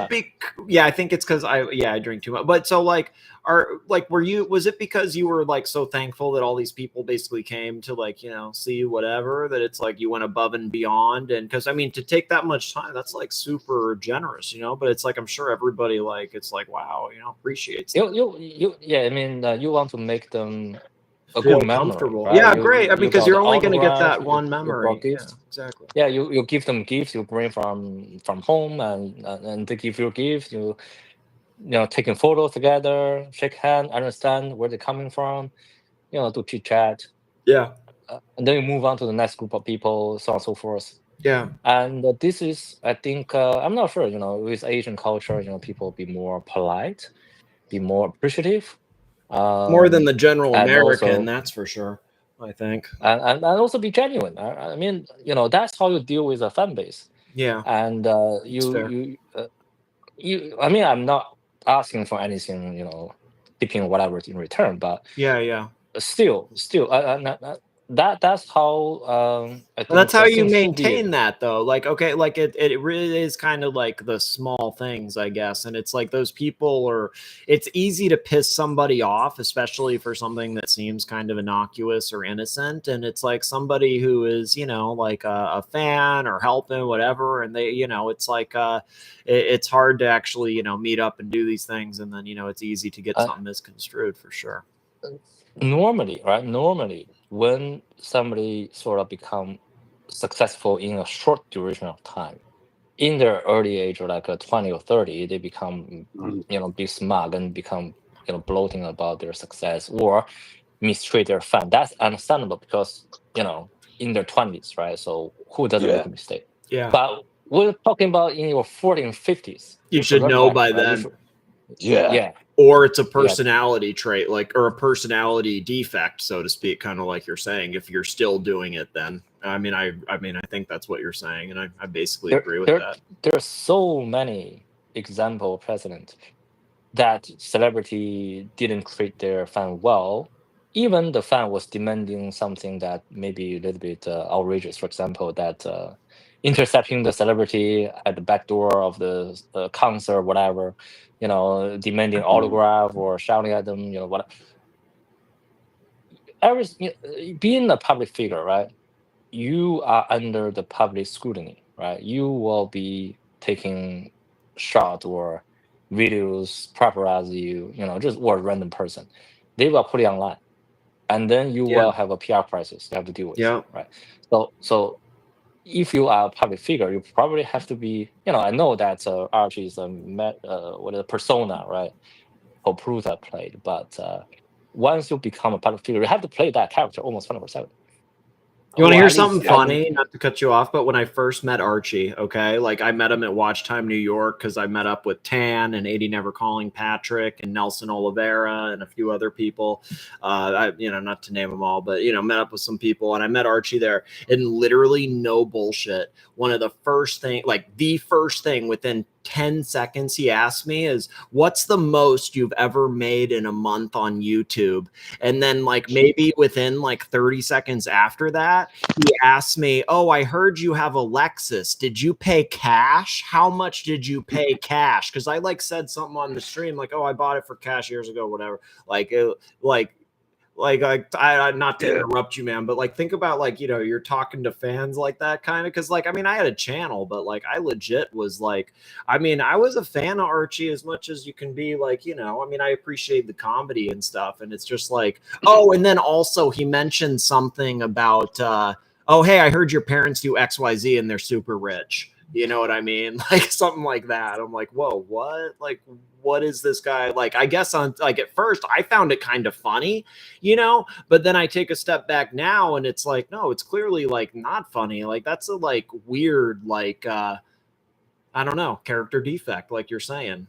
Not trying to interrupt. Sorry. Yeah. It's like who have a bigger dick type of competition, but it is a dick measure than you, for sure. Yeah. There's always people that richer than you. There's always people more successful than you. Well, that's what's great about sports. You learn very young that man, you think you're the best until you go to you think you're the best in NorCal. Well, there's SoCal too, and then there's all of California. Then there's the West Coast, and then there's the US. Then there's it's you're not that. You know what I mean? You get put in your place really quick. Yeah. Did you see or hear when Tan said AC3's sister came to see him at the Boar House, and the first thing he said to his sister was that he earns 200,000 Australian dollars a year, like it was a flex? I mean, it's certainly understandable that all of a sudden you make a lot of money, you want to sort of show off a little bit, but then you don't really just hang on to that, right? So you maybe one off is fine, right? One off, but then the second question becomes, how are you gonna make the 200,000 into $2 million, right? Do you have a plan? Do you have a financial plan? It seemed like the whole thing become a freaking train wreck in slow motion, right? So from 2010 up until now, 2025, he had the opportunity to become big shot YouTuber. Opportunity missed, that's fine. He making great money doing COVID. If he can reinvest in real estate, in gold, and freaking Bitcoin, that's 2019. That's when Bitcoin was like what, 19,000, right? Mm-hmm. And he can very much turn that 20,000 into 2 million easily, right? With a proper way of managing his money. I mean, the money you put in the watches, I understand it's business, but it's but I actually like with like Archie, like the amount to me, like I've done some crazy, like very stupid like money things where like it's a joke to people, but like I literally couldn't imagine like a HELOC for watches, but then also on top of that, like it's brigade, you know what I mean? Like some of the stuff, it's like, what the fuck? Insane. Yeah. Self-destructive. Yeah, self-destructive. Maybe it's a play. Maybe he's doing a smart investment. I'm not sure. Maybe he's pumping it up. Yeah. Well, actually, that is a very interesting point. I remember when, you may remember this, Watch Nick. The TPG guy tried to pump up the shitter GP, or my bad. Jake the Yuppie, AC3 said it. He showed like he deals watches now. Jake the Yuppie does. Correct. All right. Well, anyway, apparently AC3 showed Jake the Yuppie his financial situation on a spreadsheet or something. Oh, I heard about this because he said he had $1 million mortgage, Australian. They were talking about that, I think. His condo was $1 million. Sorry. Well, anyway, Jake the Yuppie was excuse me, was kind of saying that AC3's in a better financial situation than he lets on, whether that's true or not. I do think that's true because Plastic used to always talk about that, where like, he's got another property and, he's got this or that. But you know what? Like, here's the thing, though. Like, I will say that I've heard people say like about me that I have like a $5 million house and that like, I have this and that. So like people say shit, you know what I mean? So like it's I don't really But the thing is, it's no one fucking really gives a fuck. Like the point is that you've put on an entertaining show. Archie doesn't. Like personally, I don't care. Like if it doesn't matter if Jay-Z's the richest artist in the world. If he was on a live stream and I could super chat to ask him a question, people would do it. Exactly. Yeah. No, it's the richest rapper in the world, not the richest man in the world. But you know what I mean? But whatever. No, I understand the point. Yeah, you're still gonna pay a ticket to go to the show or whatnot for entertainment. Yeah. And he's literally sitting there in his budgie smugglers, smelling his, watch straps and stuff, not engaged. But then lashing out when also like lashing out when like, so it's not just like deserve, like I'm entitled to super chats, you need to pay me super chats, whatever. It's then lashing out if you don't, or like, it like literally like this dude, like no bullshit. Like I could pull up the stuff. Like he goes straight to like, kind of like, I mean, it's not extortion because it's fucking online. Like I don't want to use that word, but like extortion light where it's like, or blackmail light where it's like, well, I have this on you and I'm going to share this if you don't, blah, blah, blah, blah. It's just like, dude, like, it's fucking YouTube, you know what I mean? Like, it's not like there's some like CIA state secrets here, that you need to be all like worked up over this shit. It's just like I know Archie's stressed that like anytime the money doesn't come in, like he gets nasty. And I do think that there was something to like during COVID, he made big money. He had like 4,000 or not 4,000, sorry, like 400 people like watching live a night and made like, $10,000 US a month. And I think that he expected that to continue. And when it didn't, he has gotten kind of angry, basically, and lashes out at the people, whether it's panelists, donors, whatever. Yeah, it's just no business acronym, right? I mean, nothing really lasts forever. Business dies, and new trend come up every year. So he was in the position to make big bucks. He missed it. That's fine. He was in another position to make good money. He made good money, but it's good time doesn't really last, right? Good time lasts for a couple of years, and I do believe that. In our lifetime, right, whatever, 80 years or 70 years, you probably only have 2 to 3 years that you're going to make the most. The other time Oh, is that is basically fucking. grinding. That actually is true, man. You got like a Yeah, small other times fucking grinding. window. Small window. You have a small window. You have a small window. You Maybe get 5 the years, opportunity. 7 years max. Less than 10 for sure. That you're gonna really like maximize your shit, and you got a small window to just boom, you know, and then boom, boom, you know, cash out. You're done. Maximize it, and you know, use it the Yeah, right exactly. way. You're good. I mean, if that You makes have the sense, opportunity. basically, you know. Yeah, you're right. Sorry. You have the opportunity. Then you can scale it. For example, you start a business. You know, you get it from the ground to 1 million, 10 million, 100 million, for example. You can scale it, right? Yeah. And scale also will be more like a leaping rather than grinding, right? You're Yeah. probably gonna grind at 10 mil for 5 years until you can leap it to 100, or from 1 to 10. That does make sense. Or you just cash out, right? You find the right opportunity, you sell the business, wash your hand, that's fine, done, right? You and then you can pick the best time of selling the business, or liquidate your asset, for example, either it's property, gold, Bitcoin, whatever, and that's it, right? So then you wait until the next business come up. Then you do it again. You may lose, that's fine. You always bet small for big returns. You know, start a business with 100,000, you scale into 10 mil, you sell it. You know, that's how you do it. But you know, that's where, you know, you're looking at, you know, Teddy, for example, you know, start with the YouTube, scale, 80, bad, you know, down. But with Archie, it's just like, you know, it's like looking at, you play poker, right? You play poker with all the good hand, and then you still lose. And then you're starting to see, you know, just mentally deteriorating. Sometimes it's okay to watch it explode, but sometimes it just, you know, now over time it just become really, really boring. Yeah. Boring. It's definitely it. Like definitely Because he's also aware of this. That's why he turned down the documentary offer, which he would have got paid.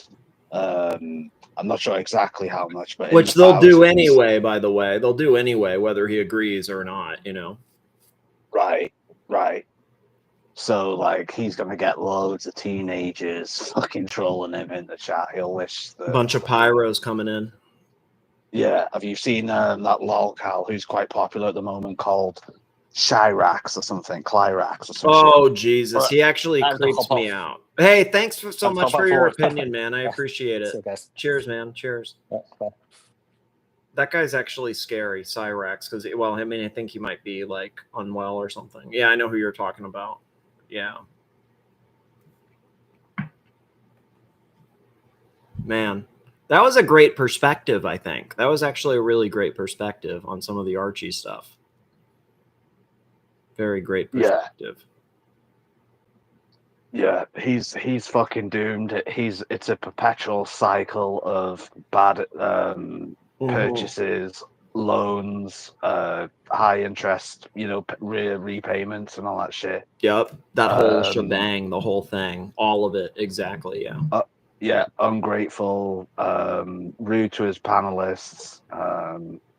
I think just, like, honestly, that's what I mean. Sorry. On. No, well, I was gonna say the shit with Mikey, like, not to like, I'm not trying to like simp for Mikey because like it's like whatever, but like, I mean, literally, like you go back 5-6 years, Mikey's on there like, oh, there's a lot of mill guys. He's on there every stream, you know, and it's like I don't know. I guess he probably, I'm sure Archie told Mike it's shtick or something, you know, and not to be offended, but you know, he was kind of nasty with, I mean, not nasty. I mean, but, you know, he wasn't nice to him. He was a little, you know, he was a little, boys, we need upvotes. It says we only have 4 upvotes. We only have 4 upvotes and we need monies. Send monies now. There's GoDaddy, there's PayPal, there's Cash App, there's Patreon, there's Ko-Fi, there's all this shit. The fact that I got to memorize like 6 fucking things is a problem, but just find one you like, and just work. If it works for you, if it works, it works. Just find one you like. That's it. You know what? Do you know who Terry is? Terry, the gay guy, Terry.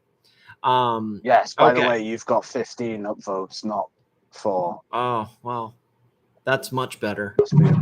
Must be a bit delayed on your module, but yeah, I know actually the always terriers. lie and make it sound like way worse. Oh, right. Okay. Yeah. Hey, there's someone in the back room, bro. Oh, it's what's his name? That's what's up. What's up, Plastic? Hey, you go, mate. How are you, man? Long time listener. Long time listener. First time caller. First time. First time, caller. long Listen, time. Yeah. Yeah. I think I've been busy today, but I've been tuning in and out. I think earlier on. So who's the other guy? Is it Scratchy? No, this is Sam Scratchy? Davidson. This is Sam Davidson. Oh, Sam. Yeah. Sam, how are you, Sam? How you going, mate? I'm all right, bro. Look, I got a question for you, Plastic. Yeah, mate. Yeah.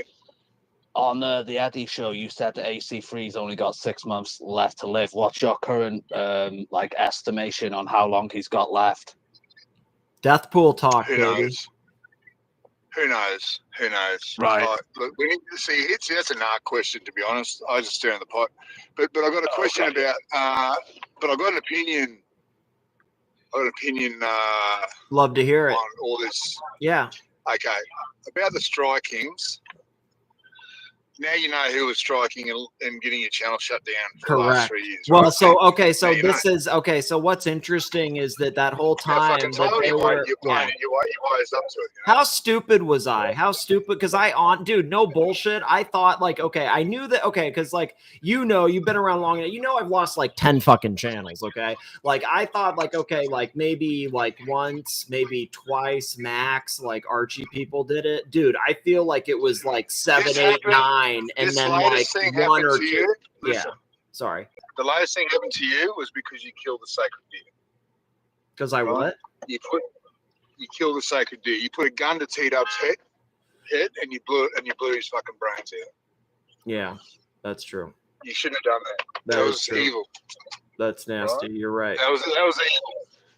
And there's dark humor and there's all that sort of shit. But when Heavy you dark. did that to T-Dubs, a guy, and if you know enough of his story to know the guy's That's karma, baby. That's karma. I deserve the karma. So That's karma, It's right? karma's So- a bitch. What can you do?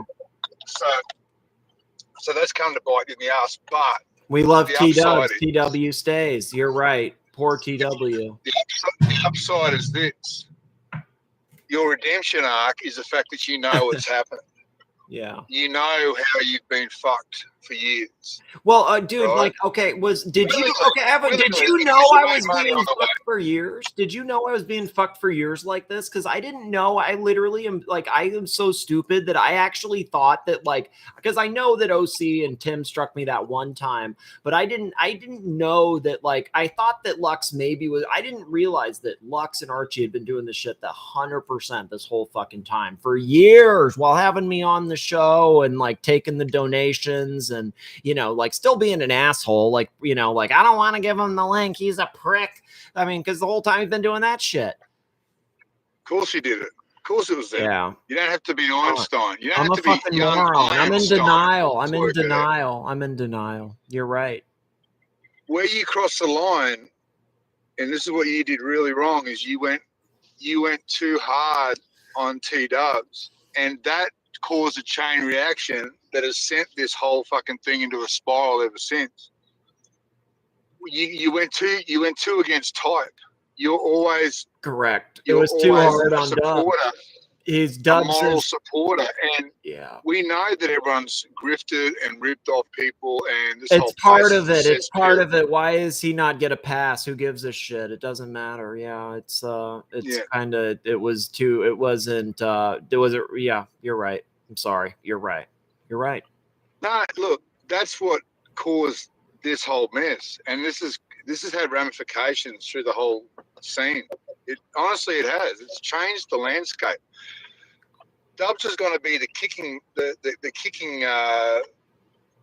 He's going to be the dog for the kicking by Lux and Archie, right? On the Well, on he the dungeon. actually He's had gonna be there. Bateman, GMT, and Docs on his Yeah. last show, which is Yeah. like, dude, that's actually like pretty fucking good. Like, you have Docs But and Dubsy Bateman. was going to be the guy. They were never going to get in if they were going to get him a Chromebook, they would have made made him pay for it in blood. They would have been onto him constantly. They would have been literally, hey, are you starting to stream? You only made $2 yesterday. What was the problem? Oh, I saw that this part. Like, dude, they would like, okay, I'm not trying to put shit in his head because I think you know that Dubs gets anxious and shit, but like for real, dude, they'd be like all it's like I think what he's done with his thing is like he just turns it on when he wants, and that's how you have to let him do. You can't you got to give him full ability to just, you know what I mean? Like it's just, unless it's like a copyright or something, because I don't understand that. Sorry, I'm cutting you off, man. This show needs guests. I'm used to talking by myself. See, you're amoral enough to change your position when it suits you and puts cash in your pocket. Well, but no, I'm not. But I'm not totally amoral. Is the thing? Like I am amoral, but I'm not like totally amoral because I do have morals and like there's where you lost it. Where you lost it was when you put a gun to the sacred deer's head and blew its brains out, and that was with narc the narc stuff. That was the narc stuff going too hard. Basically, you're saying narc was too. Narc overexposed himself, and in the process, you were also guilty of full overexposure. I was doing 12-hour streams or something. You're right, and you know you've just got to take that lesson. Understand it's all going to go back to normal. Because all these characters, you're right, they're never leaving. It's like that photograph at the end of The Fucking Shining. None of these guys, including me, we're not leaving that picture. We're in the final picture in the Overlook Hotel. That's where we are, right? Have you seen The Shining? Oh, of course, it's a great movie. Well, that's us. That's everyone in that. I think The Shining is actually it's a great movie. Like great. I'm a big fan of the movie. Well, we're not leaving the Overlook Hotel. None of us. We're there forever, right? So everyone's going to come back and do their thing, but the changes are permanent. Dubs can be he can be the bartender butler guy in the bathroom. Yeah, he's got a voice now. You know, Bateman. I think Bateman's part of this rewiring of Archie's ethics, if you know what I mean. Fully just Archie would be very quietly striking and doing things behind the scenes and using proxies. I think Bateman's encouraged him to, because Bateman's obviously a very accomplished streamer. He's been doing Kick and all those other platforms for years, which he's mentioned. Yeah. He's using Archie to launch himself into the YouTube space, and he's becoming integral and very important to Archie because he's backing him up in these decisions to go ahead. So you're saying it's all his thing that he's done about this and that is all a narrative and not true, and that he's doing something else with Archie because he's streaming somewhere else is what you're saying? Of course. I didn't know this. I had no idea this. I didn't know this. But it would make sense of like, how does this guy have all this time if he's like a young dude? It's like, if it makes sense, he's a young dude. He was a streamer somewhere else because he's got the voice and shit. Of course, he was a streamer somewhere else. He's been doing Kick for years. Really? He's also streaming on Grindr. Yeah, he's been doing all these other platforms for years. He's been doing it for a long time. He has the He's voice. Been making money and grifting for a long time. He's admitted that on the shows. I didn't know that because I actually blocked so much of it out, man. Sorry. Go ahead. I'm not trying to cut you off. So just and the landscape, like Archie's ethics. So he was a plant for fucking Archie then, because he had keys to my channel and like I thought I could trust him, but I was like not totally sure. Do you think he was a plant from Archie? Of course he was. Yes, of course he was deliberately trying to make your show because he was no. I don't know about that. But here's the thing. No, I don't know about that. I don't believe that. But no, here's the thing. Okay, Archie lashes at everybody who's on my show, like Mike the Snake, whoever. He never lashed at Bateman for being on my show, and it's like, well, maybe because Bateman was telling him this or that. Not that there's anything to say though. There's nothing to even say. That's the fucking thing. Like, there's nothing to fucking say. But the way it's playing out. And painting himself as the enabler, the consigliere, because that's what he is now. He's a the chief new consigliere. consigliere. He's the new consigliere The for chief. sure. He's He's literally got on the executive He's board got now. he's taken over Bear. He's usurped Bear. I don't think Bear wanted the job anymore anyway, to be fair. But he's usurped that position. He's usurped Tanziel's position. He's usurped Suckerhorn. He's now the consigliere. And look, this is going to make the whole thing more interesting if he can take it to where I think he's going to take it. This is going to be really interesting times ahead. What do you think? Tell me. You're talking a younger audience or what? I think he's going to take it. I think he's going to take it all the way and No way. try to have Archie totally isolated on his own. Really? And yeah, and he'll be up against probably just someone like a Tim Wright. Wow. And it's just trying to kill the Archieverse as much as he can. I think that's the name of the game. And I think that's what he's been employed to do. A vampire attack. So Watch Collector 90 says it's the guy that was just on with these like big heavy hitter 6-figure watches, $1 million watches. He's like, it's a vampire attack on the Archieverse. What do you think about that? I think it's definitely designed to sweep off all the satellites. I don't know. Yeah, I mean, look, if they keep the main entertainment from you has always been, and obviously Curly, you know, when he's highlighting Archie's show, has been replaying all the BS that goes on in the show, like all the crap and all the rubbish that they talk about, and just making fun of it. Oh, shit, I think, is there sound? Hold up, sorry, not to. I can hear you, but they count. Sorry. You can keep talking. It enhances your show. Yep. It enhances your show. Yep. And it also brings people back to their show. So it does. It's actually, you know, it's a good way. Oh, it's a circular thing for sure. It is. But the logic being, they're in a position now where they figure they can sweep away the generic Coca-Cola and just have Pepsi and Coke. Well, dude, I'm RC Cola, and RC Cola has a place in this bitch. It might not be Coke, it might not be Pepsi, but RC Cola stays. RC Cola stays. I think you're generic RC Cola, to be fair. Oh wow! Because you in the Archie space and commentary, you are. What you should possibly look at doing is go back to what you were famous for. Find a scammer. And of course, so we all know Archie's a scammer, obviously. But you went after the biggest scammers, you know. You went after the big grifters. He's too small, Fry. Maybe you should go back to doing what you did. Maybe that's what they want you to do. Maybe they want you to run off with your tail between your legs and rebrand yourself.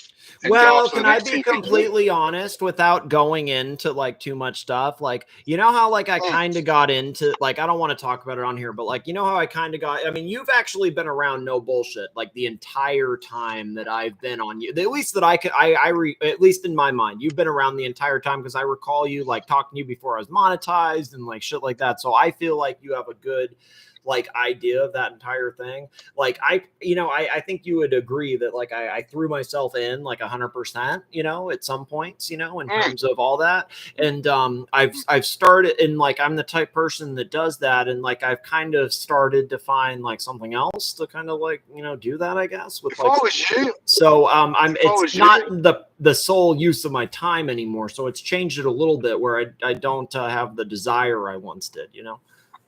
I understand, but someone like you needs to come along. Whether it's you or someone like you needs to come along and shine a light on the 47th Street shysters. Yeah. There's a lot of them. And they need to shine a light on the Nico Leonards and all these creeps out there. You know, that's what Brenny's trying to do. Brenny's trying to do that, but he's kind of a weirdo, that Brenny guy. Yeah. Well, that's what I think the space is waiting for. Possibly not as easy now that the market has softened. But, you know, the watch guys are still there. The guys that own the BMWs, the Ferraris, you know, they're all still around. They're all still buying Rolex and Richard Mille and all that sort of shit. So, you know, they're all still out there buying. It's just not as mainstream as it was. But I think there's a niche if someone went after a Nico or one of these fuckwits, you know what I mean? I really do. So McLobster says that you're onto something. Instead of commenting on Archie or commenting on Tim, I need to create new content that isn't commentary, basically. I'd be going after the big fish if I was you. I'd be going after day in the life shows. I'd be going after the fucking who's that little fuckhead 47th Street cat. Oh, like the Vukum types or whatever. You're talking those types. I'll be going after those clowns, and I'll be going. There are a lot of them. Well, okay, so there's a lot of them where they're like, "Oh, hey, this is an investment watch," and they flash like a two-tone fucking Submariner, you know, shit like that. You could do shit like this. You could expose their scams when they're talking about how much they're going to buy one for between each other. Then what you do is you take the same fucking watch. You contact one of those guys and say, hey, you can even broadcast it or you can even do it via email. So, hey, I've got this watch. This is what I want to get for it. You know, what are we thinking? It's in this sort of condition, you know, and they'll give you an appraisal. And then you say, see this bullshit? This is what they're offering me. That's actually a really good idea. You just showed this watch on your stream for 80 grand. You just, I sent you a picture of it that's just from Chrono. You offered me 25. And you offered me 12 or 20 or whatever the fuck. Yeah, dude, that's gold. Yeah. That's actually, and like they're gonna, I mean, that's actually, okay, plastic, that's actually gold for like making content when it's slow. Cause you know, like somebody's gonna respond. They need I mean, they're paying like $100 they're making $100 a sell. Basically, now they won't copyright strike you because they understand that you're doing fair commentary, right? Correct. What they may do is go to war with you, call you out, say you're fucking this, say you're that, offer to box you, and all this sort of BS. You know what I mean? That's fine. That's fine. That's all staged garbage anyway. But look, that won't. If they call you out, then they boosted you. You know. So to be called out isn't such a. The problem with getting called out by TPG was you're also being. At the time, you were. I don't even know if you were monetized, but you weren't appealing to the TPG. Yeah, I was in between. Yeah, the money to be made, and here's the advantage of what I'm proposing. With TPG, you just had his hardcore rusted on fans and the deniers. Yeah. You took the side of the deniers, which are all the rusted on watch types, right? They don't have the sort of money to splash around, you know, they're not going to. But if you go after the 47th Street clowns, the Nikos and these guys, you take fairly considered positions, you'll get some of their punters offside, but you're going to gain other punters who don't like that particular person. You know, you're going to sort of expose them and you're going to take sides.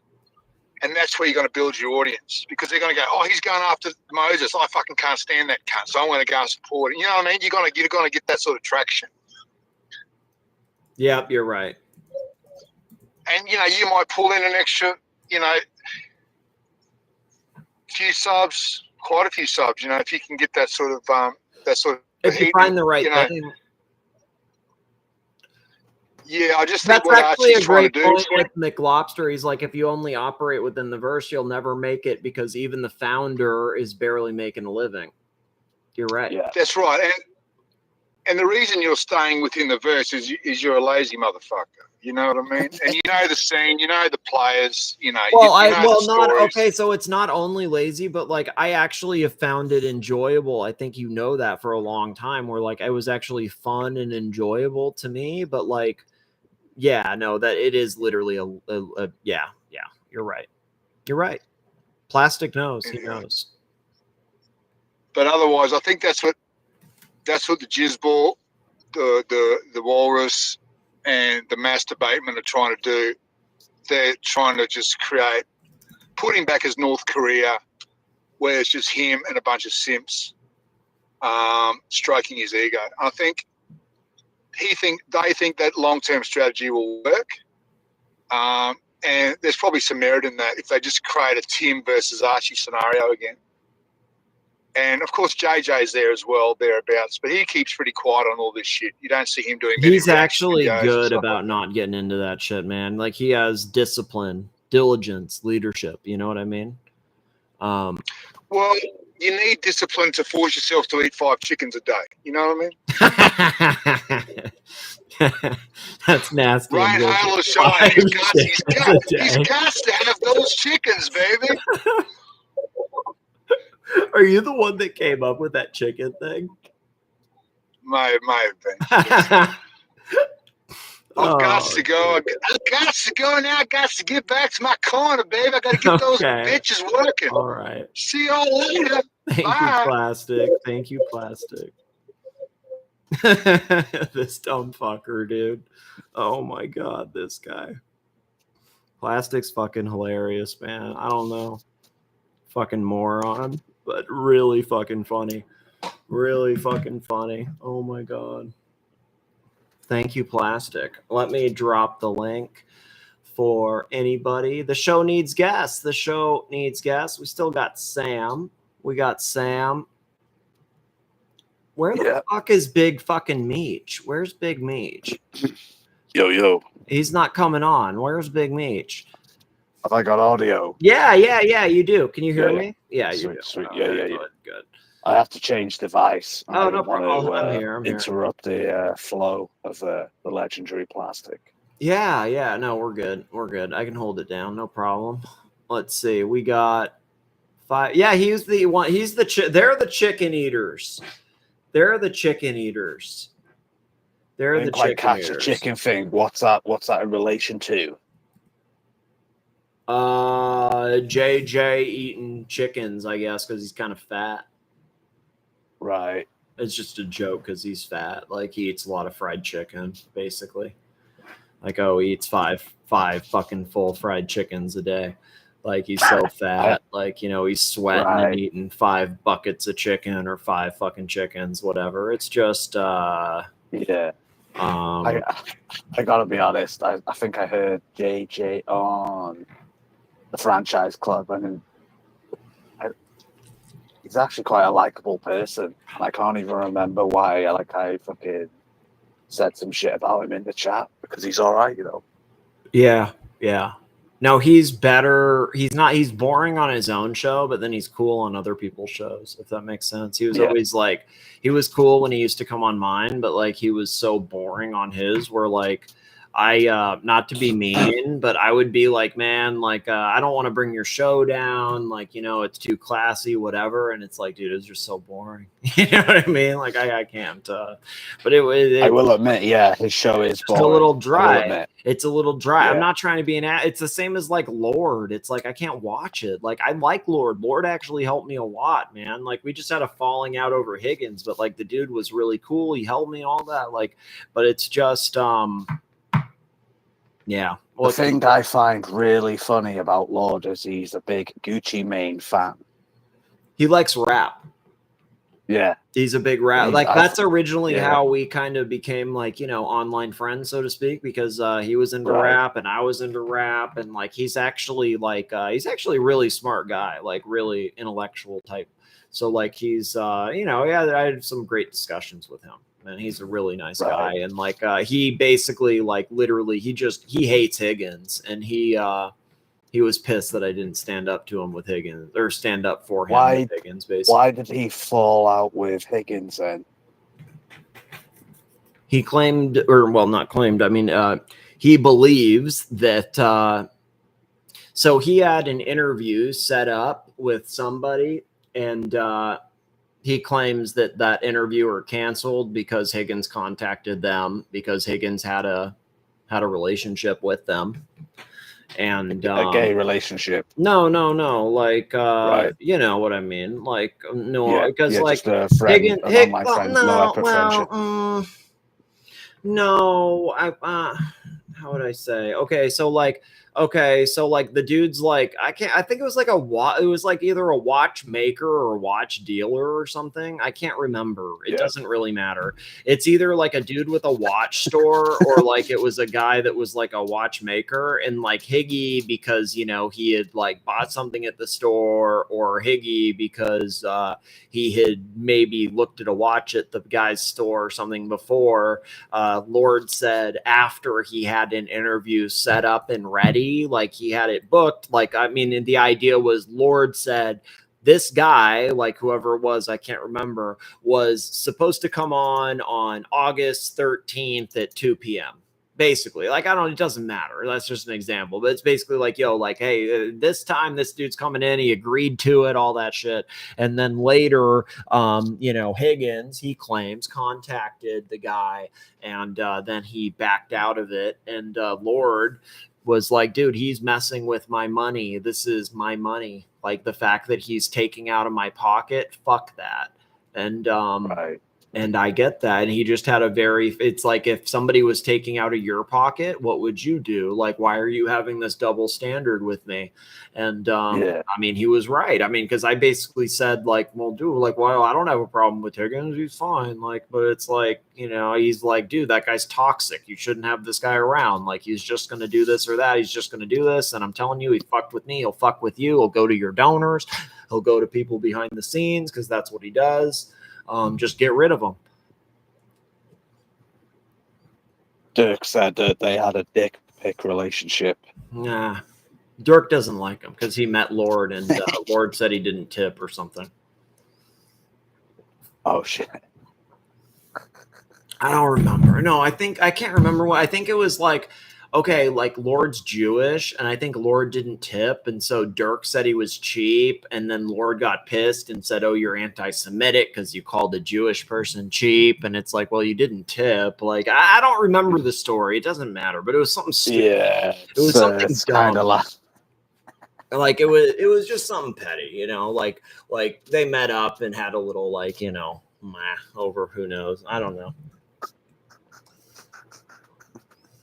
That's hilarious. Always fucking something, man. It's hard.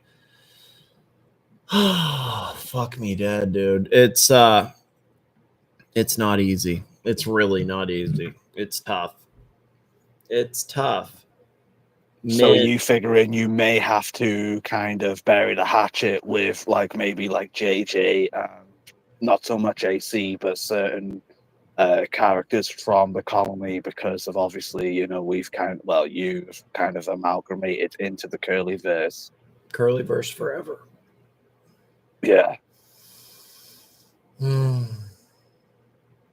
So will you extend the olive branch to fucking JJ and fucking Ali and all that? Why not? Yeah, I don't have any issue with them. They have an issue with me. Yeah. I don't have an issue with them. Like, I mean, I have no issue with them at all. None. Zero. Literally zero. Zero whatsoever. So, right. I mean, that's, but I can't take back things that I've said or done in the past to make them, you know. Oh, okay, so Dirk has fucking relayed his side of the story in the chat. No. I paid the whole tab. Well, okay, let me say this. I met Dirk in person, and I will say that I had a dinner, not dinner. We just had like lunch or brunch, not brunch. It was literally just like afternoon waiting, and had some, like, you know, like a lunch appetizer, some beers type thing. But it was me, him, and Patrick, and he paid for that. Like, and it was it was nice. It was just hanging out at some little shitter bar, but like it had really good food. It was kind of like a little, I think it was like an Irish bar. Like, that's how I remember it. I remember it as like a little, like, shitter Irish bar where, like, they were like, you know, like discounts on Jameson and like, you know, I don't drink Guinness, but like, you know, I don't know. Like, it was totally like some Irish, whatever the Irish shit is. But I remember we got chicken wings. The chicken wings were hella good. And then, God, what was it? It was like chicken wings and, it doesn't matter. It was good though. It was actually solid. Okay, I'm getting distracted. I'm sorry. No, I paid the whole tab for food and drinks for 3 people. We went to another bar. I had fish and chips. Exactly. Dude, fish, that's what it was. Cuz it was like a bar thing. The fish and chips were actually they were actually surprisingly good. Like surprisingly good. Maybe I was just hella hungry, but no, yeah, thank you, Dirk. Yes. So I remember there were buffalo wings. I got fish and chips, which were actually good. Like, it was like a bar, but like good fish and chips. Definitely had some like beers or something. I don't remember. And then there was totally another appetizer, maybe like it doesn't matter, but So all the meat on the menu was kosher. probably not. I don't really care about that too much. Right. No, but I think the Jewish people can't eat meat unless it's kosher. Oh, Dirk's not Jewish. All right. Sorry, I've got 2 stories. Fucking. So, yeah, here. Lord's Right. Jewish. Lord's a Jew. Yeah. Right. Got you. Dirk says, no, I paid the whole tab for food and I had drinks for 3. Well, drinks for 3 people actually kind of adds up, I will say, because like drinks for 2 people can add up quick. We went to another bar. I had 1 drink and Lord said I skipped out without paying. I called him cheap and Lord tried. That's actually kind of shitty. Okay, so hold up. He said, okay. So actually what Dirk says is actually way different than what Lord claims, because that's actually kind of shitty if what Dirk says is true. Dirk says, no, I paid the whole tab for food and drinks for 3 people. Then we went to another bar after. I had 1 drink and Lord said I skipped out without paying. I would skip out without paying too. If you went to a second place and you literally just paid for dinner or just paid for like lunch or something, and now you go to like a second place is like a nightcap, I would assume the nightcap is like drinks or dessert or something like that. I think that's actually kind of shitty to then be like, oh, like, dude, that's actually I don't know. I called him cheap and Lord tried to spin it. I was rack. I don't know. That's kind of funny. I don't know. I who fucking knows? That sounds ridiculous, but it's like the bar tab, the easy sucker horn, like 10-year-old bar tab. Oh, like, that is hilarious. You need to get fucking easy back on the stream, bro. I'll text him. That's dude, like the fact like $100 bar tab from like a decade ago, dude. Like, oh my god. And they're still fighting over it.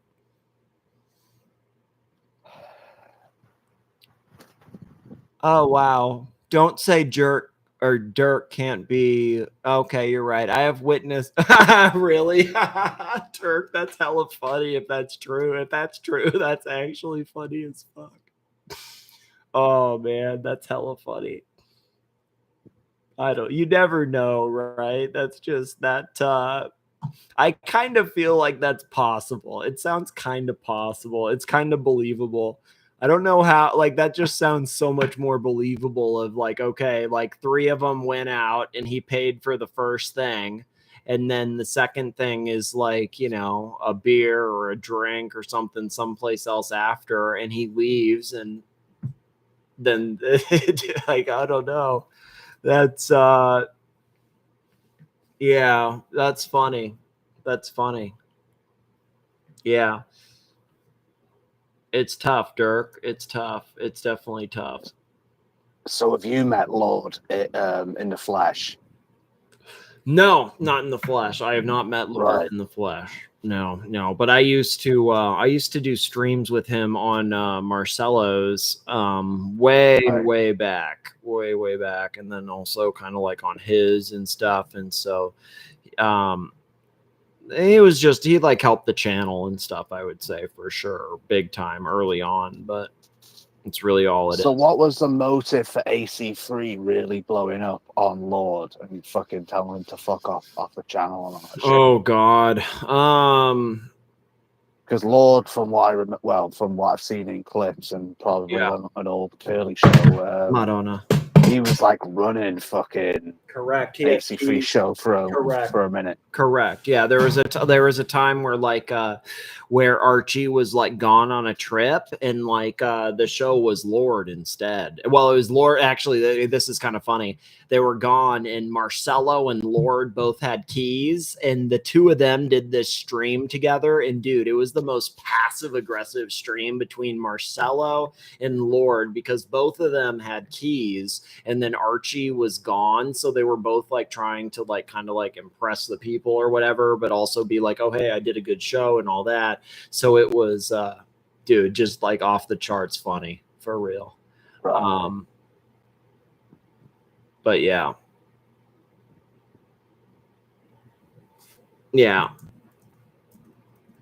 we love Lolex. Lolex please. Yeah, Tim Wright and Ocean is why young Brando left. He really hates Tim Wright, and he really hates Ocean. I don't really hate any of them, to be honest. Okay, so to be honest with you, I find Ocean more entertaining than Tim, but I don't really hate Tim. It's just I find the show a bit boring. I can't really get into it. I can't really get into the characters. And I have actually tried. I've super chatted.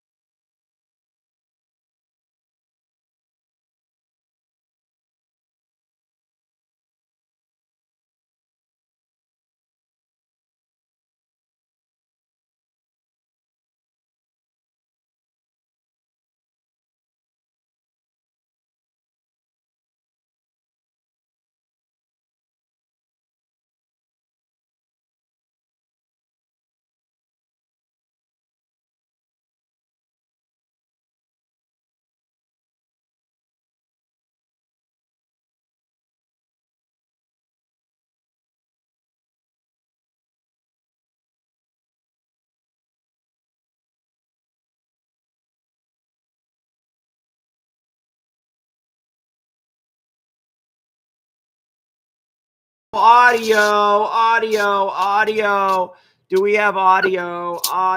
Technical difficulties, guys. Sorry, technical difficulties.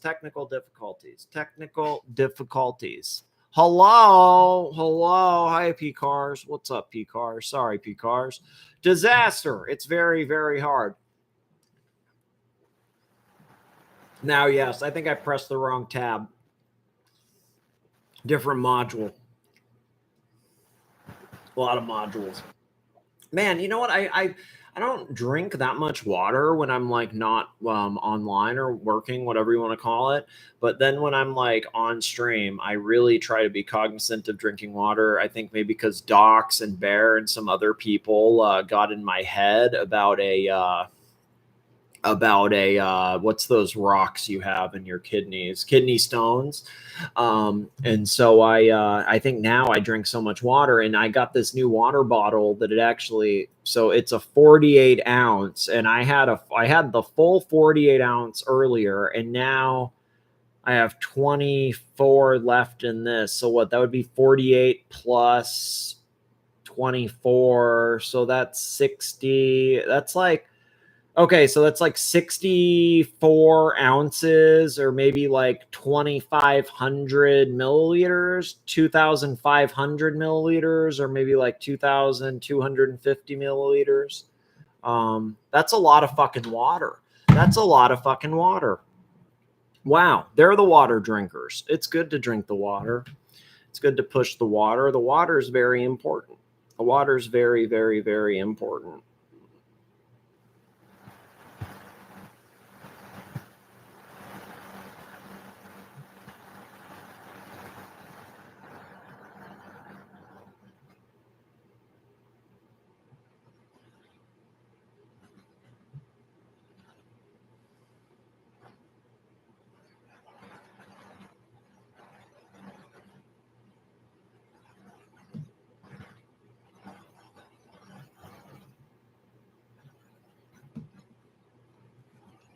Yeah.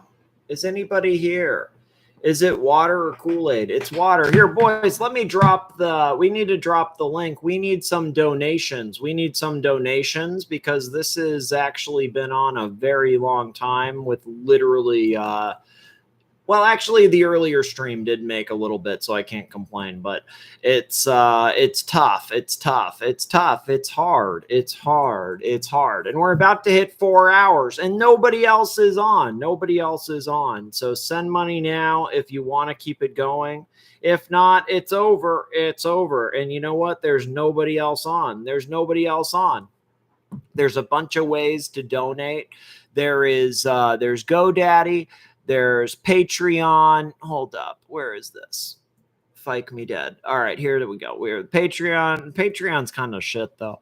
I don't really. Well, I'm not trying to do that, but it's tough. It's tough. We got the GoDaddy. We got the Cash App. Cash App's great. We got the PayPal. We got the Ko-fi. The Ko-fi's really great. And the man, I wish I was able to play clips. Oh, dude, can I actually? Hold up? Maybe I can play clips. You know what I can do? I can do it like this. I can play it through my media. Oh, okay, look at this. Do you all see you can see my full brands and shit the way this is all organized. I never got rid of them. Look, here's Curly's, here's Uzi's. Here's Müller. Dude, how the fuck do you do that? Because I know you're like run shows and shit, but when I log into my 2 StreamYard accounts I use to appear as a guest, I can't fucking alter anything.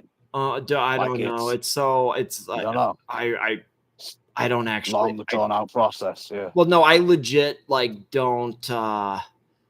I'm very stupid with tech. I didn't even do these because I didn't know how to do it. Other people had made them, and then I added to it because I knew how to add it once somebody else kind of set it up. Watch collectors just sent you fucking some money on GoDaddy. Hey, we'll keep going, baby. Let's fucking go. All right. Hey, dude, actually, hold up. Thank you, man. We will keep going. We will continue. Thank you. We will continue. Thank you. Thank you. I was going to end it, but we will totally continue. How many is watching on X? How many people are watching on Grindr? How many people are watching on Twitch? Well, actually, I'm not streaming on any of those other things right now because you know what? I honestly could because so technically you and me right now, I have a stream that's set up on Twitch and X. Where do you see the stream? It says go live. This is technically a stream that's set up for you kind of see up here Twitch, and then this is Twitter or X. And so I never went live, but technically we're backstage on that. So I think it's here it is. I had now he's gone. Shit. Fuck me dead. I just kicked him. God damn.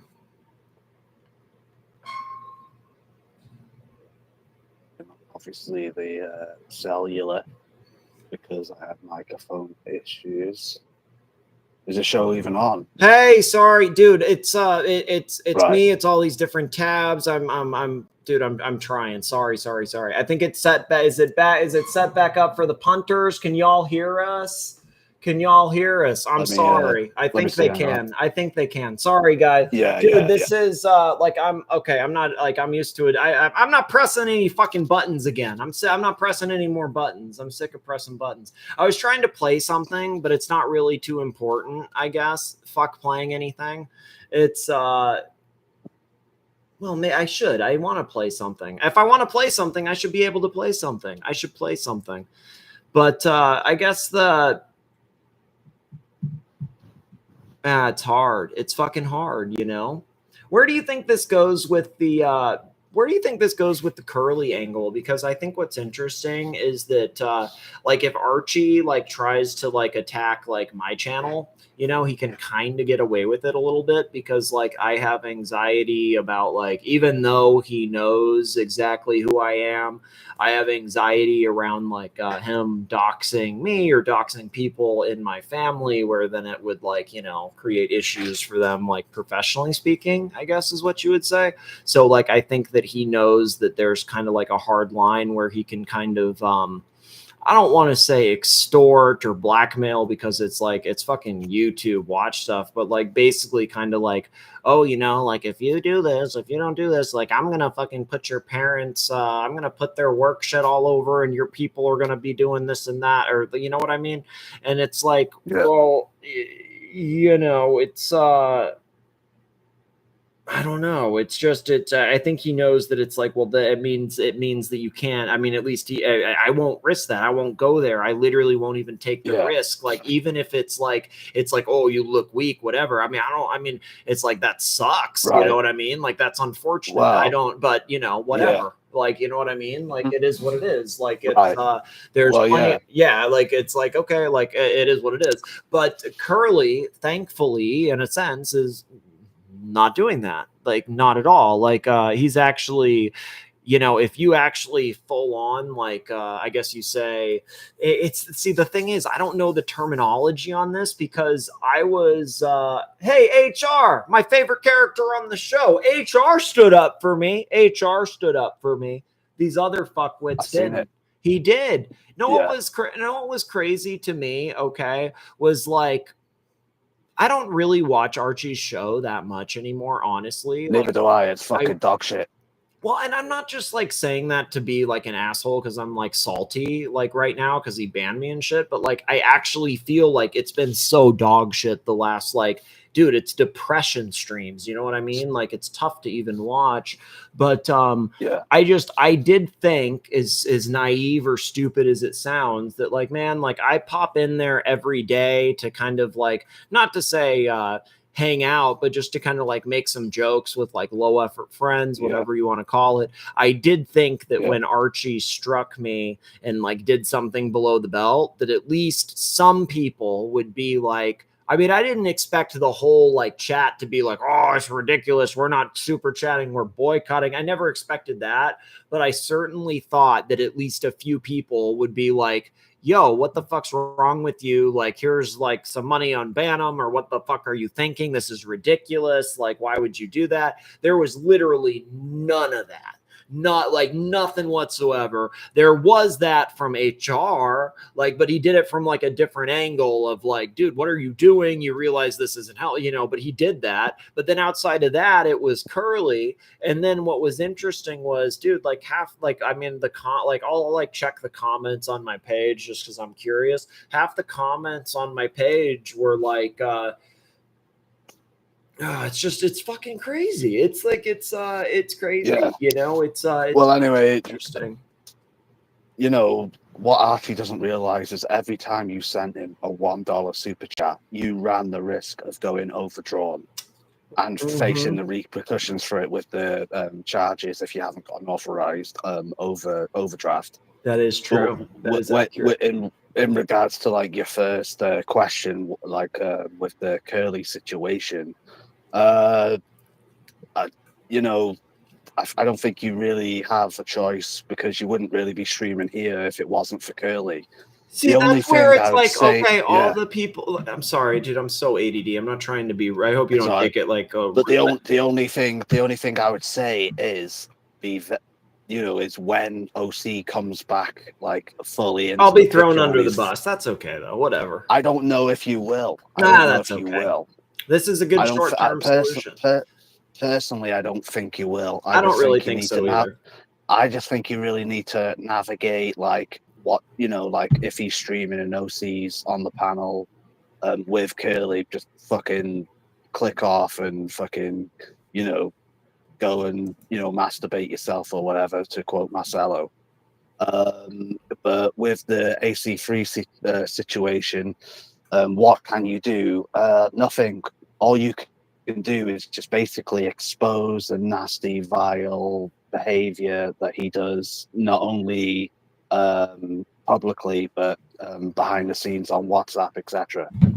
That's pretty much all you can do. And to be fair, you are doing it. So I would just keep cruising as you are. I think that's pretty good advice, actually. That's actually pretty solid advice because, yeah, that's actually great advice. Mm-hmm. But when you said that no one really stuck up for you or super chatted AC3 to unban you, well, not that that lots would of matter. people That's in not the what I mean. Sorry, that's Right. that's not like fair. That's actually not fair of me to say. Even though that's what I said, that's not really what I meant, because that's like that sounds like that's not Right. I meant something kind of like that, but that's not exact, because it's like Archie's the one that's going to Yeah. make that decision, you know what I mean? But it's like I do think that I was just a little taken aback by how quickly everybody, like, yeah, I don't know, who knows what, it doesn't matter. Well, It yeah, doesn't but matter. what you've also got to bear in mind is AC3 is only getting like $2 and $5 fucking super chats of various different currencies. True. But also bear in mind, lots of the OG NPCs in AC3's chat are pre-programmed to like see Archie as like the fucking like the what's the word, like the OG, like original, like, you know, person. So that's their home base. They don't want to destroy their home base and risk upsetting the pontiff. So I think that also plays into like their like modus operandi when they think about like approaching the Archie streams as a whole type of shit. Yeah, I agree with that. Yeah, that makes sense. That does. Yeah, that does. That does. But you got to remember as well, the big players who drop the big bucks, apart from obviously Patel Philippe, like Malik Diamond, he'll only fucking show up like once a month and drop a red. He's OG a nice Baby guy. Gill, he is a very nice guy. I'm not disrespecting him in the slightest. He's OG in the Baby Gill- Discord, I think, or used to be. Right. Maybe he's not really active anymore. But he's a cool guy. He's just a Right. big like Archie fan, but in a like good way, not in a like simp way. He loves Archie, you know. Yeah. And, like he'll like be there with him. OG Baby Girl was just a like. But she only shows up like every couple of months. Same story with ER, which is probably like a bit more than. Hey, is this really excuse me. Uncle? I think it is. Yeah. What's up, Uncle Curly? What's up, fellas? How are you? All right, Curly, how you doing, bro? I had to come on with Sam, man. Sam with the ex-murderer voice, man. I love it. Is my sound okay? Yeah. I'm on a different setup. No, you're fine. You're good. Interesting. I was listening to Plazo while I was driving. Yeah. Go after you know what? You got to keep the 47th Street guys honest, Nick. Mm-hmm. I'll be able to do that for sure. fuck is Yeah, wrong? that'll Yeah. happen. That shit's all fucking fake. I mean, that's legacy jewelry business that's passed down from Family father to stuff. son for God knows how long. Yeah. Yeah, you're gonna keep that's what people watch it for, is they watch it the same reason they watch Archie, because it's so fucking ridiculous. Yeah. I love the way you frame stuff, Sam. I had to jump on.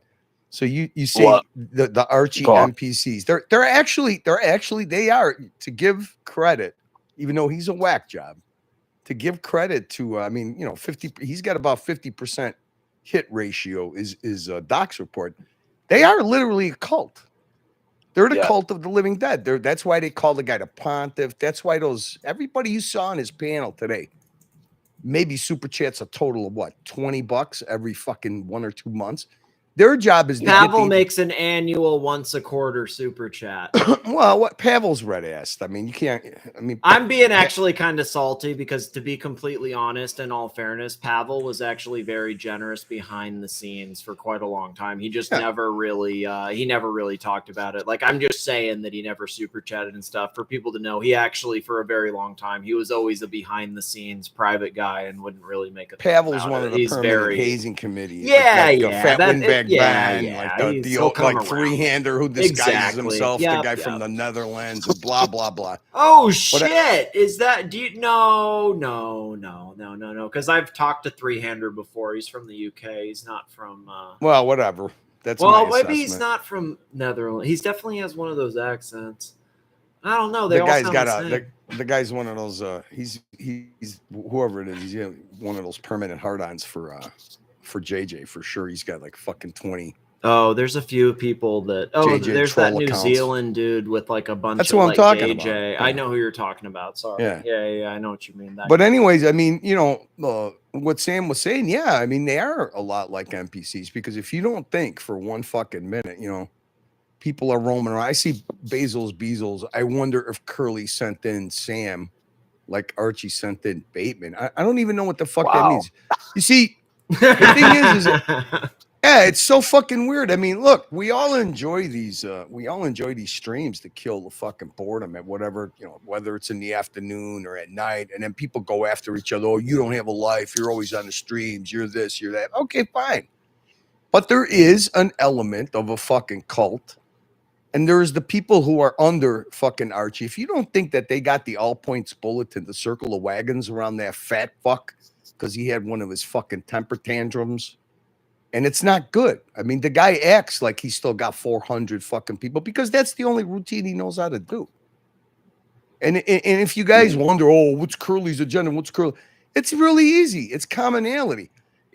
I mean, Sam, you talk about OC coming back, and you know, Plastic was talking about you got to find a different genre to escape. Yeah, it would be fine, but I mean, you know, we're all attracted to this fucking fishbowl for one reason or another, and whoever you find entertaining, whether it's Tim or Ocean or Archie or Watch Reporter or whatever the fuck, you shouldn't be punished for it. But that's the guy who always wants to dish out the fucking punishment, especially when he thinks that all these people are his and all the money, you know, is supposed to go to him. Because look at what happened. They got the all points bulletin and the actual, you know, what do you want to call them? Pawns? I call them the fucking the disciples. Okay, the core disciples. Or they all go like on that. that fucking Yeah, panel. And if you pawns. look at it, their job is to make other people either feel emotional one way or the other, but generate the fucking super chats, which they did today. All An the emotional watch talk, reaction. all the watch talk and shit that Archie was doing, fucking they all know it ain't going nowhere. They got to drum up jam. I know that. And Okay, I'm not trying to be an asshole or cut you off, but like, okay, I know I had like 10 viewers, but I had great fucking watch talk today. I did. Like, I mean, I know that like sometimes it's not like, I know it's all about Nielsen ratings, whatever, but like seriously, I might have had 10 viewers, but I know that on the replay, I had. Well, what lesson did you learn from it? What lesson did you? Let me ask you. What lesson did you learn from it? That you need a couple of guys that you. I mean, you got watch talk going on Tim's. You got watch talk going on Archie's, and you had your own watch talk with 10 people, whatever you want to say, and you. It you made money though. Made money. You probably made the same amount of money as Archie with his circular fucking disciples. And his fucking, and I would rather talk like okay, Curly. I know you would. Like that's like for me, like I know that it wasn't. Why the fuck do you? But I enjoyed like the. Do you understand? Do you understand? Why do you think all of a sudden they turned the screws on you? You said it was something to do with the fact that, I mean, because the thing was, I would always talk in the morning about watches and then do drama at night because it makes more money. But like, I started to make more money. That's what I thought. That's what I was delusional. That's what I thought. And then it started to be like, well, shit, like there's some serious watch people that actually like, you know, they actually want to see. I mean, there you go. I mean, and Sam is right. Sam is right to always leave your options open because guess what? I mean, it's not about ball washing or whatever. It's about commonality. You know who the number one threat before you started doing watch talk and he started seeing you actually attract new, you know, high value people. And I hate to fucking say it, but yeah, a sign of value to all the disciples that got the fucking all points bulletin in the WhatsApp and circled Archie today. A sign of value to them. What do you think their value is? A monthly contributions to Archie. I mean, a lot of Square them don't root of really. fuck Every all. one of them that was on the anything for panel, real. what? I mean, for well, who was on there? $2 super chats. Much. I mean, Barry, not the only time he owes, nothing. the only time he super chats is for self-preservation. Correct. If he needs a proxy. Yeah, that's And true. I mean, very interesting that Tan ended up, being collateral damage. Tan because gave he money loves to the my red meat. show earlier on the Well, I'm just Kobe. saying he likes the red meat, but Archie has stated it many times. I don't want to do LC drama. I don't want to do curly drama. I don't want to. I want to do Archie drama. Do you under like? Well, So that's what I mean, he's got to do what fucking that. Tan pays him to do. I mean, is Tan asking him to do the whole show of drama? No, but you gotta entertain your number one donor, don't you? Correct. I think, okay, I've had this conversation with Tan before because I've gotten annoyed with him or whatnot. But at the end of the day, like, he has literally kept my show going for a very long time when there was nobody here. So if he is like the main contributor to the show and he wants a little bit of this, you give him a little bit of that. Like, it's not that hard. You know what I mean? It's like, I've gotten red assed with him over this or that because he's trolled me, but it's pretty simple, man. Like, if he wants that, you throw it in your there. channel. You got your channel struck. You find you see how many people really don't give a flying. Well, fuck. so okay, know what was interesting? Okay, no, you got that. How's that feel? How's that feel? I mean, no, it's a how does that feel? Because I know how it feels. No, it feels fucking great. Honestly, it feels great because to me, it's such a wake up call and also eye opening that I trusted the wrong people for so long. Like, I literally, do you know how much I trusted Patrick? And like I mean, I'm not trying to bash Pat, but like, not trust, but just like, that's not the right word either. But like the amount of just like kind of like maybe going down the wrong path of like, oh, this is so bad because of this, but it's really somebody else's fight that like I have nothing to do with. Like, why that's like, you know what I mean? You don't want befriending Patrick is a charming. He's a charming guy. You could talk to him, you could talk to him about anything, but you got to understand something. You always got to have it in the back of your head. Patrick has been here for fucking years. Patrick likes what he likes, like Ted. Yeah. You can't hold it against him. And you know what? If it ends up being you, that happens to be the brunt of the red meat drama, it is what it is. That's what these guys are. That's what they're attracted to these fucking streams for. You can't hold it against them. I don't know what his deal is I don't know what his deal is that he disappeared. I think a lot of it has to do with people just are fucking tired of the circular fucking nonsense. And they get bored and they just fucking find other things to do. It's just that simple, especially when they're not the ones that run channels. It's a little different when you run a channel because you're basically, a lot of times you're entertaining yourself, whether it's watch talk, whether it's a little drama or whatever. I would never watch. Literally entertain myself talking about stupid shit. I mean, there's a big difference between a panelist and a guy who runs a fucking stream. It's a big difference. It is. But the thing is, don't feel like you're in the fucking isolation by yourself when these things happen. You can't expect these guys. You can't expect anybody to give a fuck. I was a little surprised by Bear your income stream, or for me, it's like I know they want to stamp me out because I'm not motivated by monetization. I mean, this guy literally struck my small channel, and the timestamps he.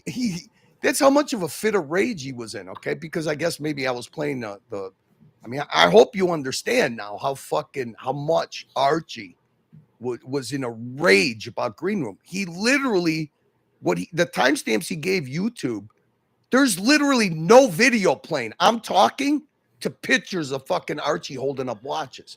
Just before Green Room, before Green Room. Okay, so I was thinking about. Not to sound super manipulative. I sent it to you. No, okay, I didn't actually see or get all that. But the problem is I did it on my phone because the video's gone. I got to do it in YouTube Studio. So I screen recorded it with the mic on my phone. But just to show you, I'm not. There's no monetization. There's no nothing. I'm on my fucking small channel. I think I have maybe at max 70 people. But that just goes to show you, okay, the shit that they do work. Because they do want, when they have fucking people that they consider, and it's not just Archie. You could look at that whole disciple fucking crew that surrounded them. That's what their job is. Their job is to find other people to donate to Archie because they don't.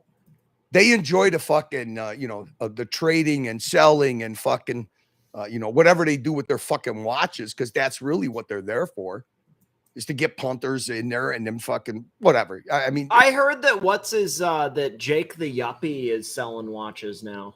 I don't know if that's well. I true, mean, I but- mean, did you think I was bullshitting you when I told you he's Super Dave's nephew? I mean, everybody thinks. Yes, I everything is- did. I thought that was a joke because I used to say that OC's Well, you nephew think was everything's Little a joke Mabu. until I time always passes say, by. yeah, and then I look, I have egg on my fucking face. I've had this. You know how thing many about, times, Little like Mabu's months his later, I nephew. hear, "Oh, Curly was right." Curly. Well, hey, dude, you don't think I mixed it up with all of these fucking guys? What if I still had my number one thing is they have fun. If I was still having fun, okay, I would still be over there. Yeah.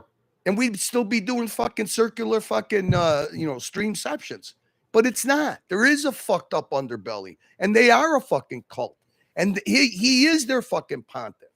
And their job is to get everybody's emotions going like they've done for years and years and years at all costs. It doesn't matter. Everybody that surrounded, whether it was Marco or JJ or Goldberg or whatever the fuck, they all end up being collateral damage because in the end, they all want to fucking give it to, they all want to give it over to Caesar.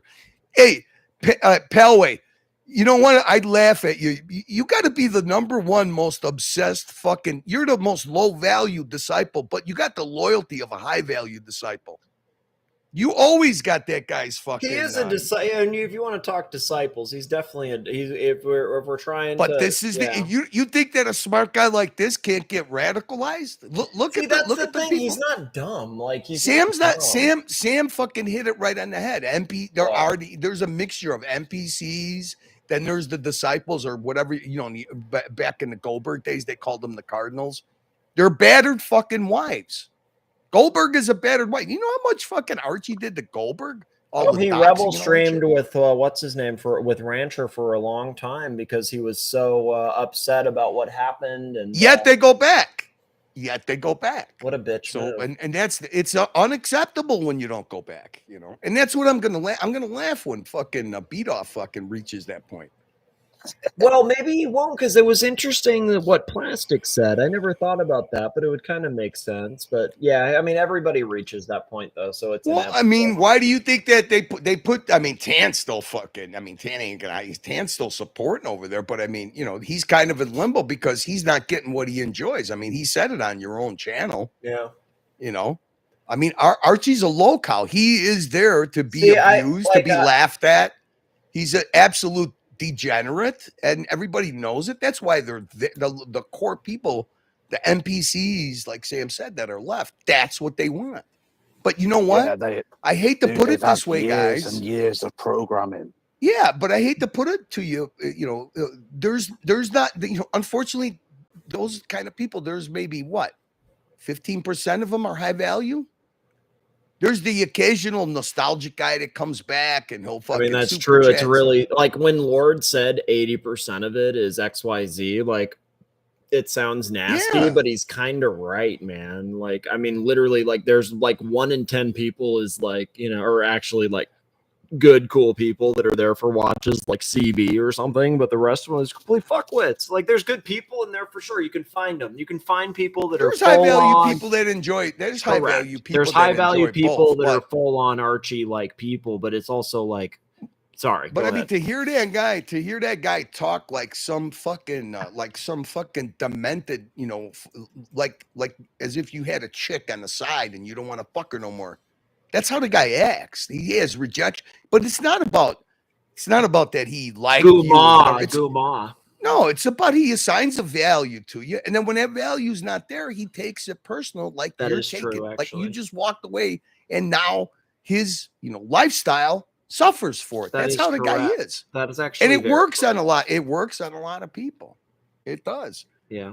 I mean, he's literally. I mean, the funny thing, the thing that I find funny is that, he accepted the Tim thing for a long time because he was making money. Now all of a sudden he's lashing on. Do you know how stupid it is to fucking file a fucking copyright strike. Because now, Well, okay, like what's interesting is some of these really big streamers that, I mean, again, like the Archieverse is so small, it doesn't matter. But if you look at these big people, there's actually like big dramas on like the channels that matter with like million subs where like dudes for real have been canceled for doing that because it's like, oh my God, how dare you? And then the little mob comes up and stuff. But it's like, there's only like 200 people here, so it doesn't matter. But for real, they're like very anti that Tommy's stuff. complaining.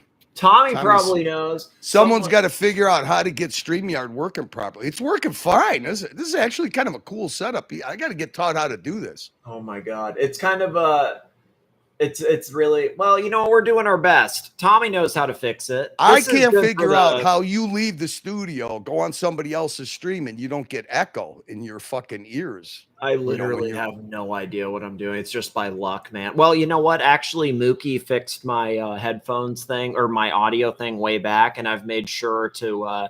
He helped me find these headphones at Best Buy probably like 3 years ago, and they broke once, and I made sure to get the exact same pair again just because it like works. So I make sure I use this the same like. It's complicated because like, you know, these programs, they're very finicky, and like I also like have very primitive equipment where like, you know, my desktop's like 2016 17, like it's older. So I just like, once I know this works, it's like it's so easier to like, once you're good with the setup, you know what I mean, and you know it sounds okay, it's a lot easier to keep that going, you know. Does that make sense? Like once it works. Because this shit, like, you got to set up all these little things. I don't know. When you leave the studio, you just leave, or do you mute yourself, or what do you do? Because like I said, I've done it before. I've tried to do it before, and all it does, maybe because it's the setup that you got, but all it does for me is just fucking start echoing like crazy. That's usually what happens to me. You know what? I'm not streaming through StreamYard. Like, I think that might be what it is. I'm actually like, if you go on to like, nobody usually does this, but if you're streamed through YouTube, I'm doing that. Like, I'm actually on my webcam. So like, it's I just you're streaming through YouTube Control Studio. Correct. Yeah, like remember when Holden came on and he was like holding the camera up and stuff? Like I could pull the thing off on mine and do the same right now. It's like it's that type thing.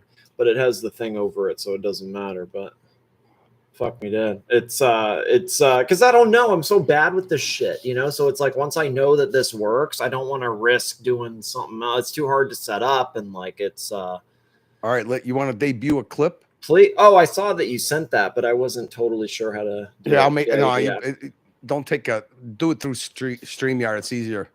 So I just made I was bored last night. I made this while I was reading Archie Strike. Oh, I think I saw it. Did you post that? I think you. No, I didn't. No, nobody's seen it. Oh, cool. Okay. So it's in the StreamYard somewhere, you're saying? It's share screen, share screen. You ready? Let's go. Banjo, make it really. Yeah, we're wrong all the time.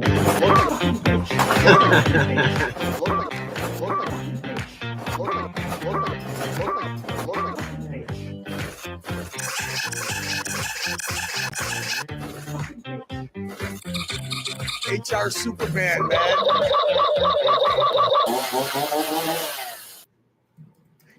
That's something stupid. But I was bored. I made it. I don't care. Very great. I like the. I really enjoyed those old. God, it was Archie Unemployed. No, what was it called? The like lawnmower repair shit that those were so funny. These videos. It was like right after this like Archie Unemployed Christmas or something. You know, it was like, oh, that's the worst thing that Tommy ever did was introduce me to CapCut, dude. I want to make clips. And I want to do less streaming and make more clips. That's my goal now. Because how am I gonna get copyright striked for my own clips? Highly unlikely. That's what the altered and modified content whole thing is for. But whatever, it's gonna be funny. 10 days, fat fuck is gonna have to go to the Australian government and fucking try to fight his copyright case. I actually, so I know what's actually funny to me is that I think people don't realize that it's going to happen in a week. That it's going to be like Yeah, I mean, I don't know for sure, right? But like, I'm pretty sure, like, I know what's going to happen here. And I think in a week, he's going to, like, exactly, like, I think it's going to he probably, see, I don't want to jinx anything, okay? But I'm well, here, I'll tell you exactly what he did. That's why it's a fit of rage, okay? A reasonable person would have checked the box where YouTube contacts you and that says number you have 4 7 thing. days. Yeah. Yeah, you have 7 days. Well, there's 2 choices, okay? There's one type of copyright and there's the other type of copyright. So the one type is what a reasonable person would say, okay? Where it gives you time. The one on the left. What you do is you hand it over to YouTube, and YouTube notifies you, and then you have 7 days to take the content down or clip his part out of it, which it doesn't matter anyways, because the thing is that's basically, you could get pissed off and say, fuck that, I'll fight it. And then it goes to the second stage, which that's what he did first. Was he just out and out said, no, I want YouTube to take it down. And then what happens? You get struck. You got 7 days. You can't stream like you're doing now. Right. I mean, you know how many times he's done this before? You think this is the first time he's done this? No, okay. So he's done it twice. I actually didn't. Okay, I was really stupid. Where when Plastic said that, I actually kind of had a realization. All these times before, I was thinking it was this person or that person. It was probably fucking Lux and fucking. Well, Archie. you saw him. He did exactly what he had David Conley do when David Conley obviously finally found, because he's a fairly nice guy. But, he got stroked behind the scenes, and he did exactly what David Conley did. First of all, David Conley reported or whatever the fuck live, right? Yeah. That's what he did. So then I played it. Then he came to my channel and had he basically threatened like physical harm on me. Like, okay. I do vaguely remember something. Like you're going to help a fucking 747 to Chicago. I mean, I'll say hello to you. You can sit down, have a coffee, and then we'll talk about what you're going to do. But whatever. So, but behind the scenes, Archie was sending him email after email after email about, suicidal thoughts, and the bullying could drive people to do this and like he did with Jax. But it replaced Jax with himself. He was talking about himself.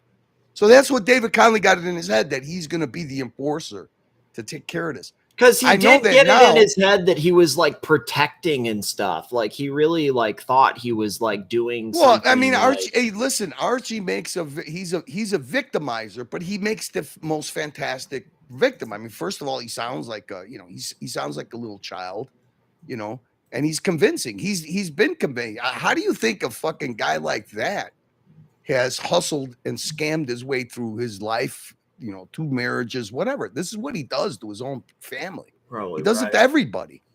Well, he does it to everybody. I mean, but the guy doesn't hide it. I mean, he's literally, how many stories has he told about, the death of his father is basically his retirement fund. He doesn't hide it. He said nuts. It. Well, I mean, but what and then you got to, you think to yourself, after a lot of time goes by, and it's one thing that I'll give I'll give a tip of the hat to Plastic. He tries to warn people where it's like, he sees himself in what, how much I was having, and how I was having fun. But he saw, obviously at some point, Plastic was like me. You feel like, okay, poor Archie, everybody's picking on Archie, Tim left Archie. Tim's a fucking scammer. He took the leads, blah, blah, blah. You end up, hey, listen, I don't give a fuck how smart you are. When you're around that, disciples that he has, you do get, I don't want to say brainwashed, you get manipulated and you feel sorry for the guy. But then as time goes by, I literally felt like, okay, I literally was like, okay, like not to be poor me, but it's like, okay, I'm depressed. I kind of like, or I get depressed. I saw like in him, like maybe something like, oh, this guy's just depressed. Like he's kind of down right now. Like that's kind of what like, I think, I mean, be honest. It sounds naive, but for you, one thing, I think for you, it was a lot different because you were a hired gun. Okay. So in a way, you really didn't experience the depravity that these guys are really capable of fucking doing. You really did. True. You kind of got the, I mean, You know, imagine how. I got a super chat from Tap. It says the rich get richer. Thank you, Tap. And then also a thing from FP Yawn. He says, would you prefer, or Venmo, I think it was. He says, would you prefer this, the beige or the blue? It's for you, Curly. Blue or beige? Here's the beige. I mean, you know what? So You would that's the probably figure I beige. would like the blue, but I like the sand. I like the desert sand one better. This one sells for a I lot do more like on the gray. All right, there you go. Thank you. All right, you know what? FPR. I'm all Back right. to So my drama. primo one, put the silver one in there. Oh, that not to be a dick, that's my least favorite out of all of them to me, because I don't like the gilt. I don't like the gold. It's the part that I don't like. Like, to me, this is my That's least the part favorite. I like the best about it. Well, that's diverse It's got opinion, the little baby. touch of gold and silver. I mean, gold and silver. Know who has this watch is OP Jeff. OP Jeff. You know, the guy with the little cat thing with the hat. Yeah. OP Jeff. He came on the streams once. It was really drunk. It was funny though. Yeah, all right. That was enough watch talk. All right. Thank you, FP Yawn, for the super chat. I hope you got that. He's saying beige. And thank you, Tap. He says the rich get richer. Actually, I'm not. the OPs are actually a really nice entry level watch. Then what do you do? The next step up from that is what? Datejust? Yeah, now it would be Datejust, and then I think technically maybe You have a Rolex without a bezel, without a what do they call I it? gave The that fluted to my bezel. mom though. Yeah. Well, I have I had an OP41 that I got, or I still have it. I mean, I gave it to her, but same shit. It was actually P Cars, like, had the allocation, whatever, and he's like, oh hey, do you want this Oyster Perpetual 41 and blue dial? And I thought I wanted it, but then when I tried it on myself, it didn't. I didn't like it. It didn't feel good on me. And But I mean, isn't an Explorer basically like an OP? No. Okay, so that's No? what I thought too. So that's the one that I kept. So I kept the Explorer, and like I have that, and then I gave my mother the OP41, and then I hope if I can get the GMT or like Sky Dweller or one of the watches I want, I'll give my brother the Explorer 40, and then have the Yachtmaster in there, and then I mean, bam, dude, bam. You think that Palway would at least disguise the way he speaks when he fucking goes through the trouble of fucking making fake accounts? Jesus Come on, Christ, Palway. what's wrong with him? Palway sucked your it does. Yeah, sound hey like Palway, you know what? This is probably the only way that I could share a panel with you. Jump on, man. Yeah. He's actually Jump on, withholding Palweezy. for me because he's acting like that. I there was one or two people that did say, "Oh, come on, and we'll super chat for you," because he was withholding. But he's acting like he's like, oh, if he comes on, I'm gonna make get the fuck out of here. But Palway, he's always at perpetual war with himself. Is he ever gonna get that Daytona? You think? Never. I don't know. He's already got a Daytona. Oh yeah, correct. But he wants to get it. Do you think he wants to get another one? He wants to get a black dial one because he has like a Zenith stainless steel instead of the new ceramichrome where it's like that plastic black. He has the stainless. Do you think he sends email or not emails? Do you think he sends music and shit to the AD? Maybe that's why they're not giving him the. They're like sick of the music recommendations. Fuck this guy. All I know is I love. Sorry, I have to piss. I'm here though. One minute. I love Get a fucking piss bucket. I love when Palway takes his phone, lays it on the table, and then he gives us the head skylight shot, and then he just keeps waving the watch in front of it. Look at me, look at me. I remember that stream. That was on a dungeon, wasn't it? Oh, he does that all the time. He just shows the. Oh, right. He puts the watch. Look at me, look at me. It's so childish, but it's so funny. So, do you think that the Curlyverse can still stay together as it is with Watch Nicholas and Curly on the OC on the scene? Well, I mean, I don't have a problem with it. I mean, it's just, are you willing to take the baggage that comes along with it? That's the thing, Sam. Ask Archie if he didn't love, when everybody was getting along, if he didn't love waking up to fucking $300-400, in the morning, and looking at the dungeon playboard, I mean, 200 people, I mean, I can't help it. I mean, you know what? Everybody's kind of full of shit, but if you run a stream, and I know, you know, Nick teases all the time, and so do I about the Nielsen ratings, but I mean, that is a form of being validated for your efforts. So it's always nice. I mean, you know, you could stream to 20 people, or you could stream to 100 people. It's always nice to get validated, and you see the same audience members that come every time you turn on turn on your bug zapper. But the big difference is that there's a huge difference, when you're monetized and when you're not. And I mean, I hate to break the news to everybody, but I'll tell you why fucking Archie struck me. It's because Nick, got a platform. That's why. I mean, it doesn't take a genius to know that. Yeah. It's just really simple. They don't want. They think that it's competition. But the funny thing that I see is, why did Archie finally give up thinking that Tim's is competition? How come? I'm not sure. I don't know. I haven't really thought about it. Because Lux. Well, I mean, just if you think about that, if you figure it out, you could navigate real easy. Because I mean, why would he be so raged at me all of a sudden? All this time I've been doing, mocking him because he deserves to be fucking. I mean, mocked. somebody got in his ear all of a sudden. Well, no, it's because they figured that they took the legs out from under you. You couldn't even stream in the afternoon. You were building up a different kind of you weren't building up the red meat shit. Well, that is what true, you were doing actually, was you were building. Yeah, I mean, actually, hold up. You don't think that Archie fucking? You don't think that him and his minions noticed that all of a sudden you're getting fucking, same or even more amount of money without having to attack people? You're drawing panelists. You're doing a well-balanced show. That's the biggest enemy, is the well-balanced show. I mean, the thing is, like, honestly, why do you think Nikki? True, Nikki, why do you think that fucking Tim Wright is all of a sudden reinventing himself after 1 week? I mean, he got that feeling of camaraderie and peace is in the air. George Varghese goes there. They have a fucking, everybody's feeling nostalgic. They're showing pictures like of old times or whatever. Well, that's what I'm saying, but that's impossible to do. See, that's gone. See, if you want to know what the chink in Fat Boy's armor is that's gone. They've alienated way too many people with their fucking venom. And then that's why you see the last bastion of the disciples, after they read whatever the fuck he puts into WhatsApp, or one of his minions puts into WhatsApp. That's why they circle the wagons around Fat Boy. It actually is a good point that all of a sudden I start to kind of, okay, that sounds kind of crazy, but it's like, in a sense, I kind of start to get away, okay, in the sense of not really doing that stuff. And then, doing watch talk, whatever, but then it's cut out from under me. And then the one person who actually is helping me with it, they get cut out from under them too.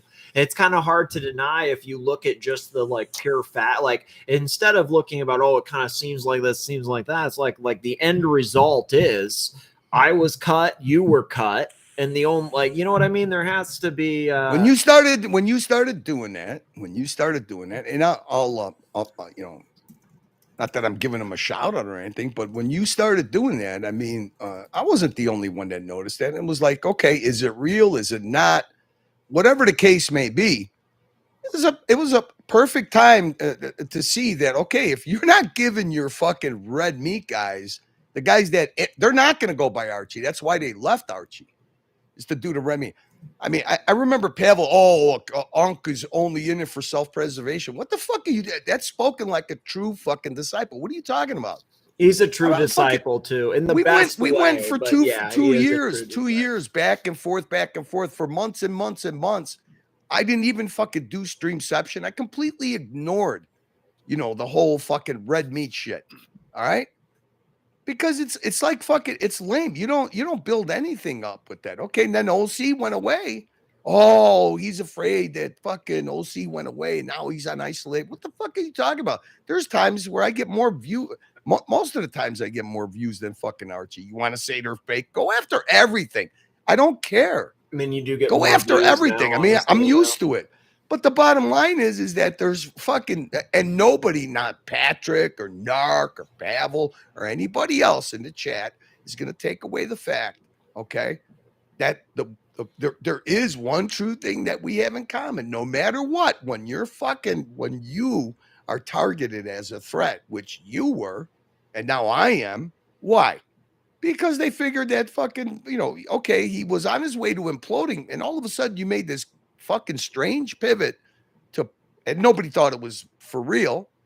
They thought you were maybe trying to milk or fleece fucking money out of people, but I was like, okay, let's see. You make this pivot, and guess what? People responded to it. Now, you had people that held it against you, but really, win some, lose some. Overall, is the right decision. Well, that's it, right? So, and that's the thing. Now you're doing, and I told you before, you own the afternoon slot. Fucking act like it, and you did. And the right people, the higher value people, rewarded. I like WC90, and I don't know what was on Meech's mind. He's like like the most unpredictable Meech person. Loves to act out. We love the big Meech. He's harmless. He's just no Meech. What's the agenda? What the fuck is agenda? No, you want to honestly know? No, you want to know what you want to know what the agenda is with Big Meech? But I was supposed to play video games with him what this weekend, and I didn't he download. Fucking in a fit of rage went after. I don't know how many fucking videos do I got on my channel that have nothing to do with Archie. He, in a fit of rage, he fucking decided to strike. Oh, whoops! Sorry, am I not Why? muted Because he saw anymore? I pressed the wrong button. I haven't said before. Can you hear Everything me? I said last Audio? night or the night before, I've said before. Wasn't that? It was because I fucking gave you a channel to fucking stream on. Oh. And that's what he hates. And now you're going to go back to your channel. I didn't play video. You're going to go back to doing whatever the fuck you like doing, and they hate that. That's it. It's just really simple.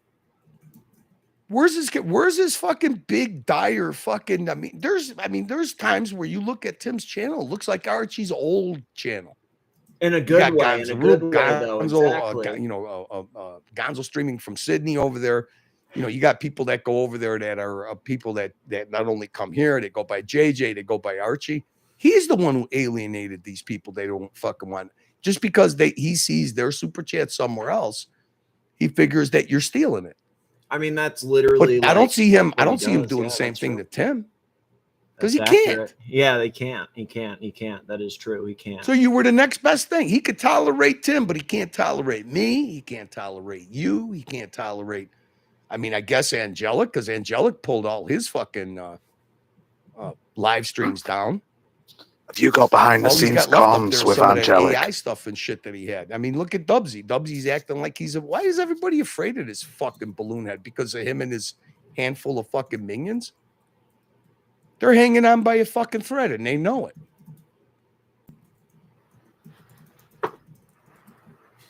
That makes sense. Actually. Can you guys hear me? Can you not hear me? Audio? Yeah. Oh, yeah, okay. I can hear you. Okay, maybe it's Curly. Hold up. Let me reconnect, all right? My thing's or maybe because we can hear Curly. I think maybe he can't hear us is the thing.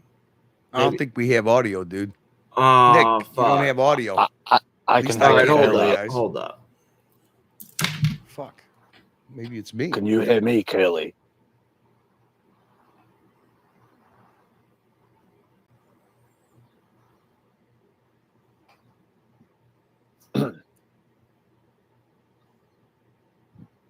WN, I think the problem is something on Curly's end. I don't think he can hear us. Okay, hey, I just checked it on the my phone pulling it up. I think that it's on his end where he just can't hear us for some reason, but the audience could totally hear him talking and could hear us. Yeah. I think for some reason he's not able to pick up I think he said he might be in a different setup. I think that he couldn't pick up like us, but the audience could hear all of that.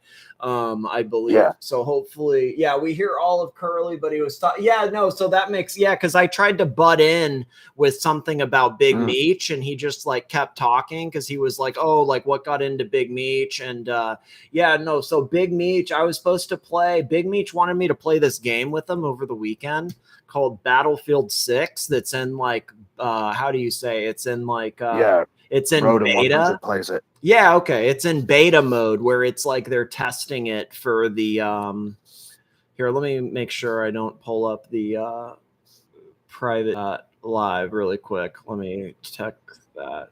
Oh, okay. I think he'll come back.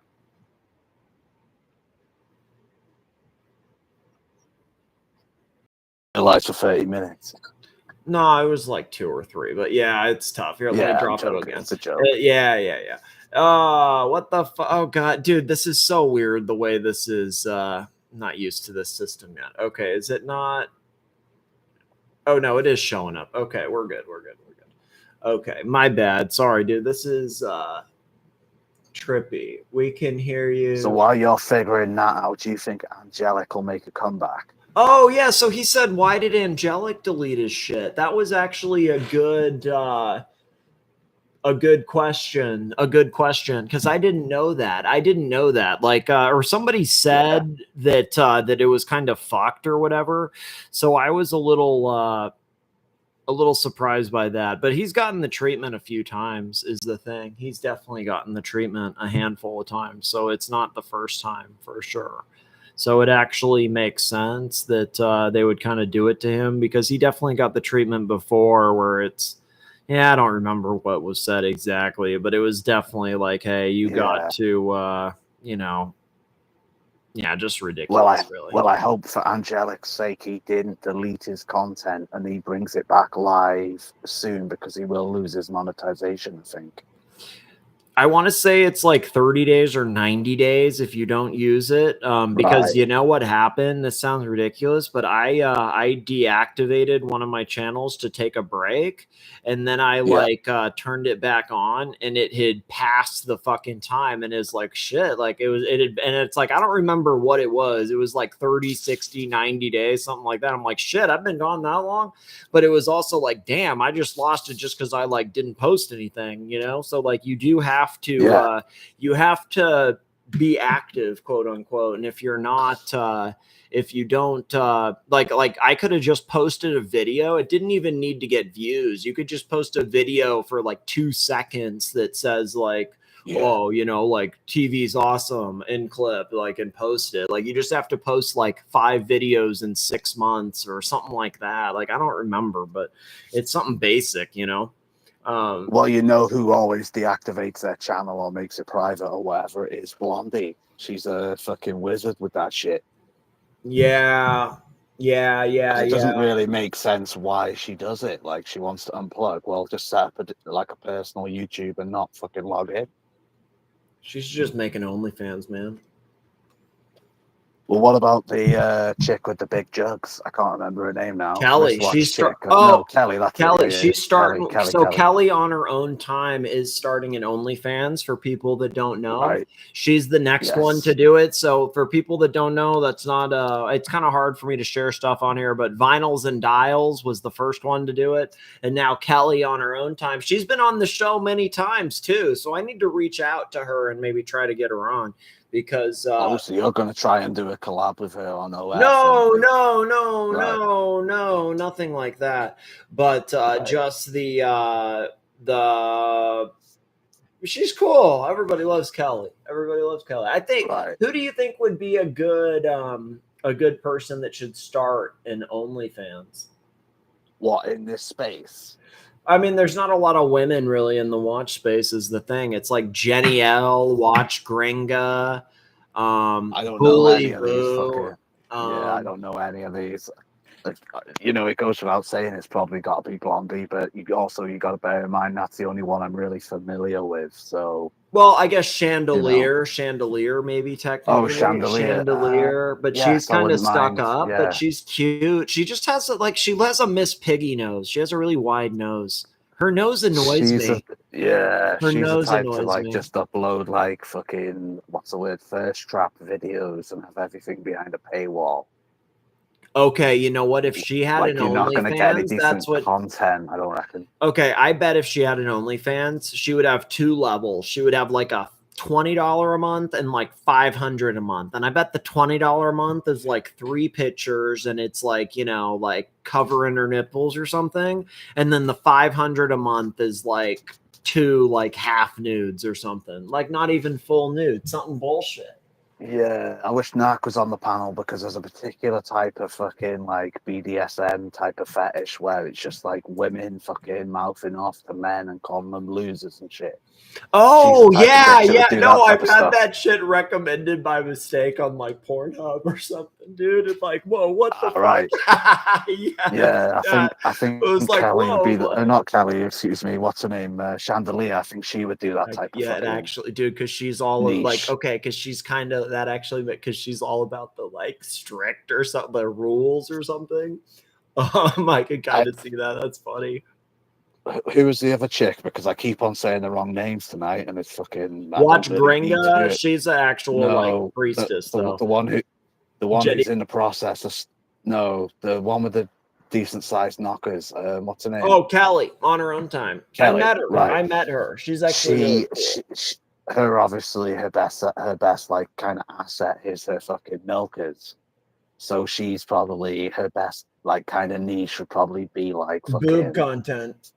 Yeah, boob content like fucking titty, what do they call it? I don't know, like titty, like I don't know what they would, but yeah, like titty content of some sort. Like K would be good for like either titty content or like old, like what is that, like pinup style content type thing. Or I don't think I've ever seen a full body photo of her. It's always just her fucking showing off her jugs, like kind of sat down with her jugs resting on a table or some shit with a bit of watch action. Oh, really? That's what's up. Yeah, I think that's basically accurate. Yeah, I think that is true. Right. It's the angle. It's the angle. It's the angle for sure. Yeah, I think it's Yeah. the angle. I wonder if we'll be able to pirate their shit for free on that site.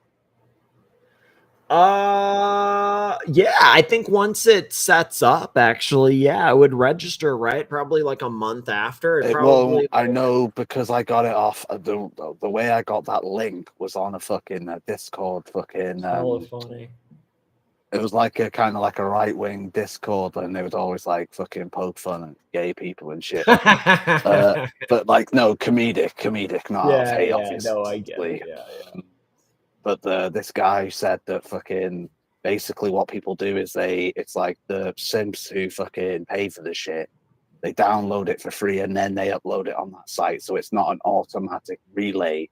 Soon as like, one of these people have had, traumatic experiences with their fathers upload shit. It's like people steal it and then upload it. It isn't Okay, so like when uploaded. Big Meech gets angry at one of the chicks for not responding to like one of the messages quick enough, he's gonna screenshot it and upload it onto that site. So one of the Big Meeches, basically, that's okay. Yeah.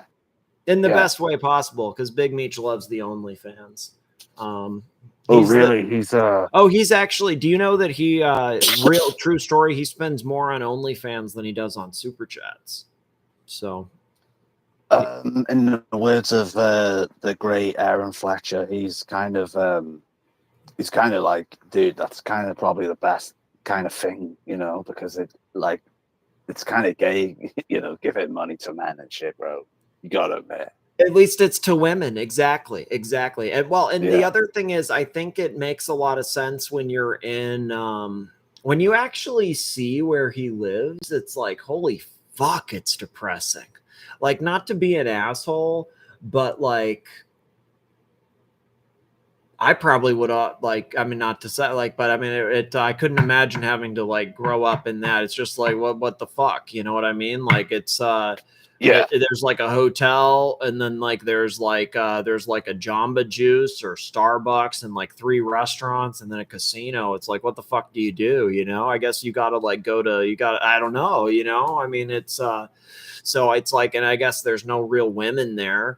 I mean, there are women, like, but it's like, just like, it's like, dude, what are you going to do? Just go to Starbucks every day or some shit or bar? Like, it's a fucking shithole. It's terrible. So I guess you like pay for women on OnlyFans, which is like, because if the Big Meech was to pay to play, let's say, for like a classy broad from out of town, I think by American law, that would technically be sex trafficking.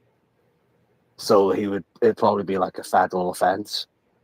correct me if I'm wrong, because I don't know American I'm law. pretty sure that but- he finds legal ways to do it in like legal areas where it's like going to Right. Vegas and stuff. But he's all about that if it's like legal and like because there's pockets where in certain counties or whatever it is legal. And my understanding is that he's gone to some of those places like maybe once or twice, or maybe he hasn't. Maybe I'm confusing him. I could be wrong. Maybe it's just the stripper thing. I know that he likes the strip clubs there, but God, I couldn't imagine. I bet a strip club in Minnesota has to be terrible. You know what I mean? I don't know the layout for strip clubs in America, like, but the ones over here, the ones I've been to when I was actually quite close to where what's his name lives, Rich Mitch lives, kind of, sort of, not really. And like it was like, dude, the strippers are like quite predatory. And also as well, when I was in Canada, they were using the same type of tactics. They fucking all swarm around you as soon as you go in. You could barely order a drink, and they're like, "Hey, what you in town for?" Blah, blah, blah. And it's just like, wow, it's a bit like kind of like, you know, I don't know. It's just they're like tigers.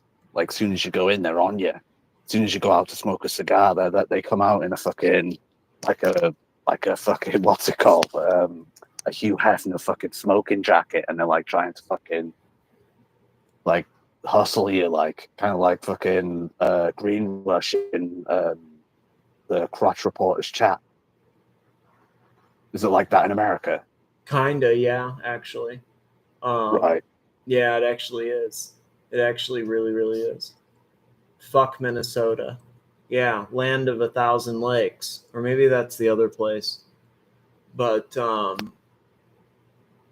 you know, he's close to like a casino. So there's like he's like, I mean, I guess you could probably go to the casino because there's always gonna be women there, but it's also like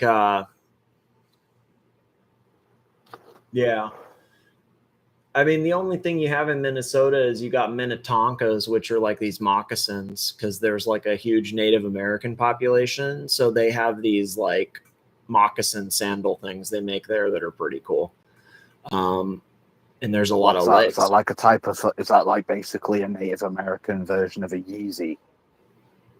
You know what? That's a fair thing, but I would call it. You know what? Think of it a Native American Birkenstock. Do you know what a Birkenstock is? Like that HR, like those Birkenstock sandals that HR came on with. Like think of it like that. Right. Yeah. Interesting. But it's like leather wrapped, and it's like, yeah. Okay. MCM raises an interesting point. Imagine how aggressive ladyboy strippers are. I bet you they're extremely aggressive, because I have seen some, I think it's actually on AC3's channel, where he's walking, no, actually it's Sucker Horn, and he's walking along the street and all these Thai ladyboys are fucking just trying to fucking hustle him straight away. Jesus. Well, I guess in Thailand, it's, you know, it's, you gotta survive, you know, so I bet those ladyboys are a little more aggressive than maybe they are elsewhere. You know, they gotta fight for their right every day to just, I don't know. That's another thing I don't like about the AC3 kind of, the OG population, is they go specifically to Thailand to have sex with anything that they can pay for to have sex with. And like when you think about it, imagine how many people have ran through them like over the years. Like every single fucking nationality, every single level of high cleanliness, every single like perverted fucking weirdo who probably goes to like the Amazon rainforest to fuck like, you know, tribes people and all this type of shit. They go to the fucking Congo to fucking all this shit. It's just disgusting, isn't it? When you really, well, it's really like, think oh, about you know it. that woman Bonnie Blue, or that's her name, right? That had sex with like 100 men in a day or whatever. Disgusting She, creature. okay, she talked about. I watched some little documentary. It was like a 30-minute thing with her. It was kind of interesting. Like, holy shit, this woman's insane. But like, what she said Was it the interview with Andrew Tate? I don't. No. It wasn't with him. It was. I didn't know. It was some white guy, but it was really good. But she, she was saying that the 100th guy was like into like eating her out because of Oh my god! Dude. Like what the fuck? Like oh Oh my my God. god, dude! Like what? Oh, no. Like I don't even want to hear that.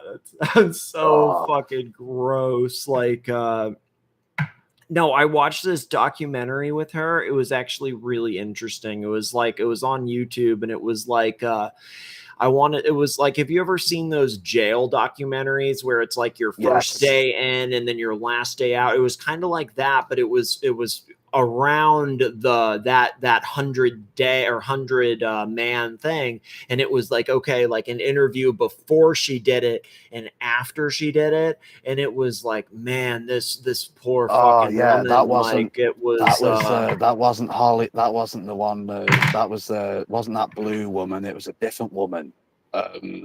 some hooker porn star. I don't know. They all look the But same. they're kind of like on the same kind of like they're under the same pimp or whatever. Like 'cause I seem Okay. to, They all look I the seen same. the She was a documentary blonde for that sure. you're referring to, because they apparently they did another one and it popped up like I think his name's Marvin Gaines or something. He's used to be a co-host on Fresh and Fit. Okay. The kind of maybe like Indian or Bangladeshi looking dude, but he lives in America. He's got a dog called Frank, Border Collie. He's actually, I don't think you would like him because I don't think he's a fan of Israel, but I don't watch that particular content when he talks about that particular subject. But he was talking about this girl who linked up with Bonnie Blue and that other chick who did like one that was specializing in her anus, shall we say, and apparently like it like fucked up her anus, like, and she had to have reconstructive surgery. Holy shit. One of those same women got arrested, or maybe it was, I don't know if it was arrested or kicked out at some sporting event for like filming. Like, I think they were filming some of the like they were doing like the same like 100 guys in a day or something, but it was like 100 guys at a sporting event or something. Yeah, that's disgusting, man. If I was there with my kid and I seen well, that, see, that's what I mean. Sorry, It's I don't like, care dude, if like, it's a woman, I'd fucking kick her in the face. That's disgusting. Like it's like there are like that's like, dude, what the fuck? Like it's yeah, where there's people with their families and fucking old age pensioners and shit. That's just beyond the like pale. what? Okay, for example, like when I sentence. smoke weed at the ballpark, when I go to a baseball game, I'm definitely not going to smoke weed right in my seat because that's rude. There's people around me; they might get secondhand smoke. Like I'm respectful, so what I do, I go to like the stairwell. I go to a private spot and I smoke weed there, or I smoke weed before I go. I don't like smoke it in my seat. I have smoked it in my seat before. I have. But like, I mean, that's, that's like once or twice I've done that, but that's very rude. That's very rude. And that was also, I was young or drunk or, whatever. But, so how does that work in America? Because obviously it's like, it's illegal. It's highly frowned upon. It's highly frowned upon. Is that just like a mutual respect etiquette thing, or is there legal consequences? Man, they'll kick your ass out pretty fucking quick. No. I guess if you're doing it maybe in a place like if you're doing it in a place maybe like Oklahoma or Texas or something, like, yeah, there might be some legal repercussions, but the most that would happen in the place that I was doing it is they might kick you out of the event. And I got kicked out of the Oakland A's once. I did get asked to leave the Oakland A's once. It's a Coliseum. Baseball? It's a baseball thing. Baseball. Right. Because baseball is really boring to watch, but I know this guy from Florida, and he was saying, oh, it's really good to like actually go and watch live because everyone just gets really drunk. Oh, yeah. And it's just, yeah. Yeah, for sure. Yes, that's true. Yeah, no, they're fine. I mean, it's probably the same as your soccer. You know what I mean? Oh, I can't stand soccer. It's fucking. I never got into it. I hate it. Yeah. But what about not cricket? What's it called? What's that other one? I hate cricket. It's just as homosexual as fucking soccer. What's the pool one? Croker? I fuck it. Snooker. Snooker. I hate it. It's homosexual, bro. I guess rugby's no different. It's literally tackling men. Rugby is probably a bit less gay, even though it is kind of a bit. It's gay in the sense that on the same level as how UFC is gay. It's like, oh god, dude, I don't really want to watch loads of men like groping each other. Like, yeah, it's just I don't know. I'm not sure.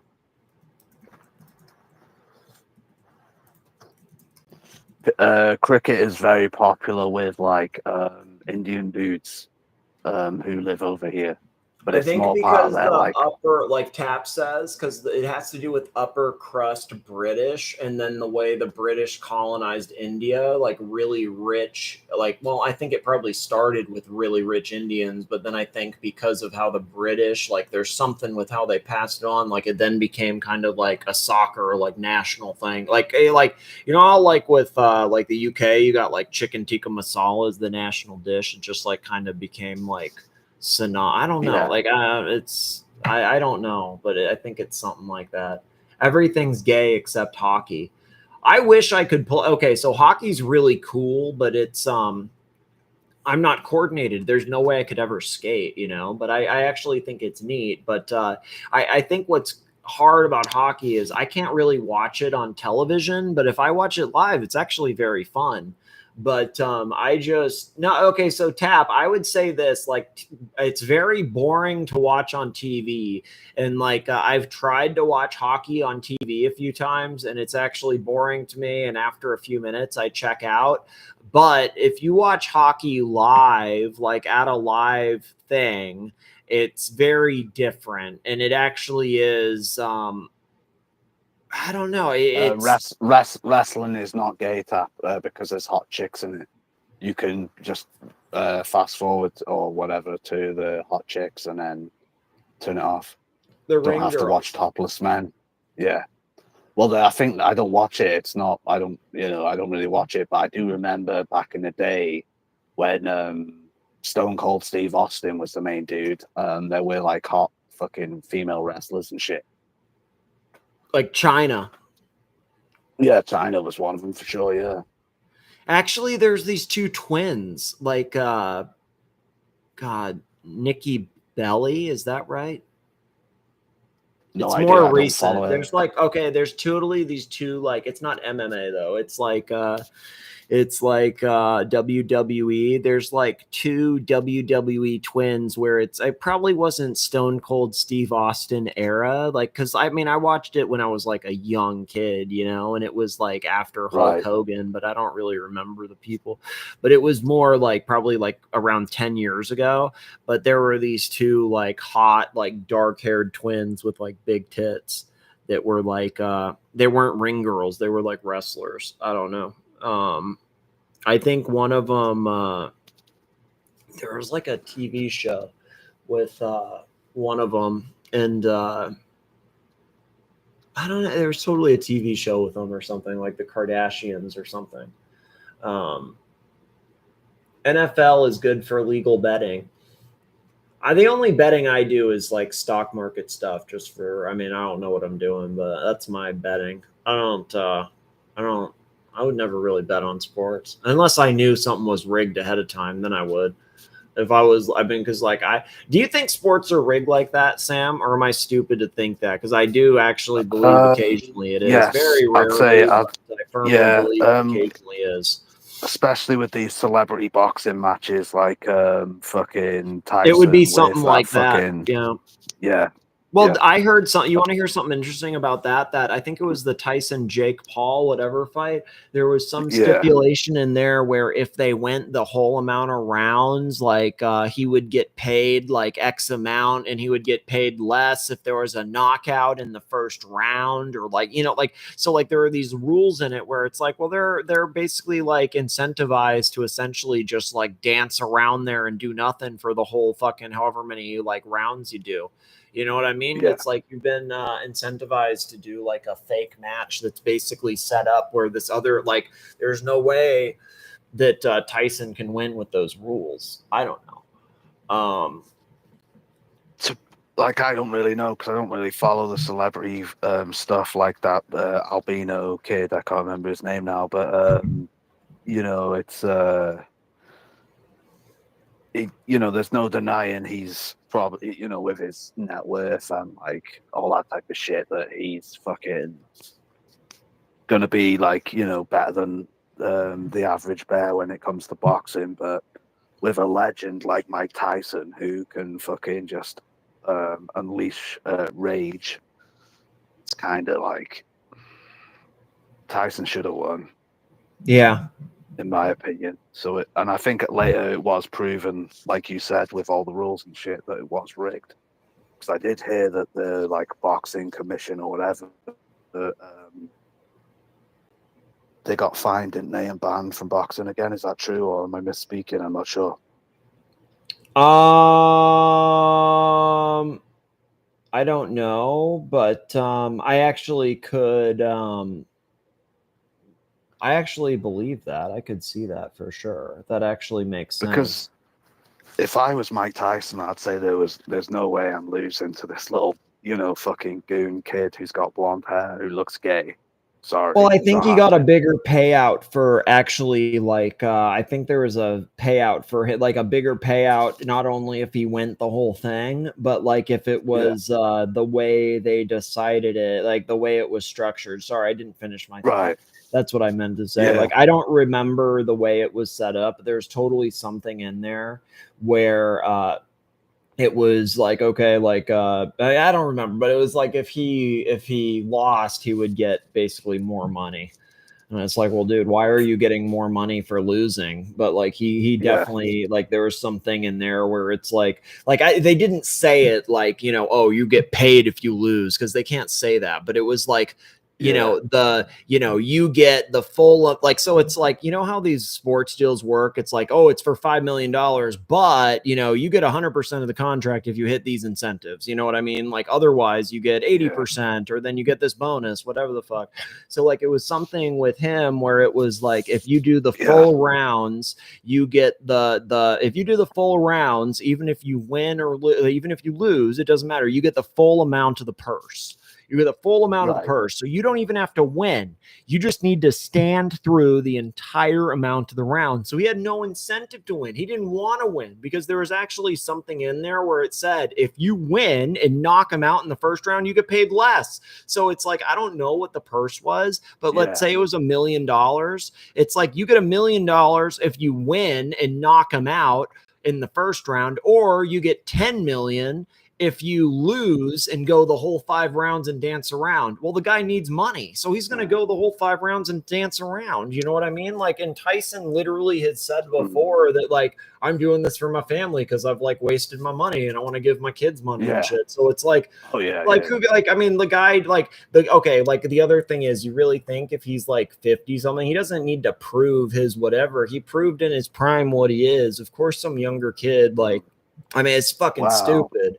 It's like, at least to me. If you look at it, but like the thing is, what's that guy's name? The gay dude with the blonde hair that he fought? I can't remember his name. Paul something. Look at his legacy. He started off as a fucking Disney fucking Channel kid, complete fucking goon. Oh shit! I didn't know he was a Disney person. That's crazy. Tyson's legacy. Look at Tyson's legacy. He fucking grew up in Brownsville, I think, which is in New York, one of the roughest places to live. He fucking was a fucking absolute killer at fucking 19. He was like over 200 fucking pounds, 250 pounds solid muscle. Fucking legend fucking trainer like Custom Auto. Yeah, he did get fucked over by his manager. Forget his name now, with the funny hair. Don King, yeah. Nelson had talked with that guy and like he had some stories with him, which is interesting. Even his history is linked to the fucking Tupac era. Arguably the fucking best fucking rapper ever to have lived.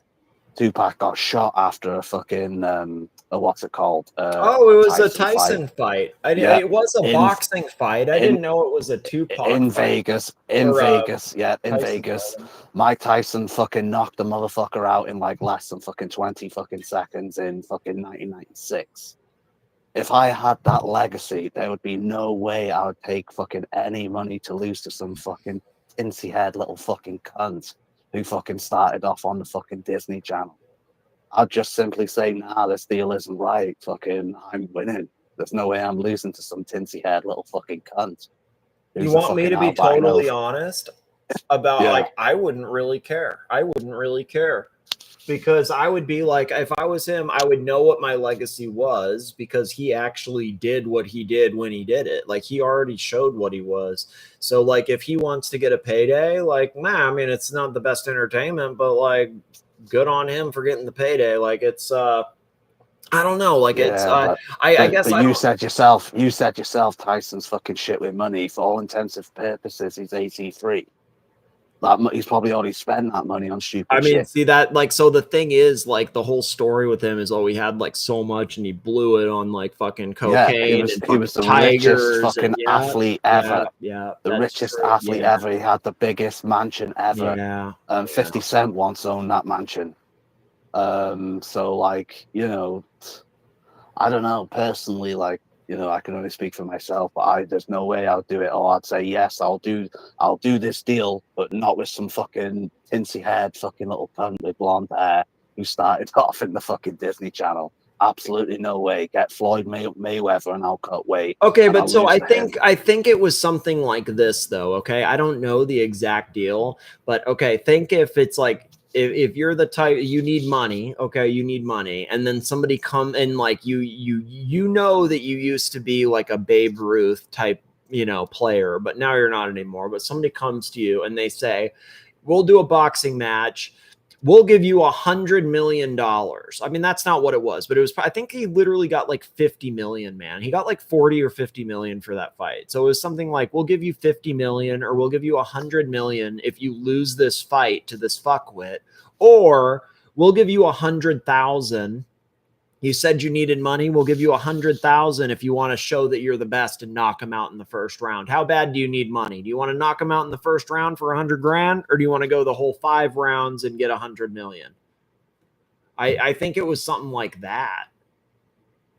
And it's like, I think Boris, PhD, Boris Free, is that what you say? Most people forget this one. Most people forget Jake Paul appeals to Gen Z, and Tyson is remembered by older people. Tyson has nothing to prove. He was a champ and known across the world. He was about money and pussy, and we respect it. You're right, Boris. I don't disagree with anything. Like when I say it, I'm just saying, like, if I was fucking Tyson, you know. But also, like, bear in mind that 50 million to someone like Tyson who's got loads of kids is nothing. He'll blow through that in no time whatsoever. So he's true like too. kind of Once poisoned. you divide it up, he's poisoned the pool for next time he needs to earn money fast. And remember, I mean, that's a fair. You know, I guess I assume it's a one-off. That's true. It does assume we don't like know. Fucks it for next time. We don't know what happened behind the scenes because. It seemed that Tyson didn't really want to fight. What's his face? Tinsy head. Yeah. They Disney definitely Channel acted dude. like, because he was kind of sassy, or not sassy, but yeah, I hear you because I saw some of the lead up too. I agree with that. Yeah, Mike Tyson is in the weed business. I've bought some of his weed before. They sell it at some of the places in Cali. I think it's just branding. I don't really know if he actually. I don't know the rules with that or whatever, but. There's definitely some Tyson branded weed. Tyson will do that because he needs money, yet fucking AC3 won't have a fucking documentary made about him for fucking like over 10,000, I assume, US dollars. See, what I don't get about that is that like they're going to do it anyway and just not pay him, you know? Yeah. So it's like, dude, just take the money and let him do it. It's like, even if it sucks, like just, you know what I mean? Tyson has edible shaped like Holyfield's ear with a bite taken out of it. Oh, wow. That's kind of funny. I wouldn't like that if it was my ear, you know? But, yeah, what can you do? Jesus. Yeah, I don't really follow the fucking boxing shit like religiously. I don't really follow it like half-assedly. Like it's, I don't know. My era was like the Tupac fucking Mike Tyson era when fucking men were men. There was no way fucking someone of Mike Tyson's fucking statue would fucking fight some tinsy haired cunt from the Disney Channel. That's just like, dude. That's like, Won't happen. That'd be like if Tupac was still alive today and him doing songs with fucking like Sam Smith or whatever. Like gay Sam fucking, Smith. Or like who's that guy that does the cross-dressing stuff? Is that Sam Smith? I think it might be. Doesn't matter. I think so. Yeah. Archie will strike the documentary. Yeah, I mean, I think that the I don't the LCAT, like there's other, like there was some, I mean, there was like a YouTube documentary on him. It's not real. I mean, it has like pretty big views, but it's like, you know, it's like, dude, like why would you not? He's just, I mean, I guess that's more of like an LCAO decision. The fact that it's like, hey, here's money. Like it's like, hey, we did a show on you. Like, here's money if you okay it. The LCAO would say, fuck it. Blah, blah, blah, blah. It's like, dude, we offered you money just to like whatever, you know, like an LCAO would do what he did. So it's kind of fitting that it's like he has a kind of like, I don't know, fit thing, but meh. Because they'll definitely do it anyway, because there's loads of documentaries about that. What was that guy who I mentioned? Was it Chirac or some shit? Oh yeah, Cyrax. It's Cyrax. There's loads of documentaries on him. His huge. Only problem is he's so disgusting. Creepy, though. It's hard to watch.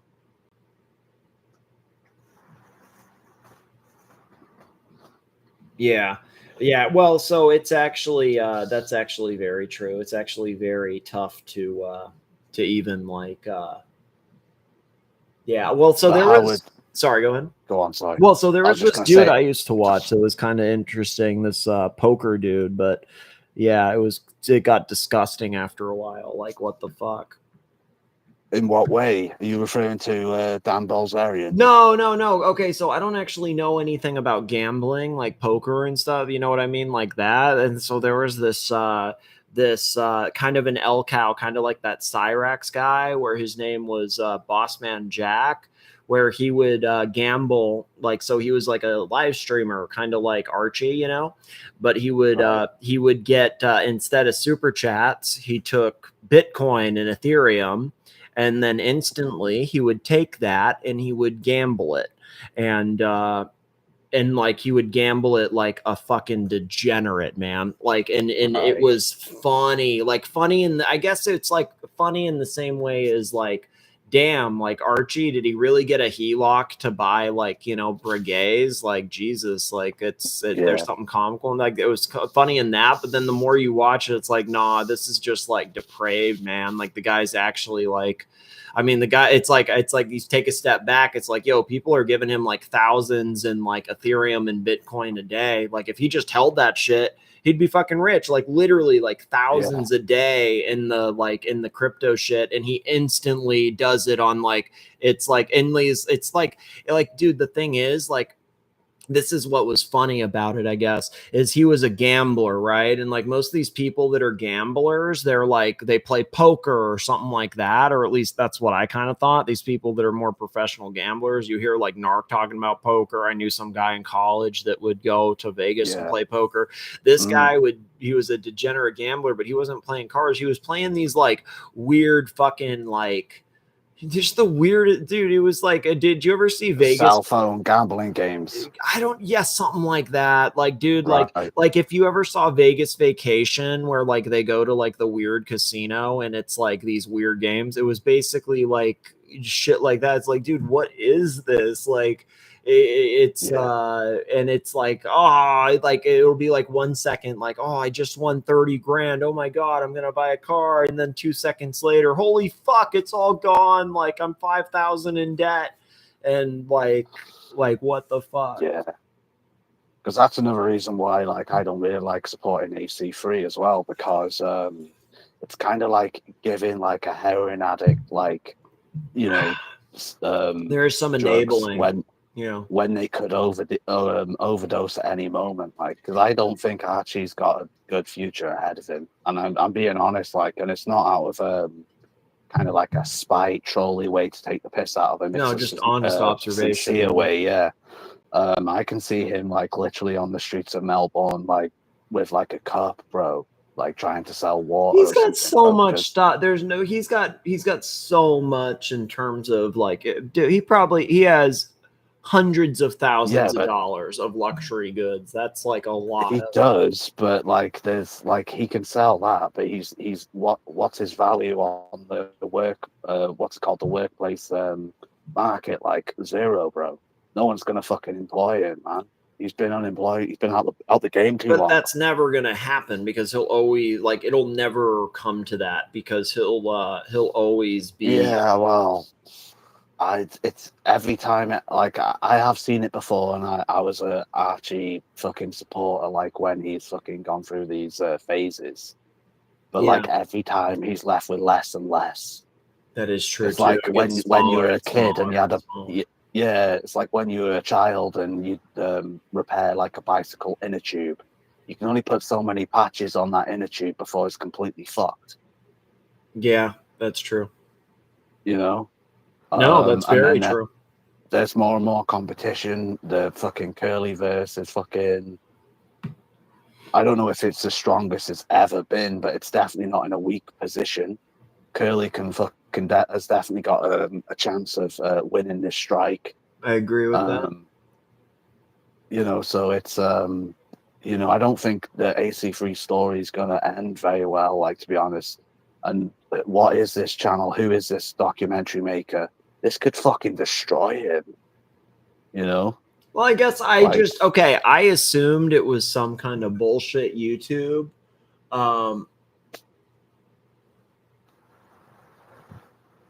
I don't know. I assumed it was some bullshit YouTube documentary thing. I guess on some other level, like let's assume that it's like, oh, you know, like TPG documentary falls apart and it's like a full Netflix documentary style and it's on Archie and it like exposes all. I mean, that's not going to happen, but pretend something like that did hypothetically. That probably, I mean, after, you know, they could paint him really fucking badly, you know, like between the Greg Davis shit and Sucklehorn and, you know, all like his family and the robber. I mean, dude, he would look so bad. Like, and I'm not. And look how many fucking like times the people have shown their penises on AC3 show. Just that alone. It could literally become a like Me Too type thing. Like, no bullshit. Like, you could see it where it's like, do you see the like, you know, these depraved corners of the internet, like 4chan, and do you realize what's actually happening on YouTube right in the open? Do you see these sex tourists? Like, I mean, I could totally see it being when the wrong narrative, the wrong hand, and all that. It could totally be something like that. I don't think that's what's going on, but I do think. I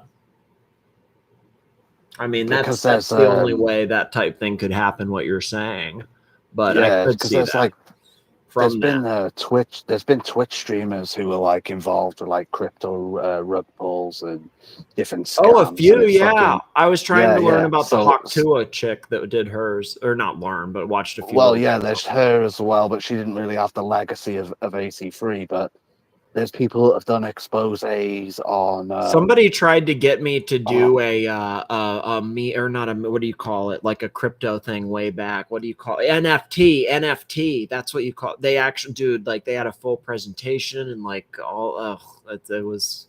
I'm glad I said no to it, but I should have said yes. I should have said yes and just taken the money. But well, they probably would have pulled the rug on you as well. So you're fucking what you're. Well, no, okay, no. This is what my takeaway was. Okay, I felt okay. First off, I'm like, I talked to this guy and like he gave me like maybe $100 once on a stream, and it was like, okay, that's nice, whatever. Like, I don't mean to be dismissive, but it's like, okay, that's cool, you know. And then he's like, I talked to him privately on like a private stream, and he actually had like a full presentation, and he like, you know, but it was like, dude, it's like I had the vibe. It was like, dude, this guy's in some like third world country, and he's just kind of like on his balcony somewhere, you know, and like I don't get the right, and like what, and then he showed these like little things, and it's like, what the fuck, you know what I mean? Like it's like this is just some like scam thing, you know what I mean? Well, It's yeah. like, and then it's like, man, like well, because it's like, dude, like, because he's like, oh no, like he said something about like, oh well, you know, we have a full office of this and that, and then I just thought to myself, it's like, well, dude, if you have a full office, why am I talking to you on your balcony where like I can hear all these like toucans and shit, like, and it's not like you're in Hawaii, like you're clearly like, you know, I'm not a detective, but you're somewhere in some like third world place, so like, you know, like you're a white guy, cool, like I'm a white guy too, like, you know, it sounds like you're educated, but like what the fuck, like this is kind of weird, man. Like I don't I mean, I need money, but I don't need money that bad. Like I'm not gonna like do something like that. Like I would totally, if a brand came to me and was like, oh, say my watch is great, I would totally take a free watch to say the brand is great. Just like I love Curly's AI clips. They actually are the best. The AI clips, seriously. I think Curly's AI clips are really good for someone who's just started doing it. No, I actually agree with that too. Yeah, it's actually the amount of it's clear that okay, like I think you can see like it's kind of like the early Mookie videos, like not like they were all good, but like the early ones, like they kind of had a different theme compared to how it kind of took on its own life later. And you see like some of the first ones he did, it's like, okay, there's a theme, whatever, but now they're getting more polished with like maybe the inputs or how to whatever, you know. Yeah, I agree with that. The Mookie clips, they kind of, especially like, because everyone on here does like the Mike the Snake ones and the fucking one of OC doing the figure dancing or what, skating. They personally are not my favorite. My favorite ones were the Oshim one where there's a little soundbite of Curly saying it's not dark trolling, it's heavy trolling. And I like the T-Dubs one. They were my favorite because they although tongue in cheek, they had a dark, sinister ambiance theme or whatever, for sure. Yeah, definitely. It was like a dark comedy type thing, I would say. Oh yeah, for sure. Mixed with the classical piano, that was just like the music wow, was like, epic for it as well. The music was absolutely perfectly like I don't know what the phrase is. Choreographed. I don't know the fucking phrase. Like picked, you know, they picked it really good. Yes. It was like just, it was perfect. Like the music was really icing on top for it, for sure. I actually got to give it to me, Mookie, because I was fucking listening to fucking like 6-hour mixes of like dark classical piano and like listening to like, I think it was like Mozart fucking piano and shit. It really sparked something in my brain, and I really got into it for probably like about 4 months. I was just listening to fucking classical piano all the time. No other instrumentation, just classical piano. My dog it's actually really good. Oh, really?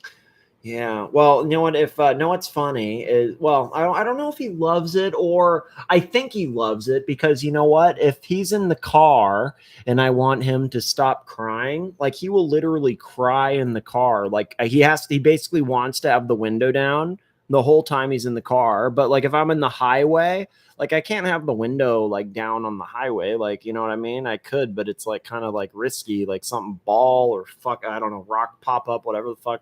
Like, so it's like I'll do it on a small back road when I'm going whatever, but like on a highway, I definitely have all this stuff up. So when he's crying, if I turn on either jazz, like, so I have a jazz CD, or if I turn on like classical, he completely lays down in the back, like completely, like, because I have the whole, like, I have the seats like ripped out in the back of the SUV. So he like just lays down in the back and he just kind of like looks out the window and like hangs out completely, like, but otherwise he's like, he's trying to, when he was a baby, when he was like really little, he would literally sit on my lap when I would drive. So he like cries to like try to sit in the front.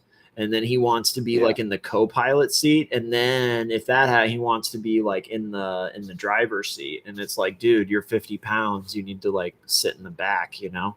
But if I pop on the music, he's good to go.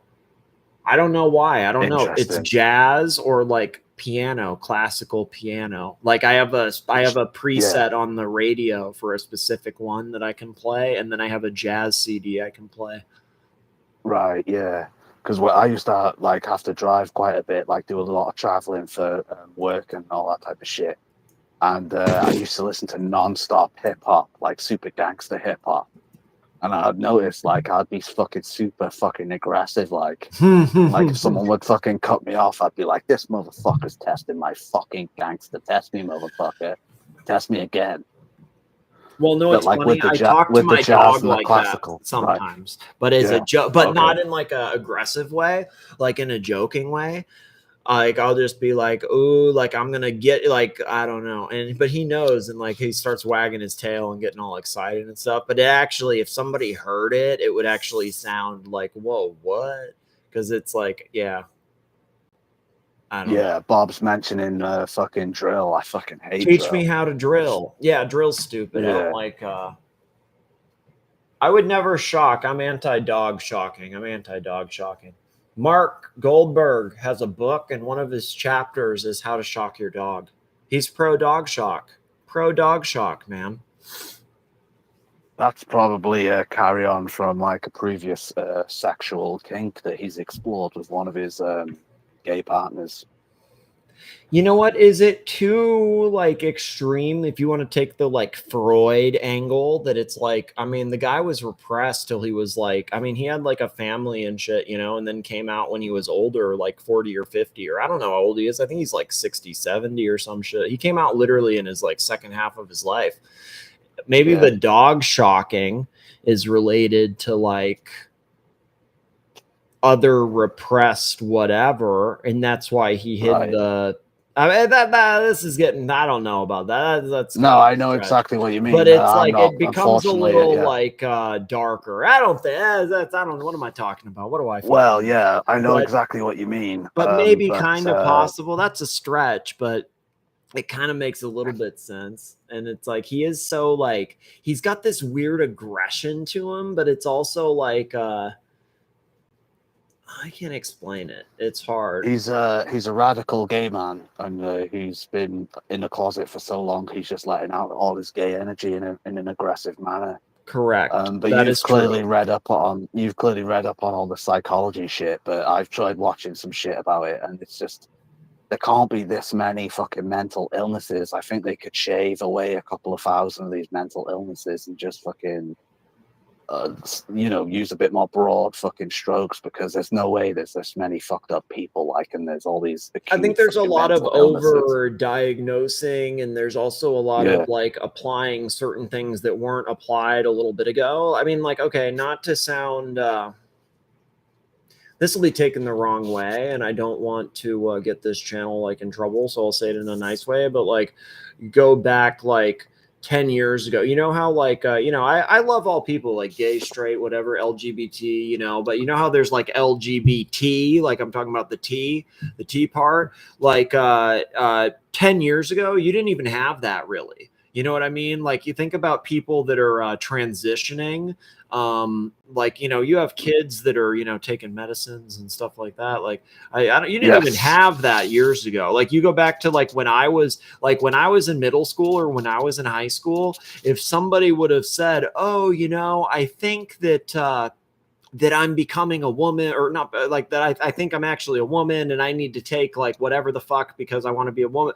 Like, do you understand like how you would be looked at? Like you'd be like, are you fucking nuts? Like there's no, like you would probably be sent to a mental institution. Like I'm not even kidding. Like if at my high school, like if like I went to or anybody that I know, like went to the whatever and was like, man, I think that they would think you were on drugs, man. Like there's no fucking way. Like, and that wasn't that long ago. That was 2000 whatever. So it's like to have, like, you used to have that, but now it's like, it's completely,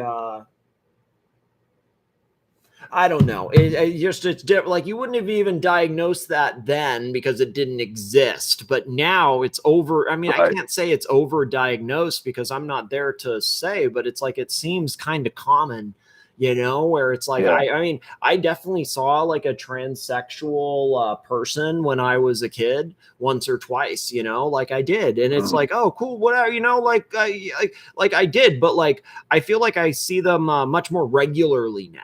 And like I have no issue with that. That's fine if they're more comfortable to like come out and stuff. Like, hey, good on you. Like, I don't care what you do in the privacy of your home, for real. It's not my business. But I do. I guess my thought is like, well, it's curious that like, you know, that it seems like that thought process or that like didn't even exist not that long ago. So it's just, and I do think so it's just like and I want to be respectful because like I don't want to be the type person to be mocking somebody for different beliefs or thoughts or anything, and like it's easy to joke on this or that. Like I literally don't care. It's not my business, man. You know, it's not. Wow. I really don't. But it's that type stuff becomes different where it's like, because it's like I also think like if you're, this sounds kind of like weird too, but like, you know, people argue that like, oh, well, when you're 21, you got to be careful because like your brain's not developed yet and you can still drink, but like you can cause permanent damage because of your organs and, you know, you're not done growing until you're 24, 25. Well, you can fucking put all these hormones in your body when you're like 12 now. The fuck? You know what I mean? Like you can get like this and that and like change your gender when you're like 8 years old or some shit now. So like what the fuck? Like what the fuck does like red dye do, you know, or red dye 40 or whatever? Well, the thing is, you know, there's a difference. I think there are actually fucking dudes who are fucking born to be like women, like, you know, and for That's whatever an reason, interesting. LGBT is like religion, it's business.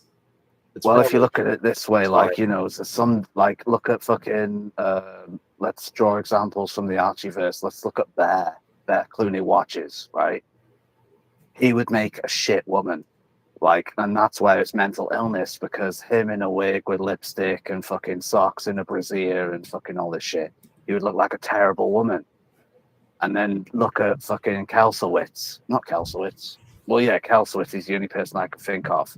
Probably make a slightly better woman, you know. And I think it's been said before, so it's not, we're not, you know, breaking the fucking what's it called, the fucking string theory or anything. So like that would be like, okay, well maybe this individual was born to be a woman because they're, you know, got more feminine traits. They're, what's the word? Like they're more, yeah, they're basically more feminine.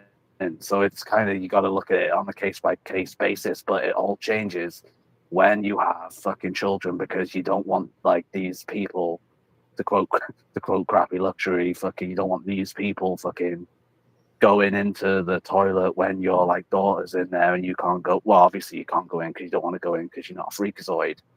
But like, it's like, oh shit, you know, this person's, it's like, you know, your fucking heart is just fucking pulsating. It's like, shit, what do I do? Like, you know, my fucking kids are here and there's some fucking, maybe you got to make a trade. Okay, what about this? What if we do a trade? What if we do something like, we'll allow lesbians to come into the male's bathroom? Because let's get real, dude, I don't really mind if a lesbian takes a shit in the men's room, because there's already, you know what I mean? But we won't allow, so we'll allow that. Okay, so it's a 1-for-1. We'll allow the lesbians, or whatever you want to say, come into the men's room, but not allow men to go into the women's.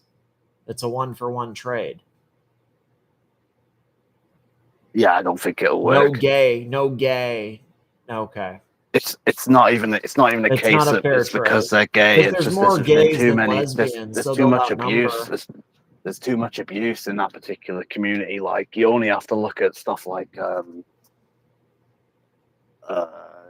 well, I don't know if it's really been publicized in America, but there's all sorts of cases that have gone past in this country where like people have claimed to be a certain gender for the like reason so they can go into bathrooms to you know, I don't think that's true. Okay, shit. I think that's kind of a conspiracy. I'm sure that's happened. It's been Like, it's I'm been not mainstream news. really And okay. I'm not okay. Okay. also violent criminals who are like violent against women or people that can't defend themselves realize they're going to the big boy jail and they're gonna get like 7 shades of shit kicked out of them or maybe even killed.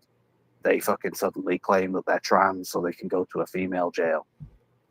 I have heard something like that where in California, I think you can actually claim your whatever, and they'll house you based on your like your not your how do they claim it? Like you are not housed based on your biological gender, you're housed based on your perceived gender or something like that. So like in the criminal defense system in California, they house you in the detention center not based on your biology but based on your perceived. So like if you perceive or claim that you're like if I got into some shit, I'd just be like, yo, I'm a woman, and then I get to like hit up some fine ladies, I guess, or not really fine, they're in prison, they're probably haggard as fuck, you know, but there's got to be a diamond in the rough. There's got to be a diamond in the rough in there. There are for sure genuine, like I said previously, there are for sure genuine people who fucking would probably have a better quality of life if they were fucking like, what's it called, like trans or whatever. And there's definitely fucking gay people that I like, you know. I'm a big fan of fucking Ross Rachel Brady. Go back to his old videos, I comment on every single video. He hasn't been popping up in my feeds lately, so I haven't really been fucking following. I actually watched I watched something from him recently that was I like Ross. Ross is nice. Ross is cool people. Yeah. He's good. He's he's good. What do you think about this? That man turns too gay when they live too comfortably. The Roman Empire is an example. I never thought about that, but then you think about like Sodom and Gomorrah, and then you think about like that. Like that is kind of because like it's like on one hand it's like because that's definitely do you think like so I do think like that's causing like a zeitgeist in the sense of like it's causing this kind of like fissure that's it's I don't know how to explain it because there's definitely like there's this like because there's people where it's like, dude, like there's this like black and white thinking with it. Because to me, it's like, whoa, what the fuck? But like, I want to be respectful because like I don't want to, because I don't understand it. And I don't want to disrespect exactly people. But it's also like I have this thought, like where it's like, what? Sorry. Go ahead.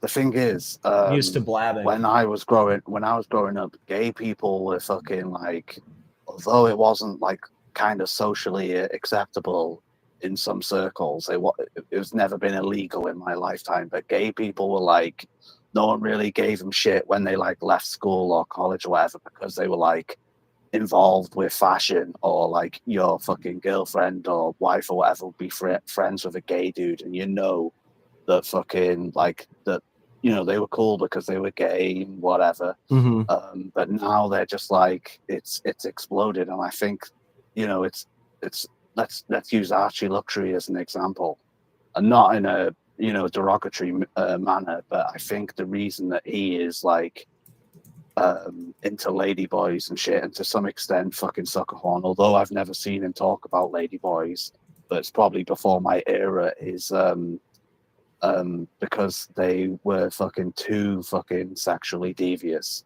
and they had more money in these third world countries that they got bored of, you know, cis women, as they say. Look at there's a famous artist, I can't remember where exactly in America he's from, but his name's David Chow. He's the richest fucking artist alive because he did some paintings for Zuckerberg before Facebook blew up, and he got paid in stock from Facebook, and now he's rich. But he has appeared, I think, twice, maybe 3 times on Joe Rogan's podcast, and he said that like because he had all this money, he could do whatever he wanted sexually. Like he was even like getting bitches suspended from the ceiling, rotating while sucking his John at the same time. And like he was just doing all this extravagant shit with bitches. Artistic shit, basically. He was doing art. Well, no, he was just It was just like he literally needed that so he could fucking pop a nut. Oh shit. But like, then I he, think I understand. My bad.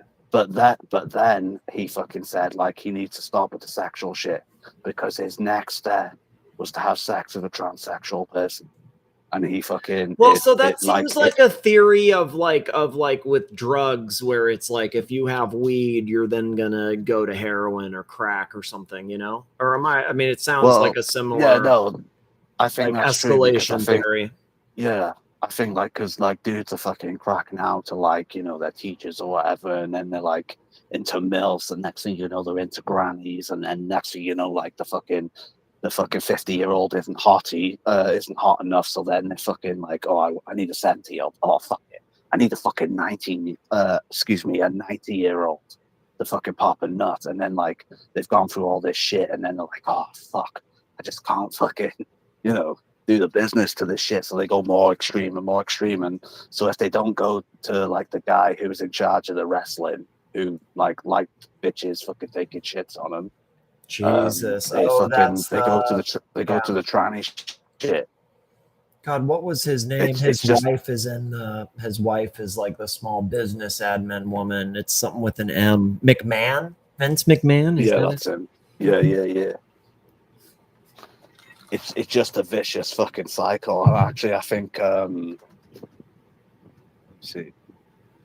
God, I can't believe the shitting thing. No, who else? I think that guy John McAfee that did the McAfee antivirus shit. I was watching a documentary on him because his shit was crazy. Do you think there were legit people after him? Because I watched a documentary about him. I think it was on Netflix before. That's what I watched too. Really shit. He seemed paranoid to me. Like it almost seemed it was made up. I think that it's possible maybe like investigator or something was looking, but I think that it was more that he was on drugs,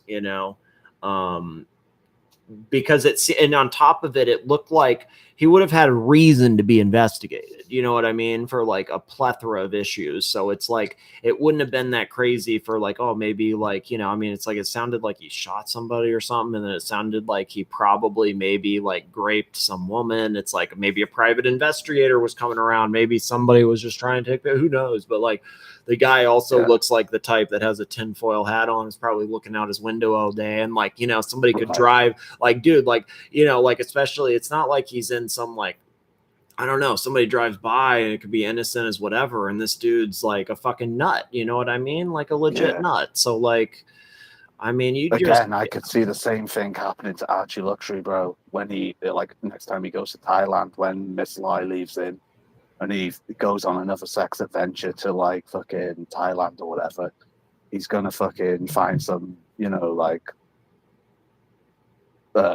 victim who he's gonna pay to do the deed with, and for whatever reason she might fucking like say that he's got a small chode, or she might like walk past the fucking shitter reggae and he's thinking that she's gonna steal it, and he's so used to fucking freaking out on people that he'll kill her, and he'll end up in a Taiwanese jail, not Taiwanese, Thailand jail. Jesus. I watched God, what was it called? It was something. It wasn't Taiwanese jail. It was a Thailand jail. It was Thailand jail. Thai. It was a Thai jail, and it was like, dude, whoa, shit. No, it was that, and then it was also this Philippines one. I think it was in Manila. It was like the same little series, but it was like, holy shit, how is it like? Oh, I don't know. It's a whole nother topic, but nothing is straight here. No. And as well, look, when they make this documentary, Archie Luxury is fucking chosen to team up with that fucking guy, the poo air eternus or whatever it's called. That dude, Marcus Frischman, that's not going to the come guy off that well only in a dates documentary. virgins. He only dates virgins. Imagine that soundbited on a documentary on a channel with fucking like millions of fucking subscribers. Okay, seriously, when you have we were just talking about how it sounded extreme for like oh man, that could never happen, but like dude, it's not like in the Me Too movement era, it's not like dude, imagine like cuz for real like dude, the stuff that Frischman said, like I only date virgins, they're 18 to 24, I've had 4 and get like dude, like that guy's fucking weird. And then like you add the you might be on to something, man. I come up in the era when BBC journalism was really good. Like really good. They would like travel all over the world asking people investigative journalism and all this shit. Like if someone was really like had like the a media empire's financial backing behind them and really dove into fucking AC3 and like Frischman's background and all this type of stuff, people would probably be fucking like seriously like trying to seriously hurt AC3. I'm not even joking, because it's disgusting. I can't watch it. What if my girlfriend or my fucking kid comes in and like that's always all these been the fucking people thing, are talking? though. I don't know. I don't know. I guess I know people think it's shtick, but I think Serty Danny is definitely telling the truth on why he fucking can't watch it anymore. Because it's fucking like I've even spoken to you about it on air because I don't speak to you behind the scenes. Like, you know, it's just like a panel full of like old fucking haggard men fucking who are all fucking sex tourists. And like it's not like people if people are genuine fucking sex tourists, they go to places like Amsterdam. Thailand is where you go into it's something very shady and with nasty, and it's not it's a seedy underbelly of illegality, and it's not like it's already pretty shit. I mean, I don't want to like be like, oh, shame on you, whatever. Like if you're gonna do it, whatever, but like going to Amsterdam is one thing because that's like all legal and it's above board, and I'm pretty sure they like, you know, like it's like girls that have been checked out and aren't trafficked, and so you go to Thailand, it's kind of a different thing. You know what I mean? That's not just some like, I think that, you know what, I would, you know, so actually somebody said something about, oh, would you do a meetup in Thailand for the thing? And honestly, my first thought was, I'm a unmarried white male, like in my 30s. I'm not going to travel to Thailand alone, because I think just having that on my, like, you know, if I had a legit reason where it was like, oh, I'm meeting family or I'm meeting a friend, and I had a story I was like comfortable with, it was like true and stuff, I would. But I think that there's I mean, it's not like traveling to North Korea or traveling to Russia or something, or China, but I do think it's kind of, I think that a lot of people, especially if you're an unmarried male, Thai food that bad, you know what I mean? I'm gonna have Thai food here. And also, like, even like people like Lux, there's no way like, and I know this sounds really nasty and like I'm fucking attacking him, and you know, to be honest, I don't give a fuck. But I'm actually not attacking him. I'm just using him as a fucking like as a case reference point. There's no way his wife enjoys fucking having sex with him. I'm sorry, there isn't. I don't think it's even real. I don't think it's real. It's just. You know, unfortunately, in these countries, people are fucking really poor. You know, even in Thailand with all the tourism and all that type of shit. So he's just like the guy with the most money at that particular time.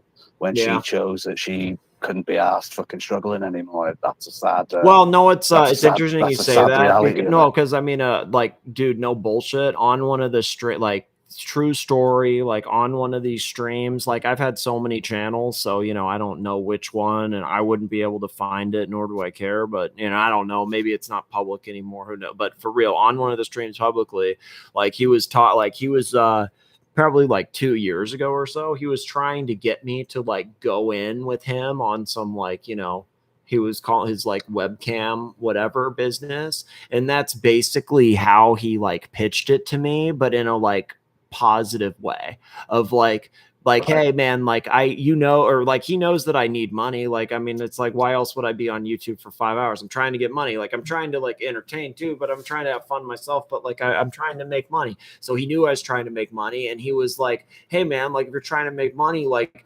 we can find some chicks that are from like, I have this thing with these online things. You just find some girls that are really, really poor. You find some chicks that have like nothing, man, and you have to give them like just $20 a week. It's nothing. Do you know how much money we can make off these girls? Like, we'll go 50, and it was just like I like at first I kind of thought he was talking content or whatever, and then it's like, dude, like, we can talk about that, whatever, but like you realize like I literally want nothing to do with that. Like, I would never do that. Like, it's like, like I might say something on a stream, whatever, joking, this or that, but like, dude, there's no, like the 1% chance that like a God's real. I'm not going to take that chance. You know what I mean? Not going to do that. I mean, also as well, like $20 a week is like no. Really So that's because, where no. Okay, so I think that was where I was trying. My point on this was like he gave details on it where it was like, oh, like we're talking about like a different level. We're not talking about like. Think of like the guy that makes $30 Australian an hour was making fun of like, oh no, we can pay them this little. Not an like, hour, he gets it per show, or but whatever I think it's the down fuck. to 15. Yeah, but it's like yeah. he was literally like, oh no, like there, it's like, the $10 a week or 20. I don't remember what it was, dude, but it was literally something like that, or maybe like $50 a month. Like it was something really little, but it was like, oh no, we can make like, we can make like $300, $400, $500 off each one of these chicks, and we just need to get a few of them, and like blah blah blah, that type thing, like a little like top G scenario where like, we get a couple like Goldie Chromebooks set up for a couple chicks, and they're gonna be doing OnlyFans or some shit. Like but they're selling feet pics in like third world villages or some shit. Like like, dude, what? The thing is about that, like, is you can get, I mean, I've never done it, and it wasn't a sexual type of thing because I don't really want to be involved in that type of stuff, but you can get like Filipino workers to like be your like customer service thing, but you pay them I think it's like $2 an hour. So like $20 a week is really bad. Like that's really, really bad. Let me see. Because I was like, there's no way I'm paying another human being to fucking dollars. Well, I and mean, they're in a third world country as well. It's fucking like, dude, how fucked up is fucking? And I'm not a fucking communist or fucking like some stinking fucking left wing fucking blue head freak. But like, dude, I've got some sense of fucking like fair play type of shit, and it's not even like a British thing. It's just like a fucking as like a fellow fucking human being type thing. How fucked up is Lutz, the fat disgusting freak, to fucking pay another human being like $20 a week to fucking get some poor fucking girl who's living in a third world country to fucking do sexual fucking, it's fucking disgusting. So I think he comes from the same mindset as Archie, literally, where he doesn't see it's literally just dollar sign. Like if you want to talk about like a soulless mindset, it's like Archie sees people as dollar signs. That's it. He doesn't care about having a nice conversation or whatever. It's just like, do you bring me money or do you not? That's it. It's like, do you help me? Do you make me money? Do you not? And like, I think it's the same with, dude, I have to piss again. I'm so sorry. Give me give me 30 well, that's seconds. what I mean. Hurry. But Dr. Bob, I'm right in what I'm saying. I'm not really going overboard here. That's on a human level, that's disgusting for like X-rated content type of shit.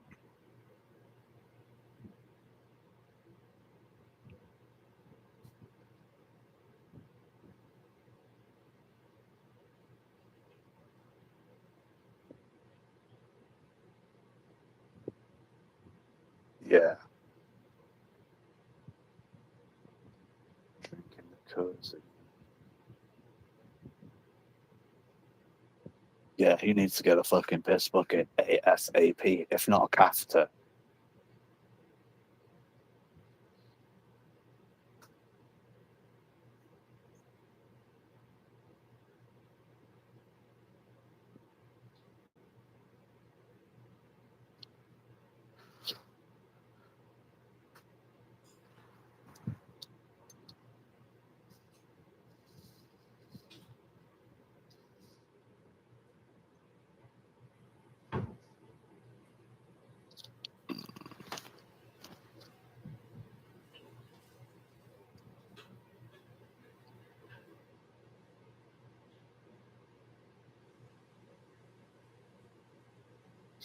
But if you think about it as well, Luxy is abusing, you know, ladies in third world countries, paying them like $20 a week so he can pick out on chocolate.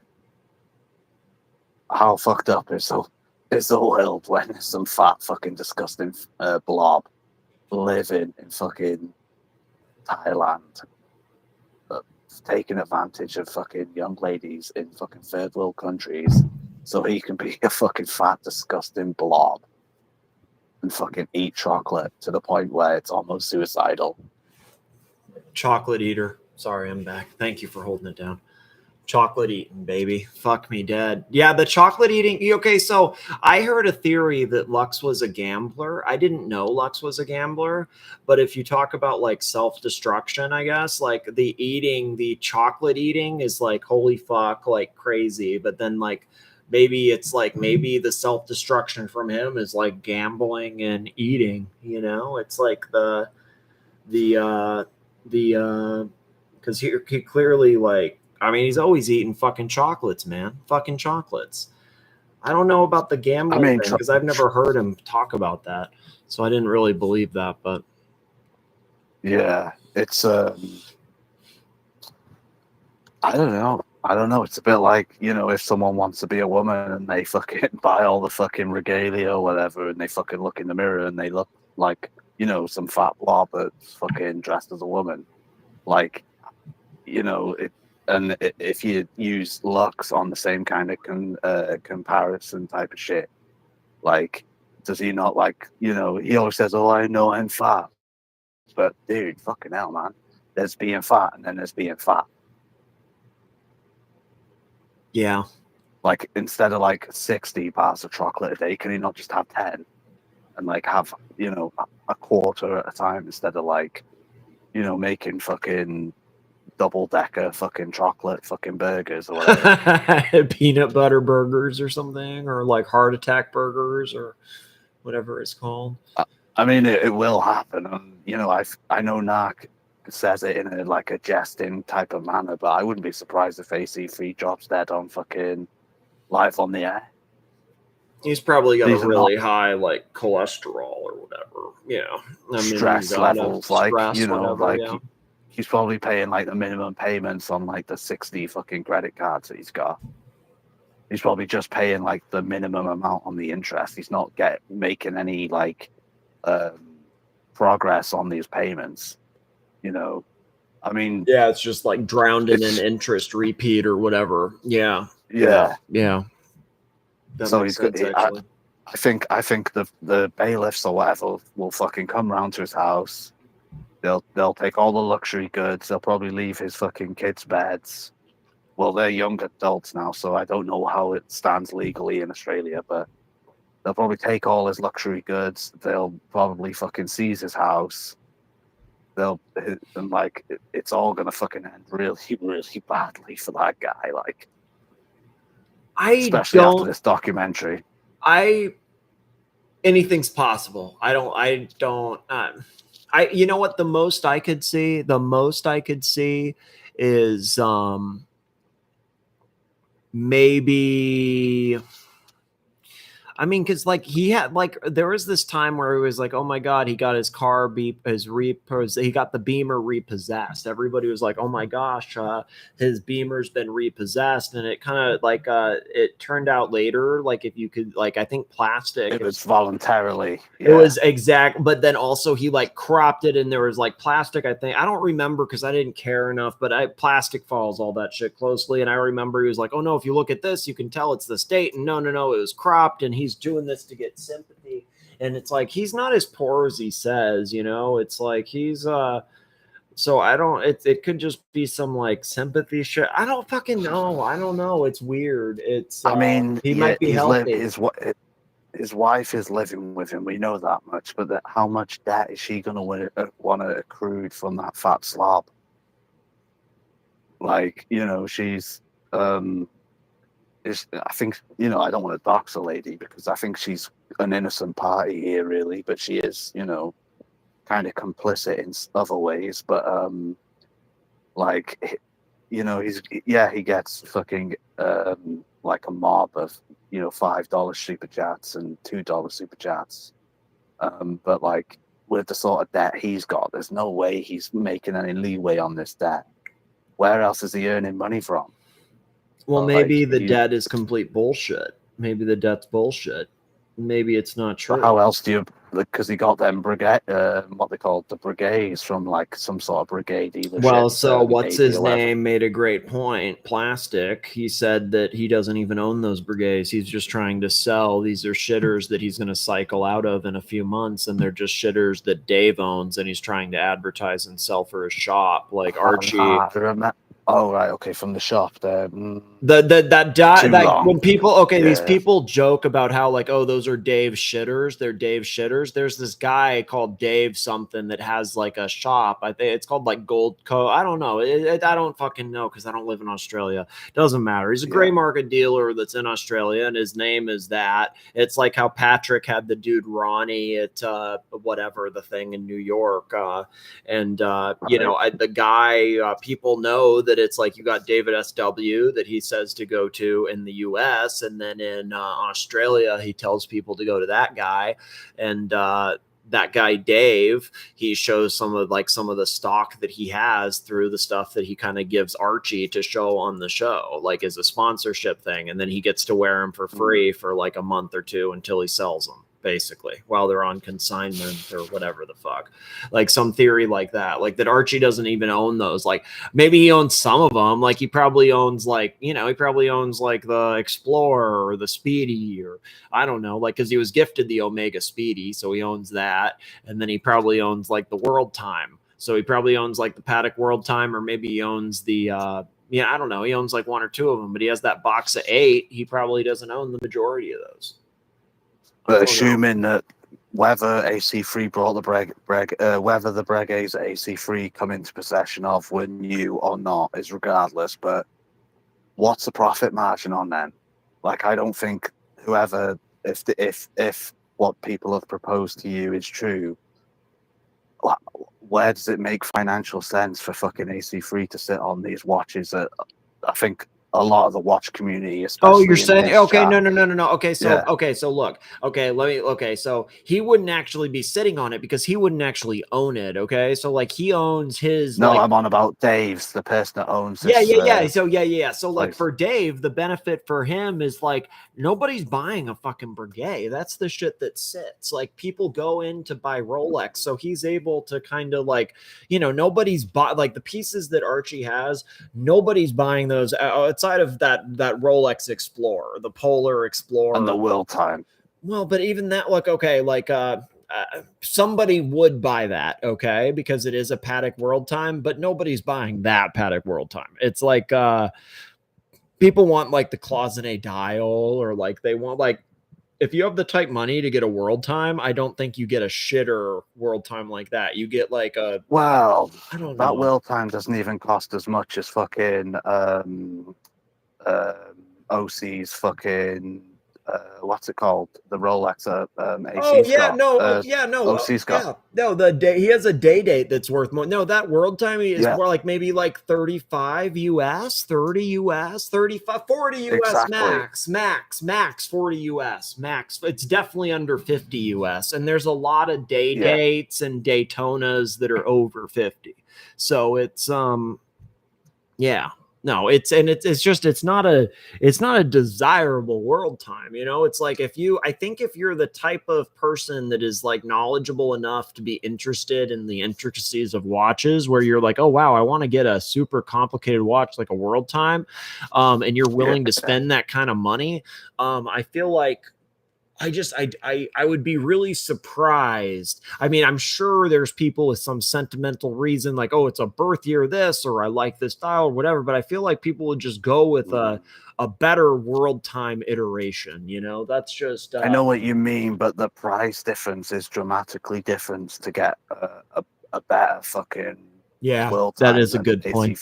That is true. Because, like, you know, it's different either like game. A fucking it's a mediocre BMW or like a watch, and you've already got a fucking, you know, like a 13-year-old fucking Volvo on the fucking drive, like, and you're really into watches, and you know, already got everything taken care of with regards to fucking family. May as well get the fucking what's it called, the will time that fucking AC3's got. If you look at it from like your normal, relatively successful, higher working class, lower like medium middle class type of person, like who's, you know, maybe they put it on a credit card. I don't know how people fucking, you know, people's financial situations. There's probably a plethora of different financial situations in that particular bracket of people, but it's not unrealistic for like a successful plumber to, you know, want to buy a will time that AC3's got, who wouldn't realistically be able to spend the money on a will time that Jamie Opulence has got. Fair point.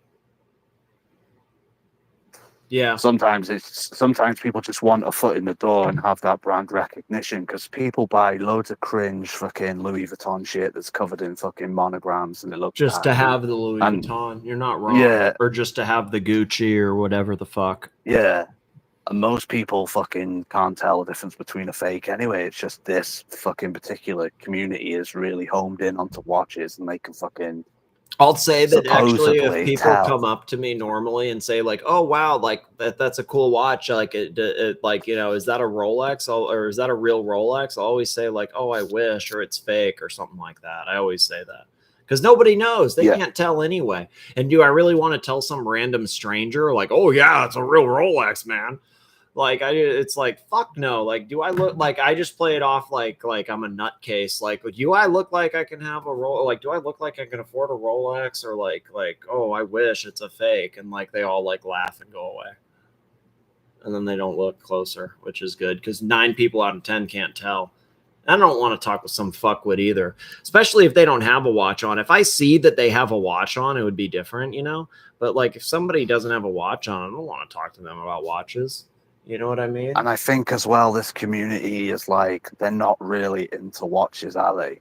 They've memorized some movements. They know like the different dials and like this balance clock business. But like when someone like, and I don't know fuck all about watches really, but fucking when someone like WC, when the watch collector comes on, I don't think there's many people in this space of supposed watch experts can really like kind of joust on a knowledge base standpoint with someone like Watch Collector with all these obscure watches and the fucking erotic. I think Higgins has gotten a little bit complications. trolled because like Higgins kind of fancied himself like the most knowledgeable person.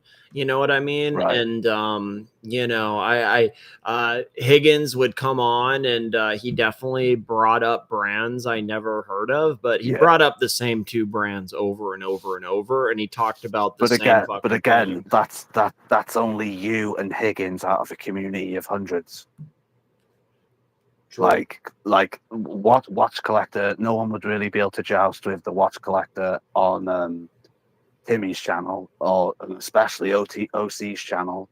I don't know about Tim Masso. I've watched a couple of his live streams, but he's very Tim Masso for sure. There's definitely somebody over there that could, but outside of that doesn't count because that's like more of a marketing selling thing. But I don't think there's definitely nobody on Timmy. There's nobody I've ever seen on Archie, and definitely nobody on, you know, OC or Colony. But yeah. So like basically you know, and I don't want to, you know, sound like I'm putting people down or anything, but like the community is basically like, you know, what's the word?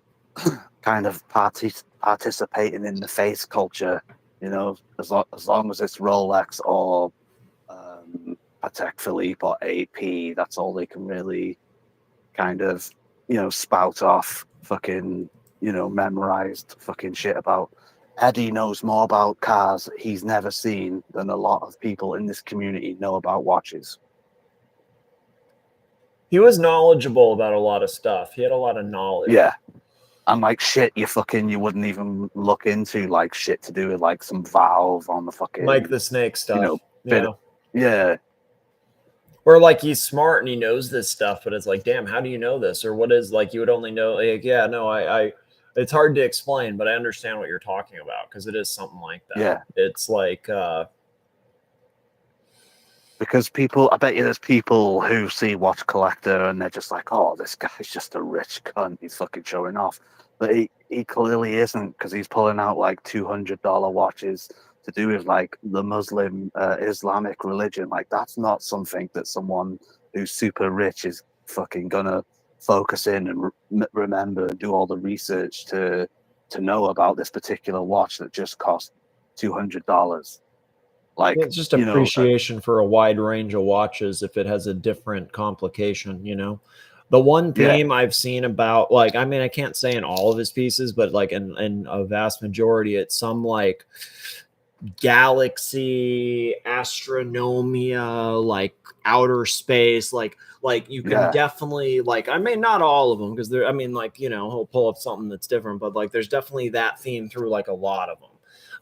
And like that's kind of the main thing. But then I guess other than that, it's certainly like indie heavy, but also like I don't know if I want to say indie, like unique, piece unique. I don't know how to phrase it exactly. Like because it's not only eclectic, but it's like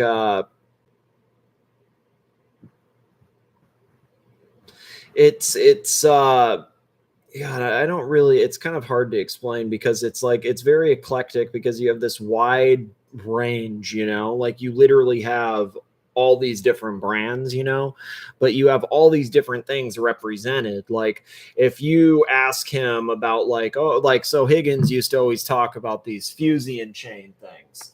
And it's like, you ask him about the Fusian chain, he brings out the Breguet with it. He brings out the, you know, whatever, he brings out all these things with it. So it's like, it's appreciation of the fact that like, okay, it's like this complicated, you know, or like, you know, like you said with that, that Dalil, Mecca watch or Islamic watch. It's like it's just, it's an appreciation for the, I don't know, I don't know, man, I don't know. It's, let's use fucking Bear Clooney watches as an example, and I sometimes troll him in a nice way about this. But if you ask Bear this question, what's your favorite independent watch brand that really punches above his weight, he'll laugh at you. But I bet you if you pose that same question to the watch collector, it'd give you a fucking really good answer, regardless of the budget. Yeah, because if you asked what's his name, Kelsowitz, that question, he'd fucking give you an answer that's sell like you something, multiple hundreds of thousands of dollars. Yeah, try even to sell before you he something. was in the sales business. Exactly. Well, okay, so before he was in the sales business, he would have picked a hype Patek or a hype Rolex, like a Pepsi, or well, not a Pepsi because he has Pateks, but like some kind of hype-ish, like, you know, like a Nautilus or something, Aquanaut, I don't know. Now that he's in sales, it's like, oh, you need to get a fucking diamond out, fucking, you know, platinum, diamond indices, diamond bezel. Like, get the fuck out of here, dude. Well, I mean, I don't know. It's like you're just trying to sell something. I hear you. Like, it's like, I get it. Like, no harm, no foul. Like, I get it. But it's like, just, it's a little, like, you're a little heavy on the sales pitch. You know what I mean? Just like dial it back a little bit. That's all I mean. Like, I don't care. I don't have any issue. Like, I'm not trying to be an asshole, but it's just like, you know, when it becomes a little obvious that you're trying to sell something, you know, and it's like, if you come off that heavy, it's, you know, it can be a little tough. That's all. It's like, do you remember the old school AC3 advice about collections? Like someone could have like someone could have like fucking 10 Richard Milles, fucking tons of fucking Patek Philippe Grand Complications, fucking minute repeaters, and he'd be like, well, I think the collection, excuse me, is missing a man on the fucking moon, man on the moon, a Reverso, and a Polar Explorer. A Polar Explorer. That was just his fucking. He would always say that. He would say that to every one of those watch review, like it would be like watch collection review videos. And it's like, oh, like, what should I get in my collection? What do you think of it? And he's like, I think you should get a Reverso. You should get a man on the fucking moon. And you should get a Rolex. Oh, you should get a Polar Explorer. Like, dude, oh my God. Every time. Nothing original with it. Yeah, and like someone who's got like fucking loads of fucking Richard Milles and fucking Grand Complication Pateks coming out their anus is not going to want And you know, and there's nothing wrong with being into fucking Amiga. There's nothing wrong with being into fucking Explorers. There's nothing wrong with being in whatever, you know, into whatever. But like that cookie cutter advice, shit advice at that, isn't fucking relevant to someone who's clearly only into fucking, you know, $500,000 watches. It's like, it's the fucking shittest, lamest advice I've ever heard anyone give anyone. And that's why he's not making any money on the fucking reviews. To be fair to him, the last couple I watched of the reviews, he never really said that, but like it was still shit advice. And it's not even worth getting a review for fucking comedic factor because it's not comedic anymore. It's shit. Big Meech got a review for comedic factor or whatever you would call it, you know, and he sends the money and they do the or Archie does the thing, and it's like, I can't remember what he called it, you know, but it's something like soulless watch collection, and like Archie was just in a bad mood, you know, and like, oh, it's a shit collection, it has no soul. The Big Meech has a soulless watch collection. Well, he did the same thing to plastic, and plastic because he had a nice collection. Yeah. So was Big Meech a fucking donor on this channel before he got the review from AC3? Because he may have done it out of spite. Ooh, you know what? I don't know. You know what? Probably. I mean, because he's been around for a long time. So yeah, he probably was a donor before. I don't know. I'm pretty sure he was. I'm pretty sure he was. Yeah. He definitely was. And then like he got the review, but then he was like, "Fuck that review." Didn't like the review. Because I think the only person to give him a trolley kind of collection of watches to review was Pavel. There's that one. There's a couple. There's a couple actually. Like, but that's the best one. That is the best one. That is the best one. Right. That's the best one. That's so funny. But that's actually the funniest one. Because I think Patel Philippe was spot on the money. He doesn't.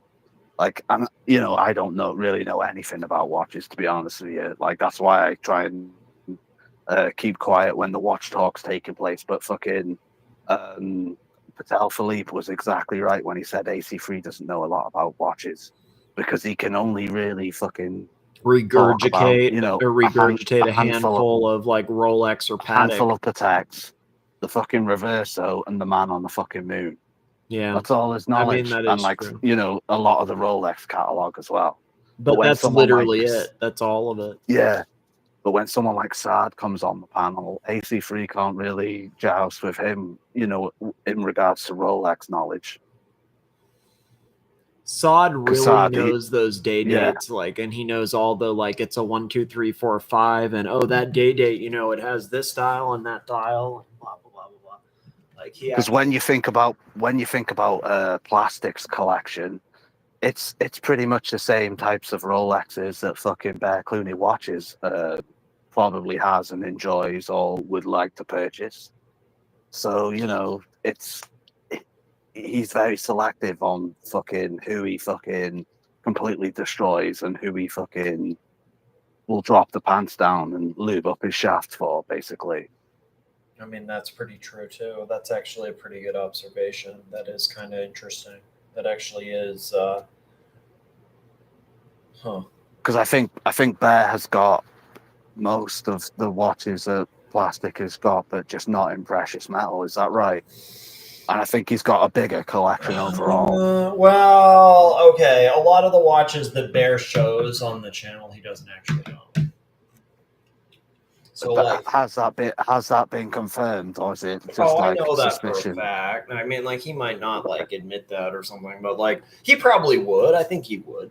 A lot of them, and he cycles through a lot of them, and like all that. Like, he owns a large amount of what he shows, but like there's also a large chunk of what he shows that he doesn't own, and that's why he doesn't have any boxes, any papers, and you know, he's not gonna You know, it's Right. like if you ever asked him, like, you could probably go back and be like, oh, hey, remember when you unboxed this Hublot, blah, blah, blah, blah. Ask him to pull that watch up again. You won't fucking have it. Like he can show up his, you know, like do any pull up something when he unboxed a Grand Seiko or a Hublot or one of these shitters and say, oh, how are you doing with that? Show it on your wrist. He can't.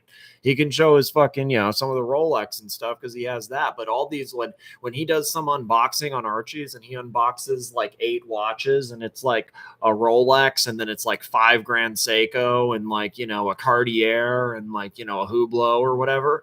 I mean, he owns the Rolex. The rest of those he's just showing and then that's it. And he acts like he owns them because he's Big Bad Bear, but he doesn't own them. And like, I think he's probably admitted on there a few times that, you know, he doesn't. Maybe some people think he does. I mean, I know for a fact he doesn't, but I mean, I don't know.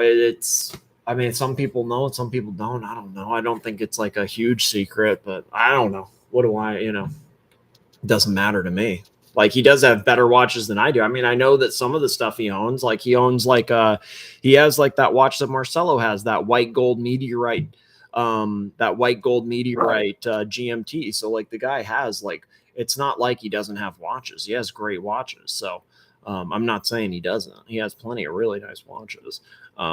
It's just not all the watches he shows are actually his. Right. Yeah.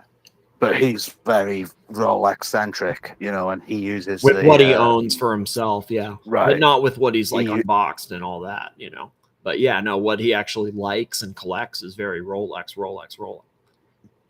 But he, you know, if what you're saying is true or untrue, excuse me, he uses the less desirable watches as stepping stone, and then you flip it. Exactly. If you got to buy 3 of these Grand Seikos to go get the Pepsi, you buy the 3 Grand Seikos, and then you sell them right away. You take a little bit of a loss, but then you keep the Pepsi. That's all he's doing. You know, it's not. There's not anything wrong with that. Whatever. Like, let him do it. You know, it's not my business. I don't care. But some people have some big issue with that because it's like, oh my god, he's flipping whatever. It's like, dude, he's, you know, whatever. He has the collection he has. It's cool. He has nice watches. I don't give a shit. It's I don't know. It's tough. It's So what do you think fucking Tickle like really why would you want to lie about like having all these Rolexes and stuff?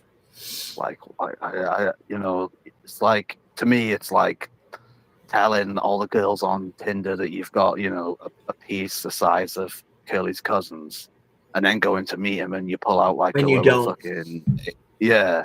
And like, you don't. I don't see mean, what that the is a fair motivation point. is, because this community is like, you know, you don't really necessarily have to fucking really be into fucking watches to participate. Look at Curly, look at Narc, and I'm not that into watches.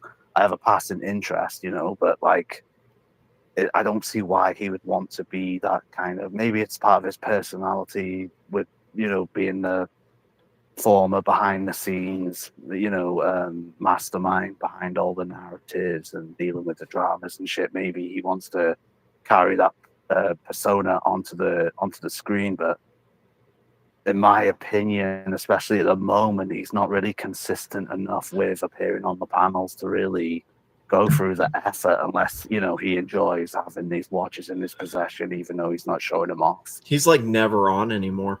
I mean, you are right on that. I mean, I guess he was today, but like very rarely, you know what I mean? Right. Like he literally kind of doesn't even come around, honestly. Or hadn't for a bit at least. Maybe he will tomorrow, you know, but he definitely he didn't because today was unusual, because I have heard in the past, I don't know whether it's true, I think I've noticed it before, but he won't appear on the panel unless Tanzil is super chatting. Who said that? I think even Tan said it when he appeared on the panel on this channel, and I think I've heard Curly say it, and I've heard a couple of other people, and I genuinely can't remember who else has said it. But you know what? There was was a time where that was, I would say that was basically true. Yeah, I don't know if that's that I would say that's probably true, or they're not probably true. There's a time where that was for sure true. you know, and that was, Right. or at least basically the case, you know, I don't know. But I didn't really think that, but that's, that kind of makes sense. I mean, because in the past he was always paid to be there. You know what I mean? He was Right. literally always paid to be there, and the only reason he was there was because he was paid to be there. I mean, So- I will, you know, I don't necessarily dislike Bear, but I will give him his flowers or whatever they say these days. He does make the Archie Luxury show more a million entertaining. times more. Yeah, Take it's him more, away. more Look how watchable. boring it Yeah. fucking is, man. He's the only entertainment on that show. I mean, Mike the And not Snake is entertainment in a entertaining. no, yeah, but Yeah, I didn't mean it like entertainment, like yeah, because like Yes. there's some entertainment where it's like Ross Rachel Brady is entertainment, Mike the Snake is entertainment, Bear is helping in a different. It's hard to explain. It's not that though. It's not the punching bag. I do understand why people sometimes do get frustrated with Mike the Snake.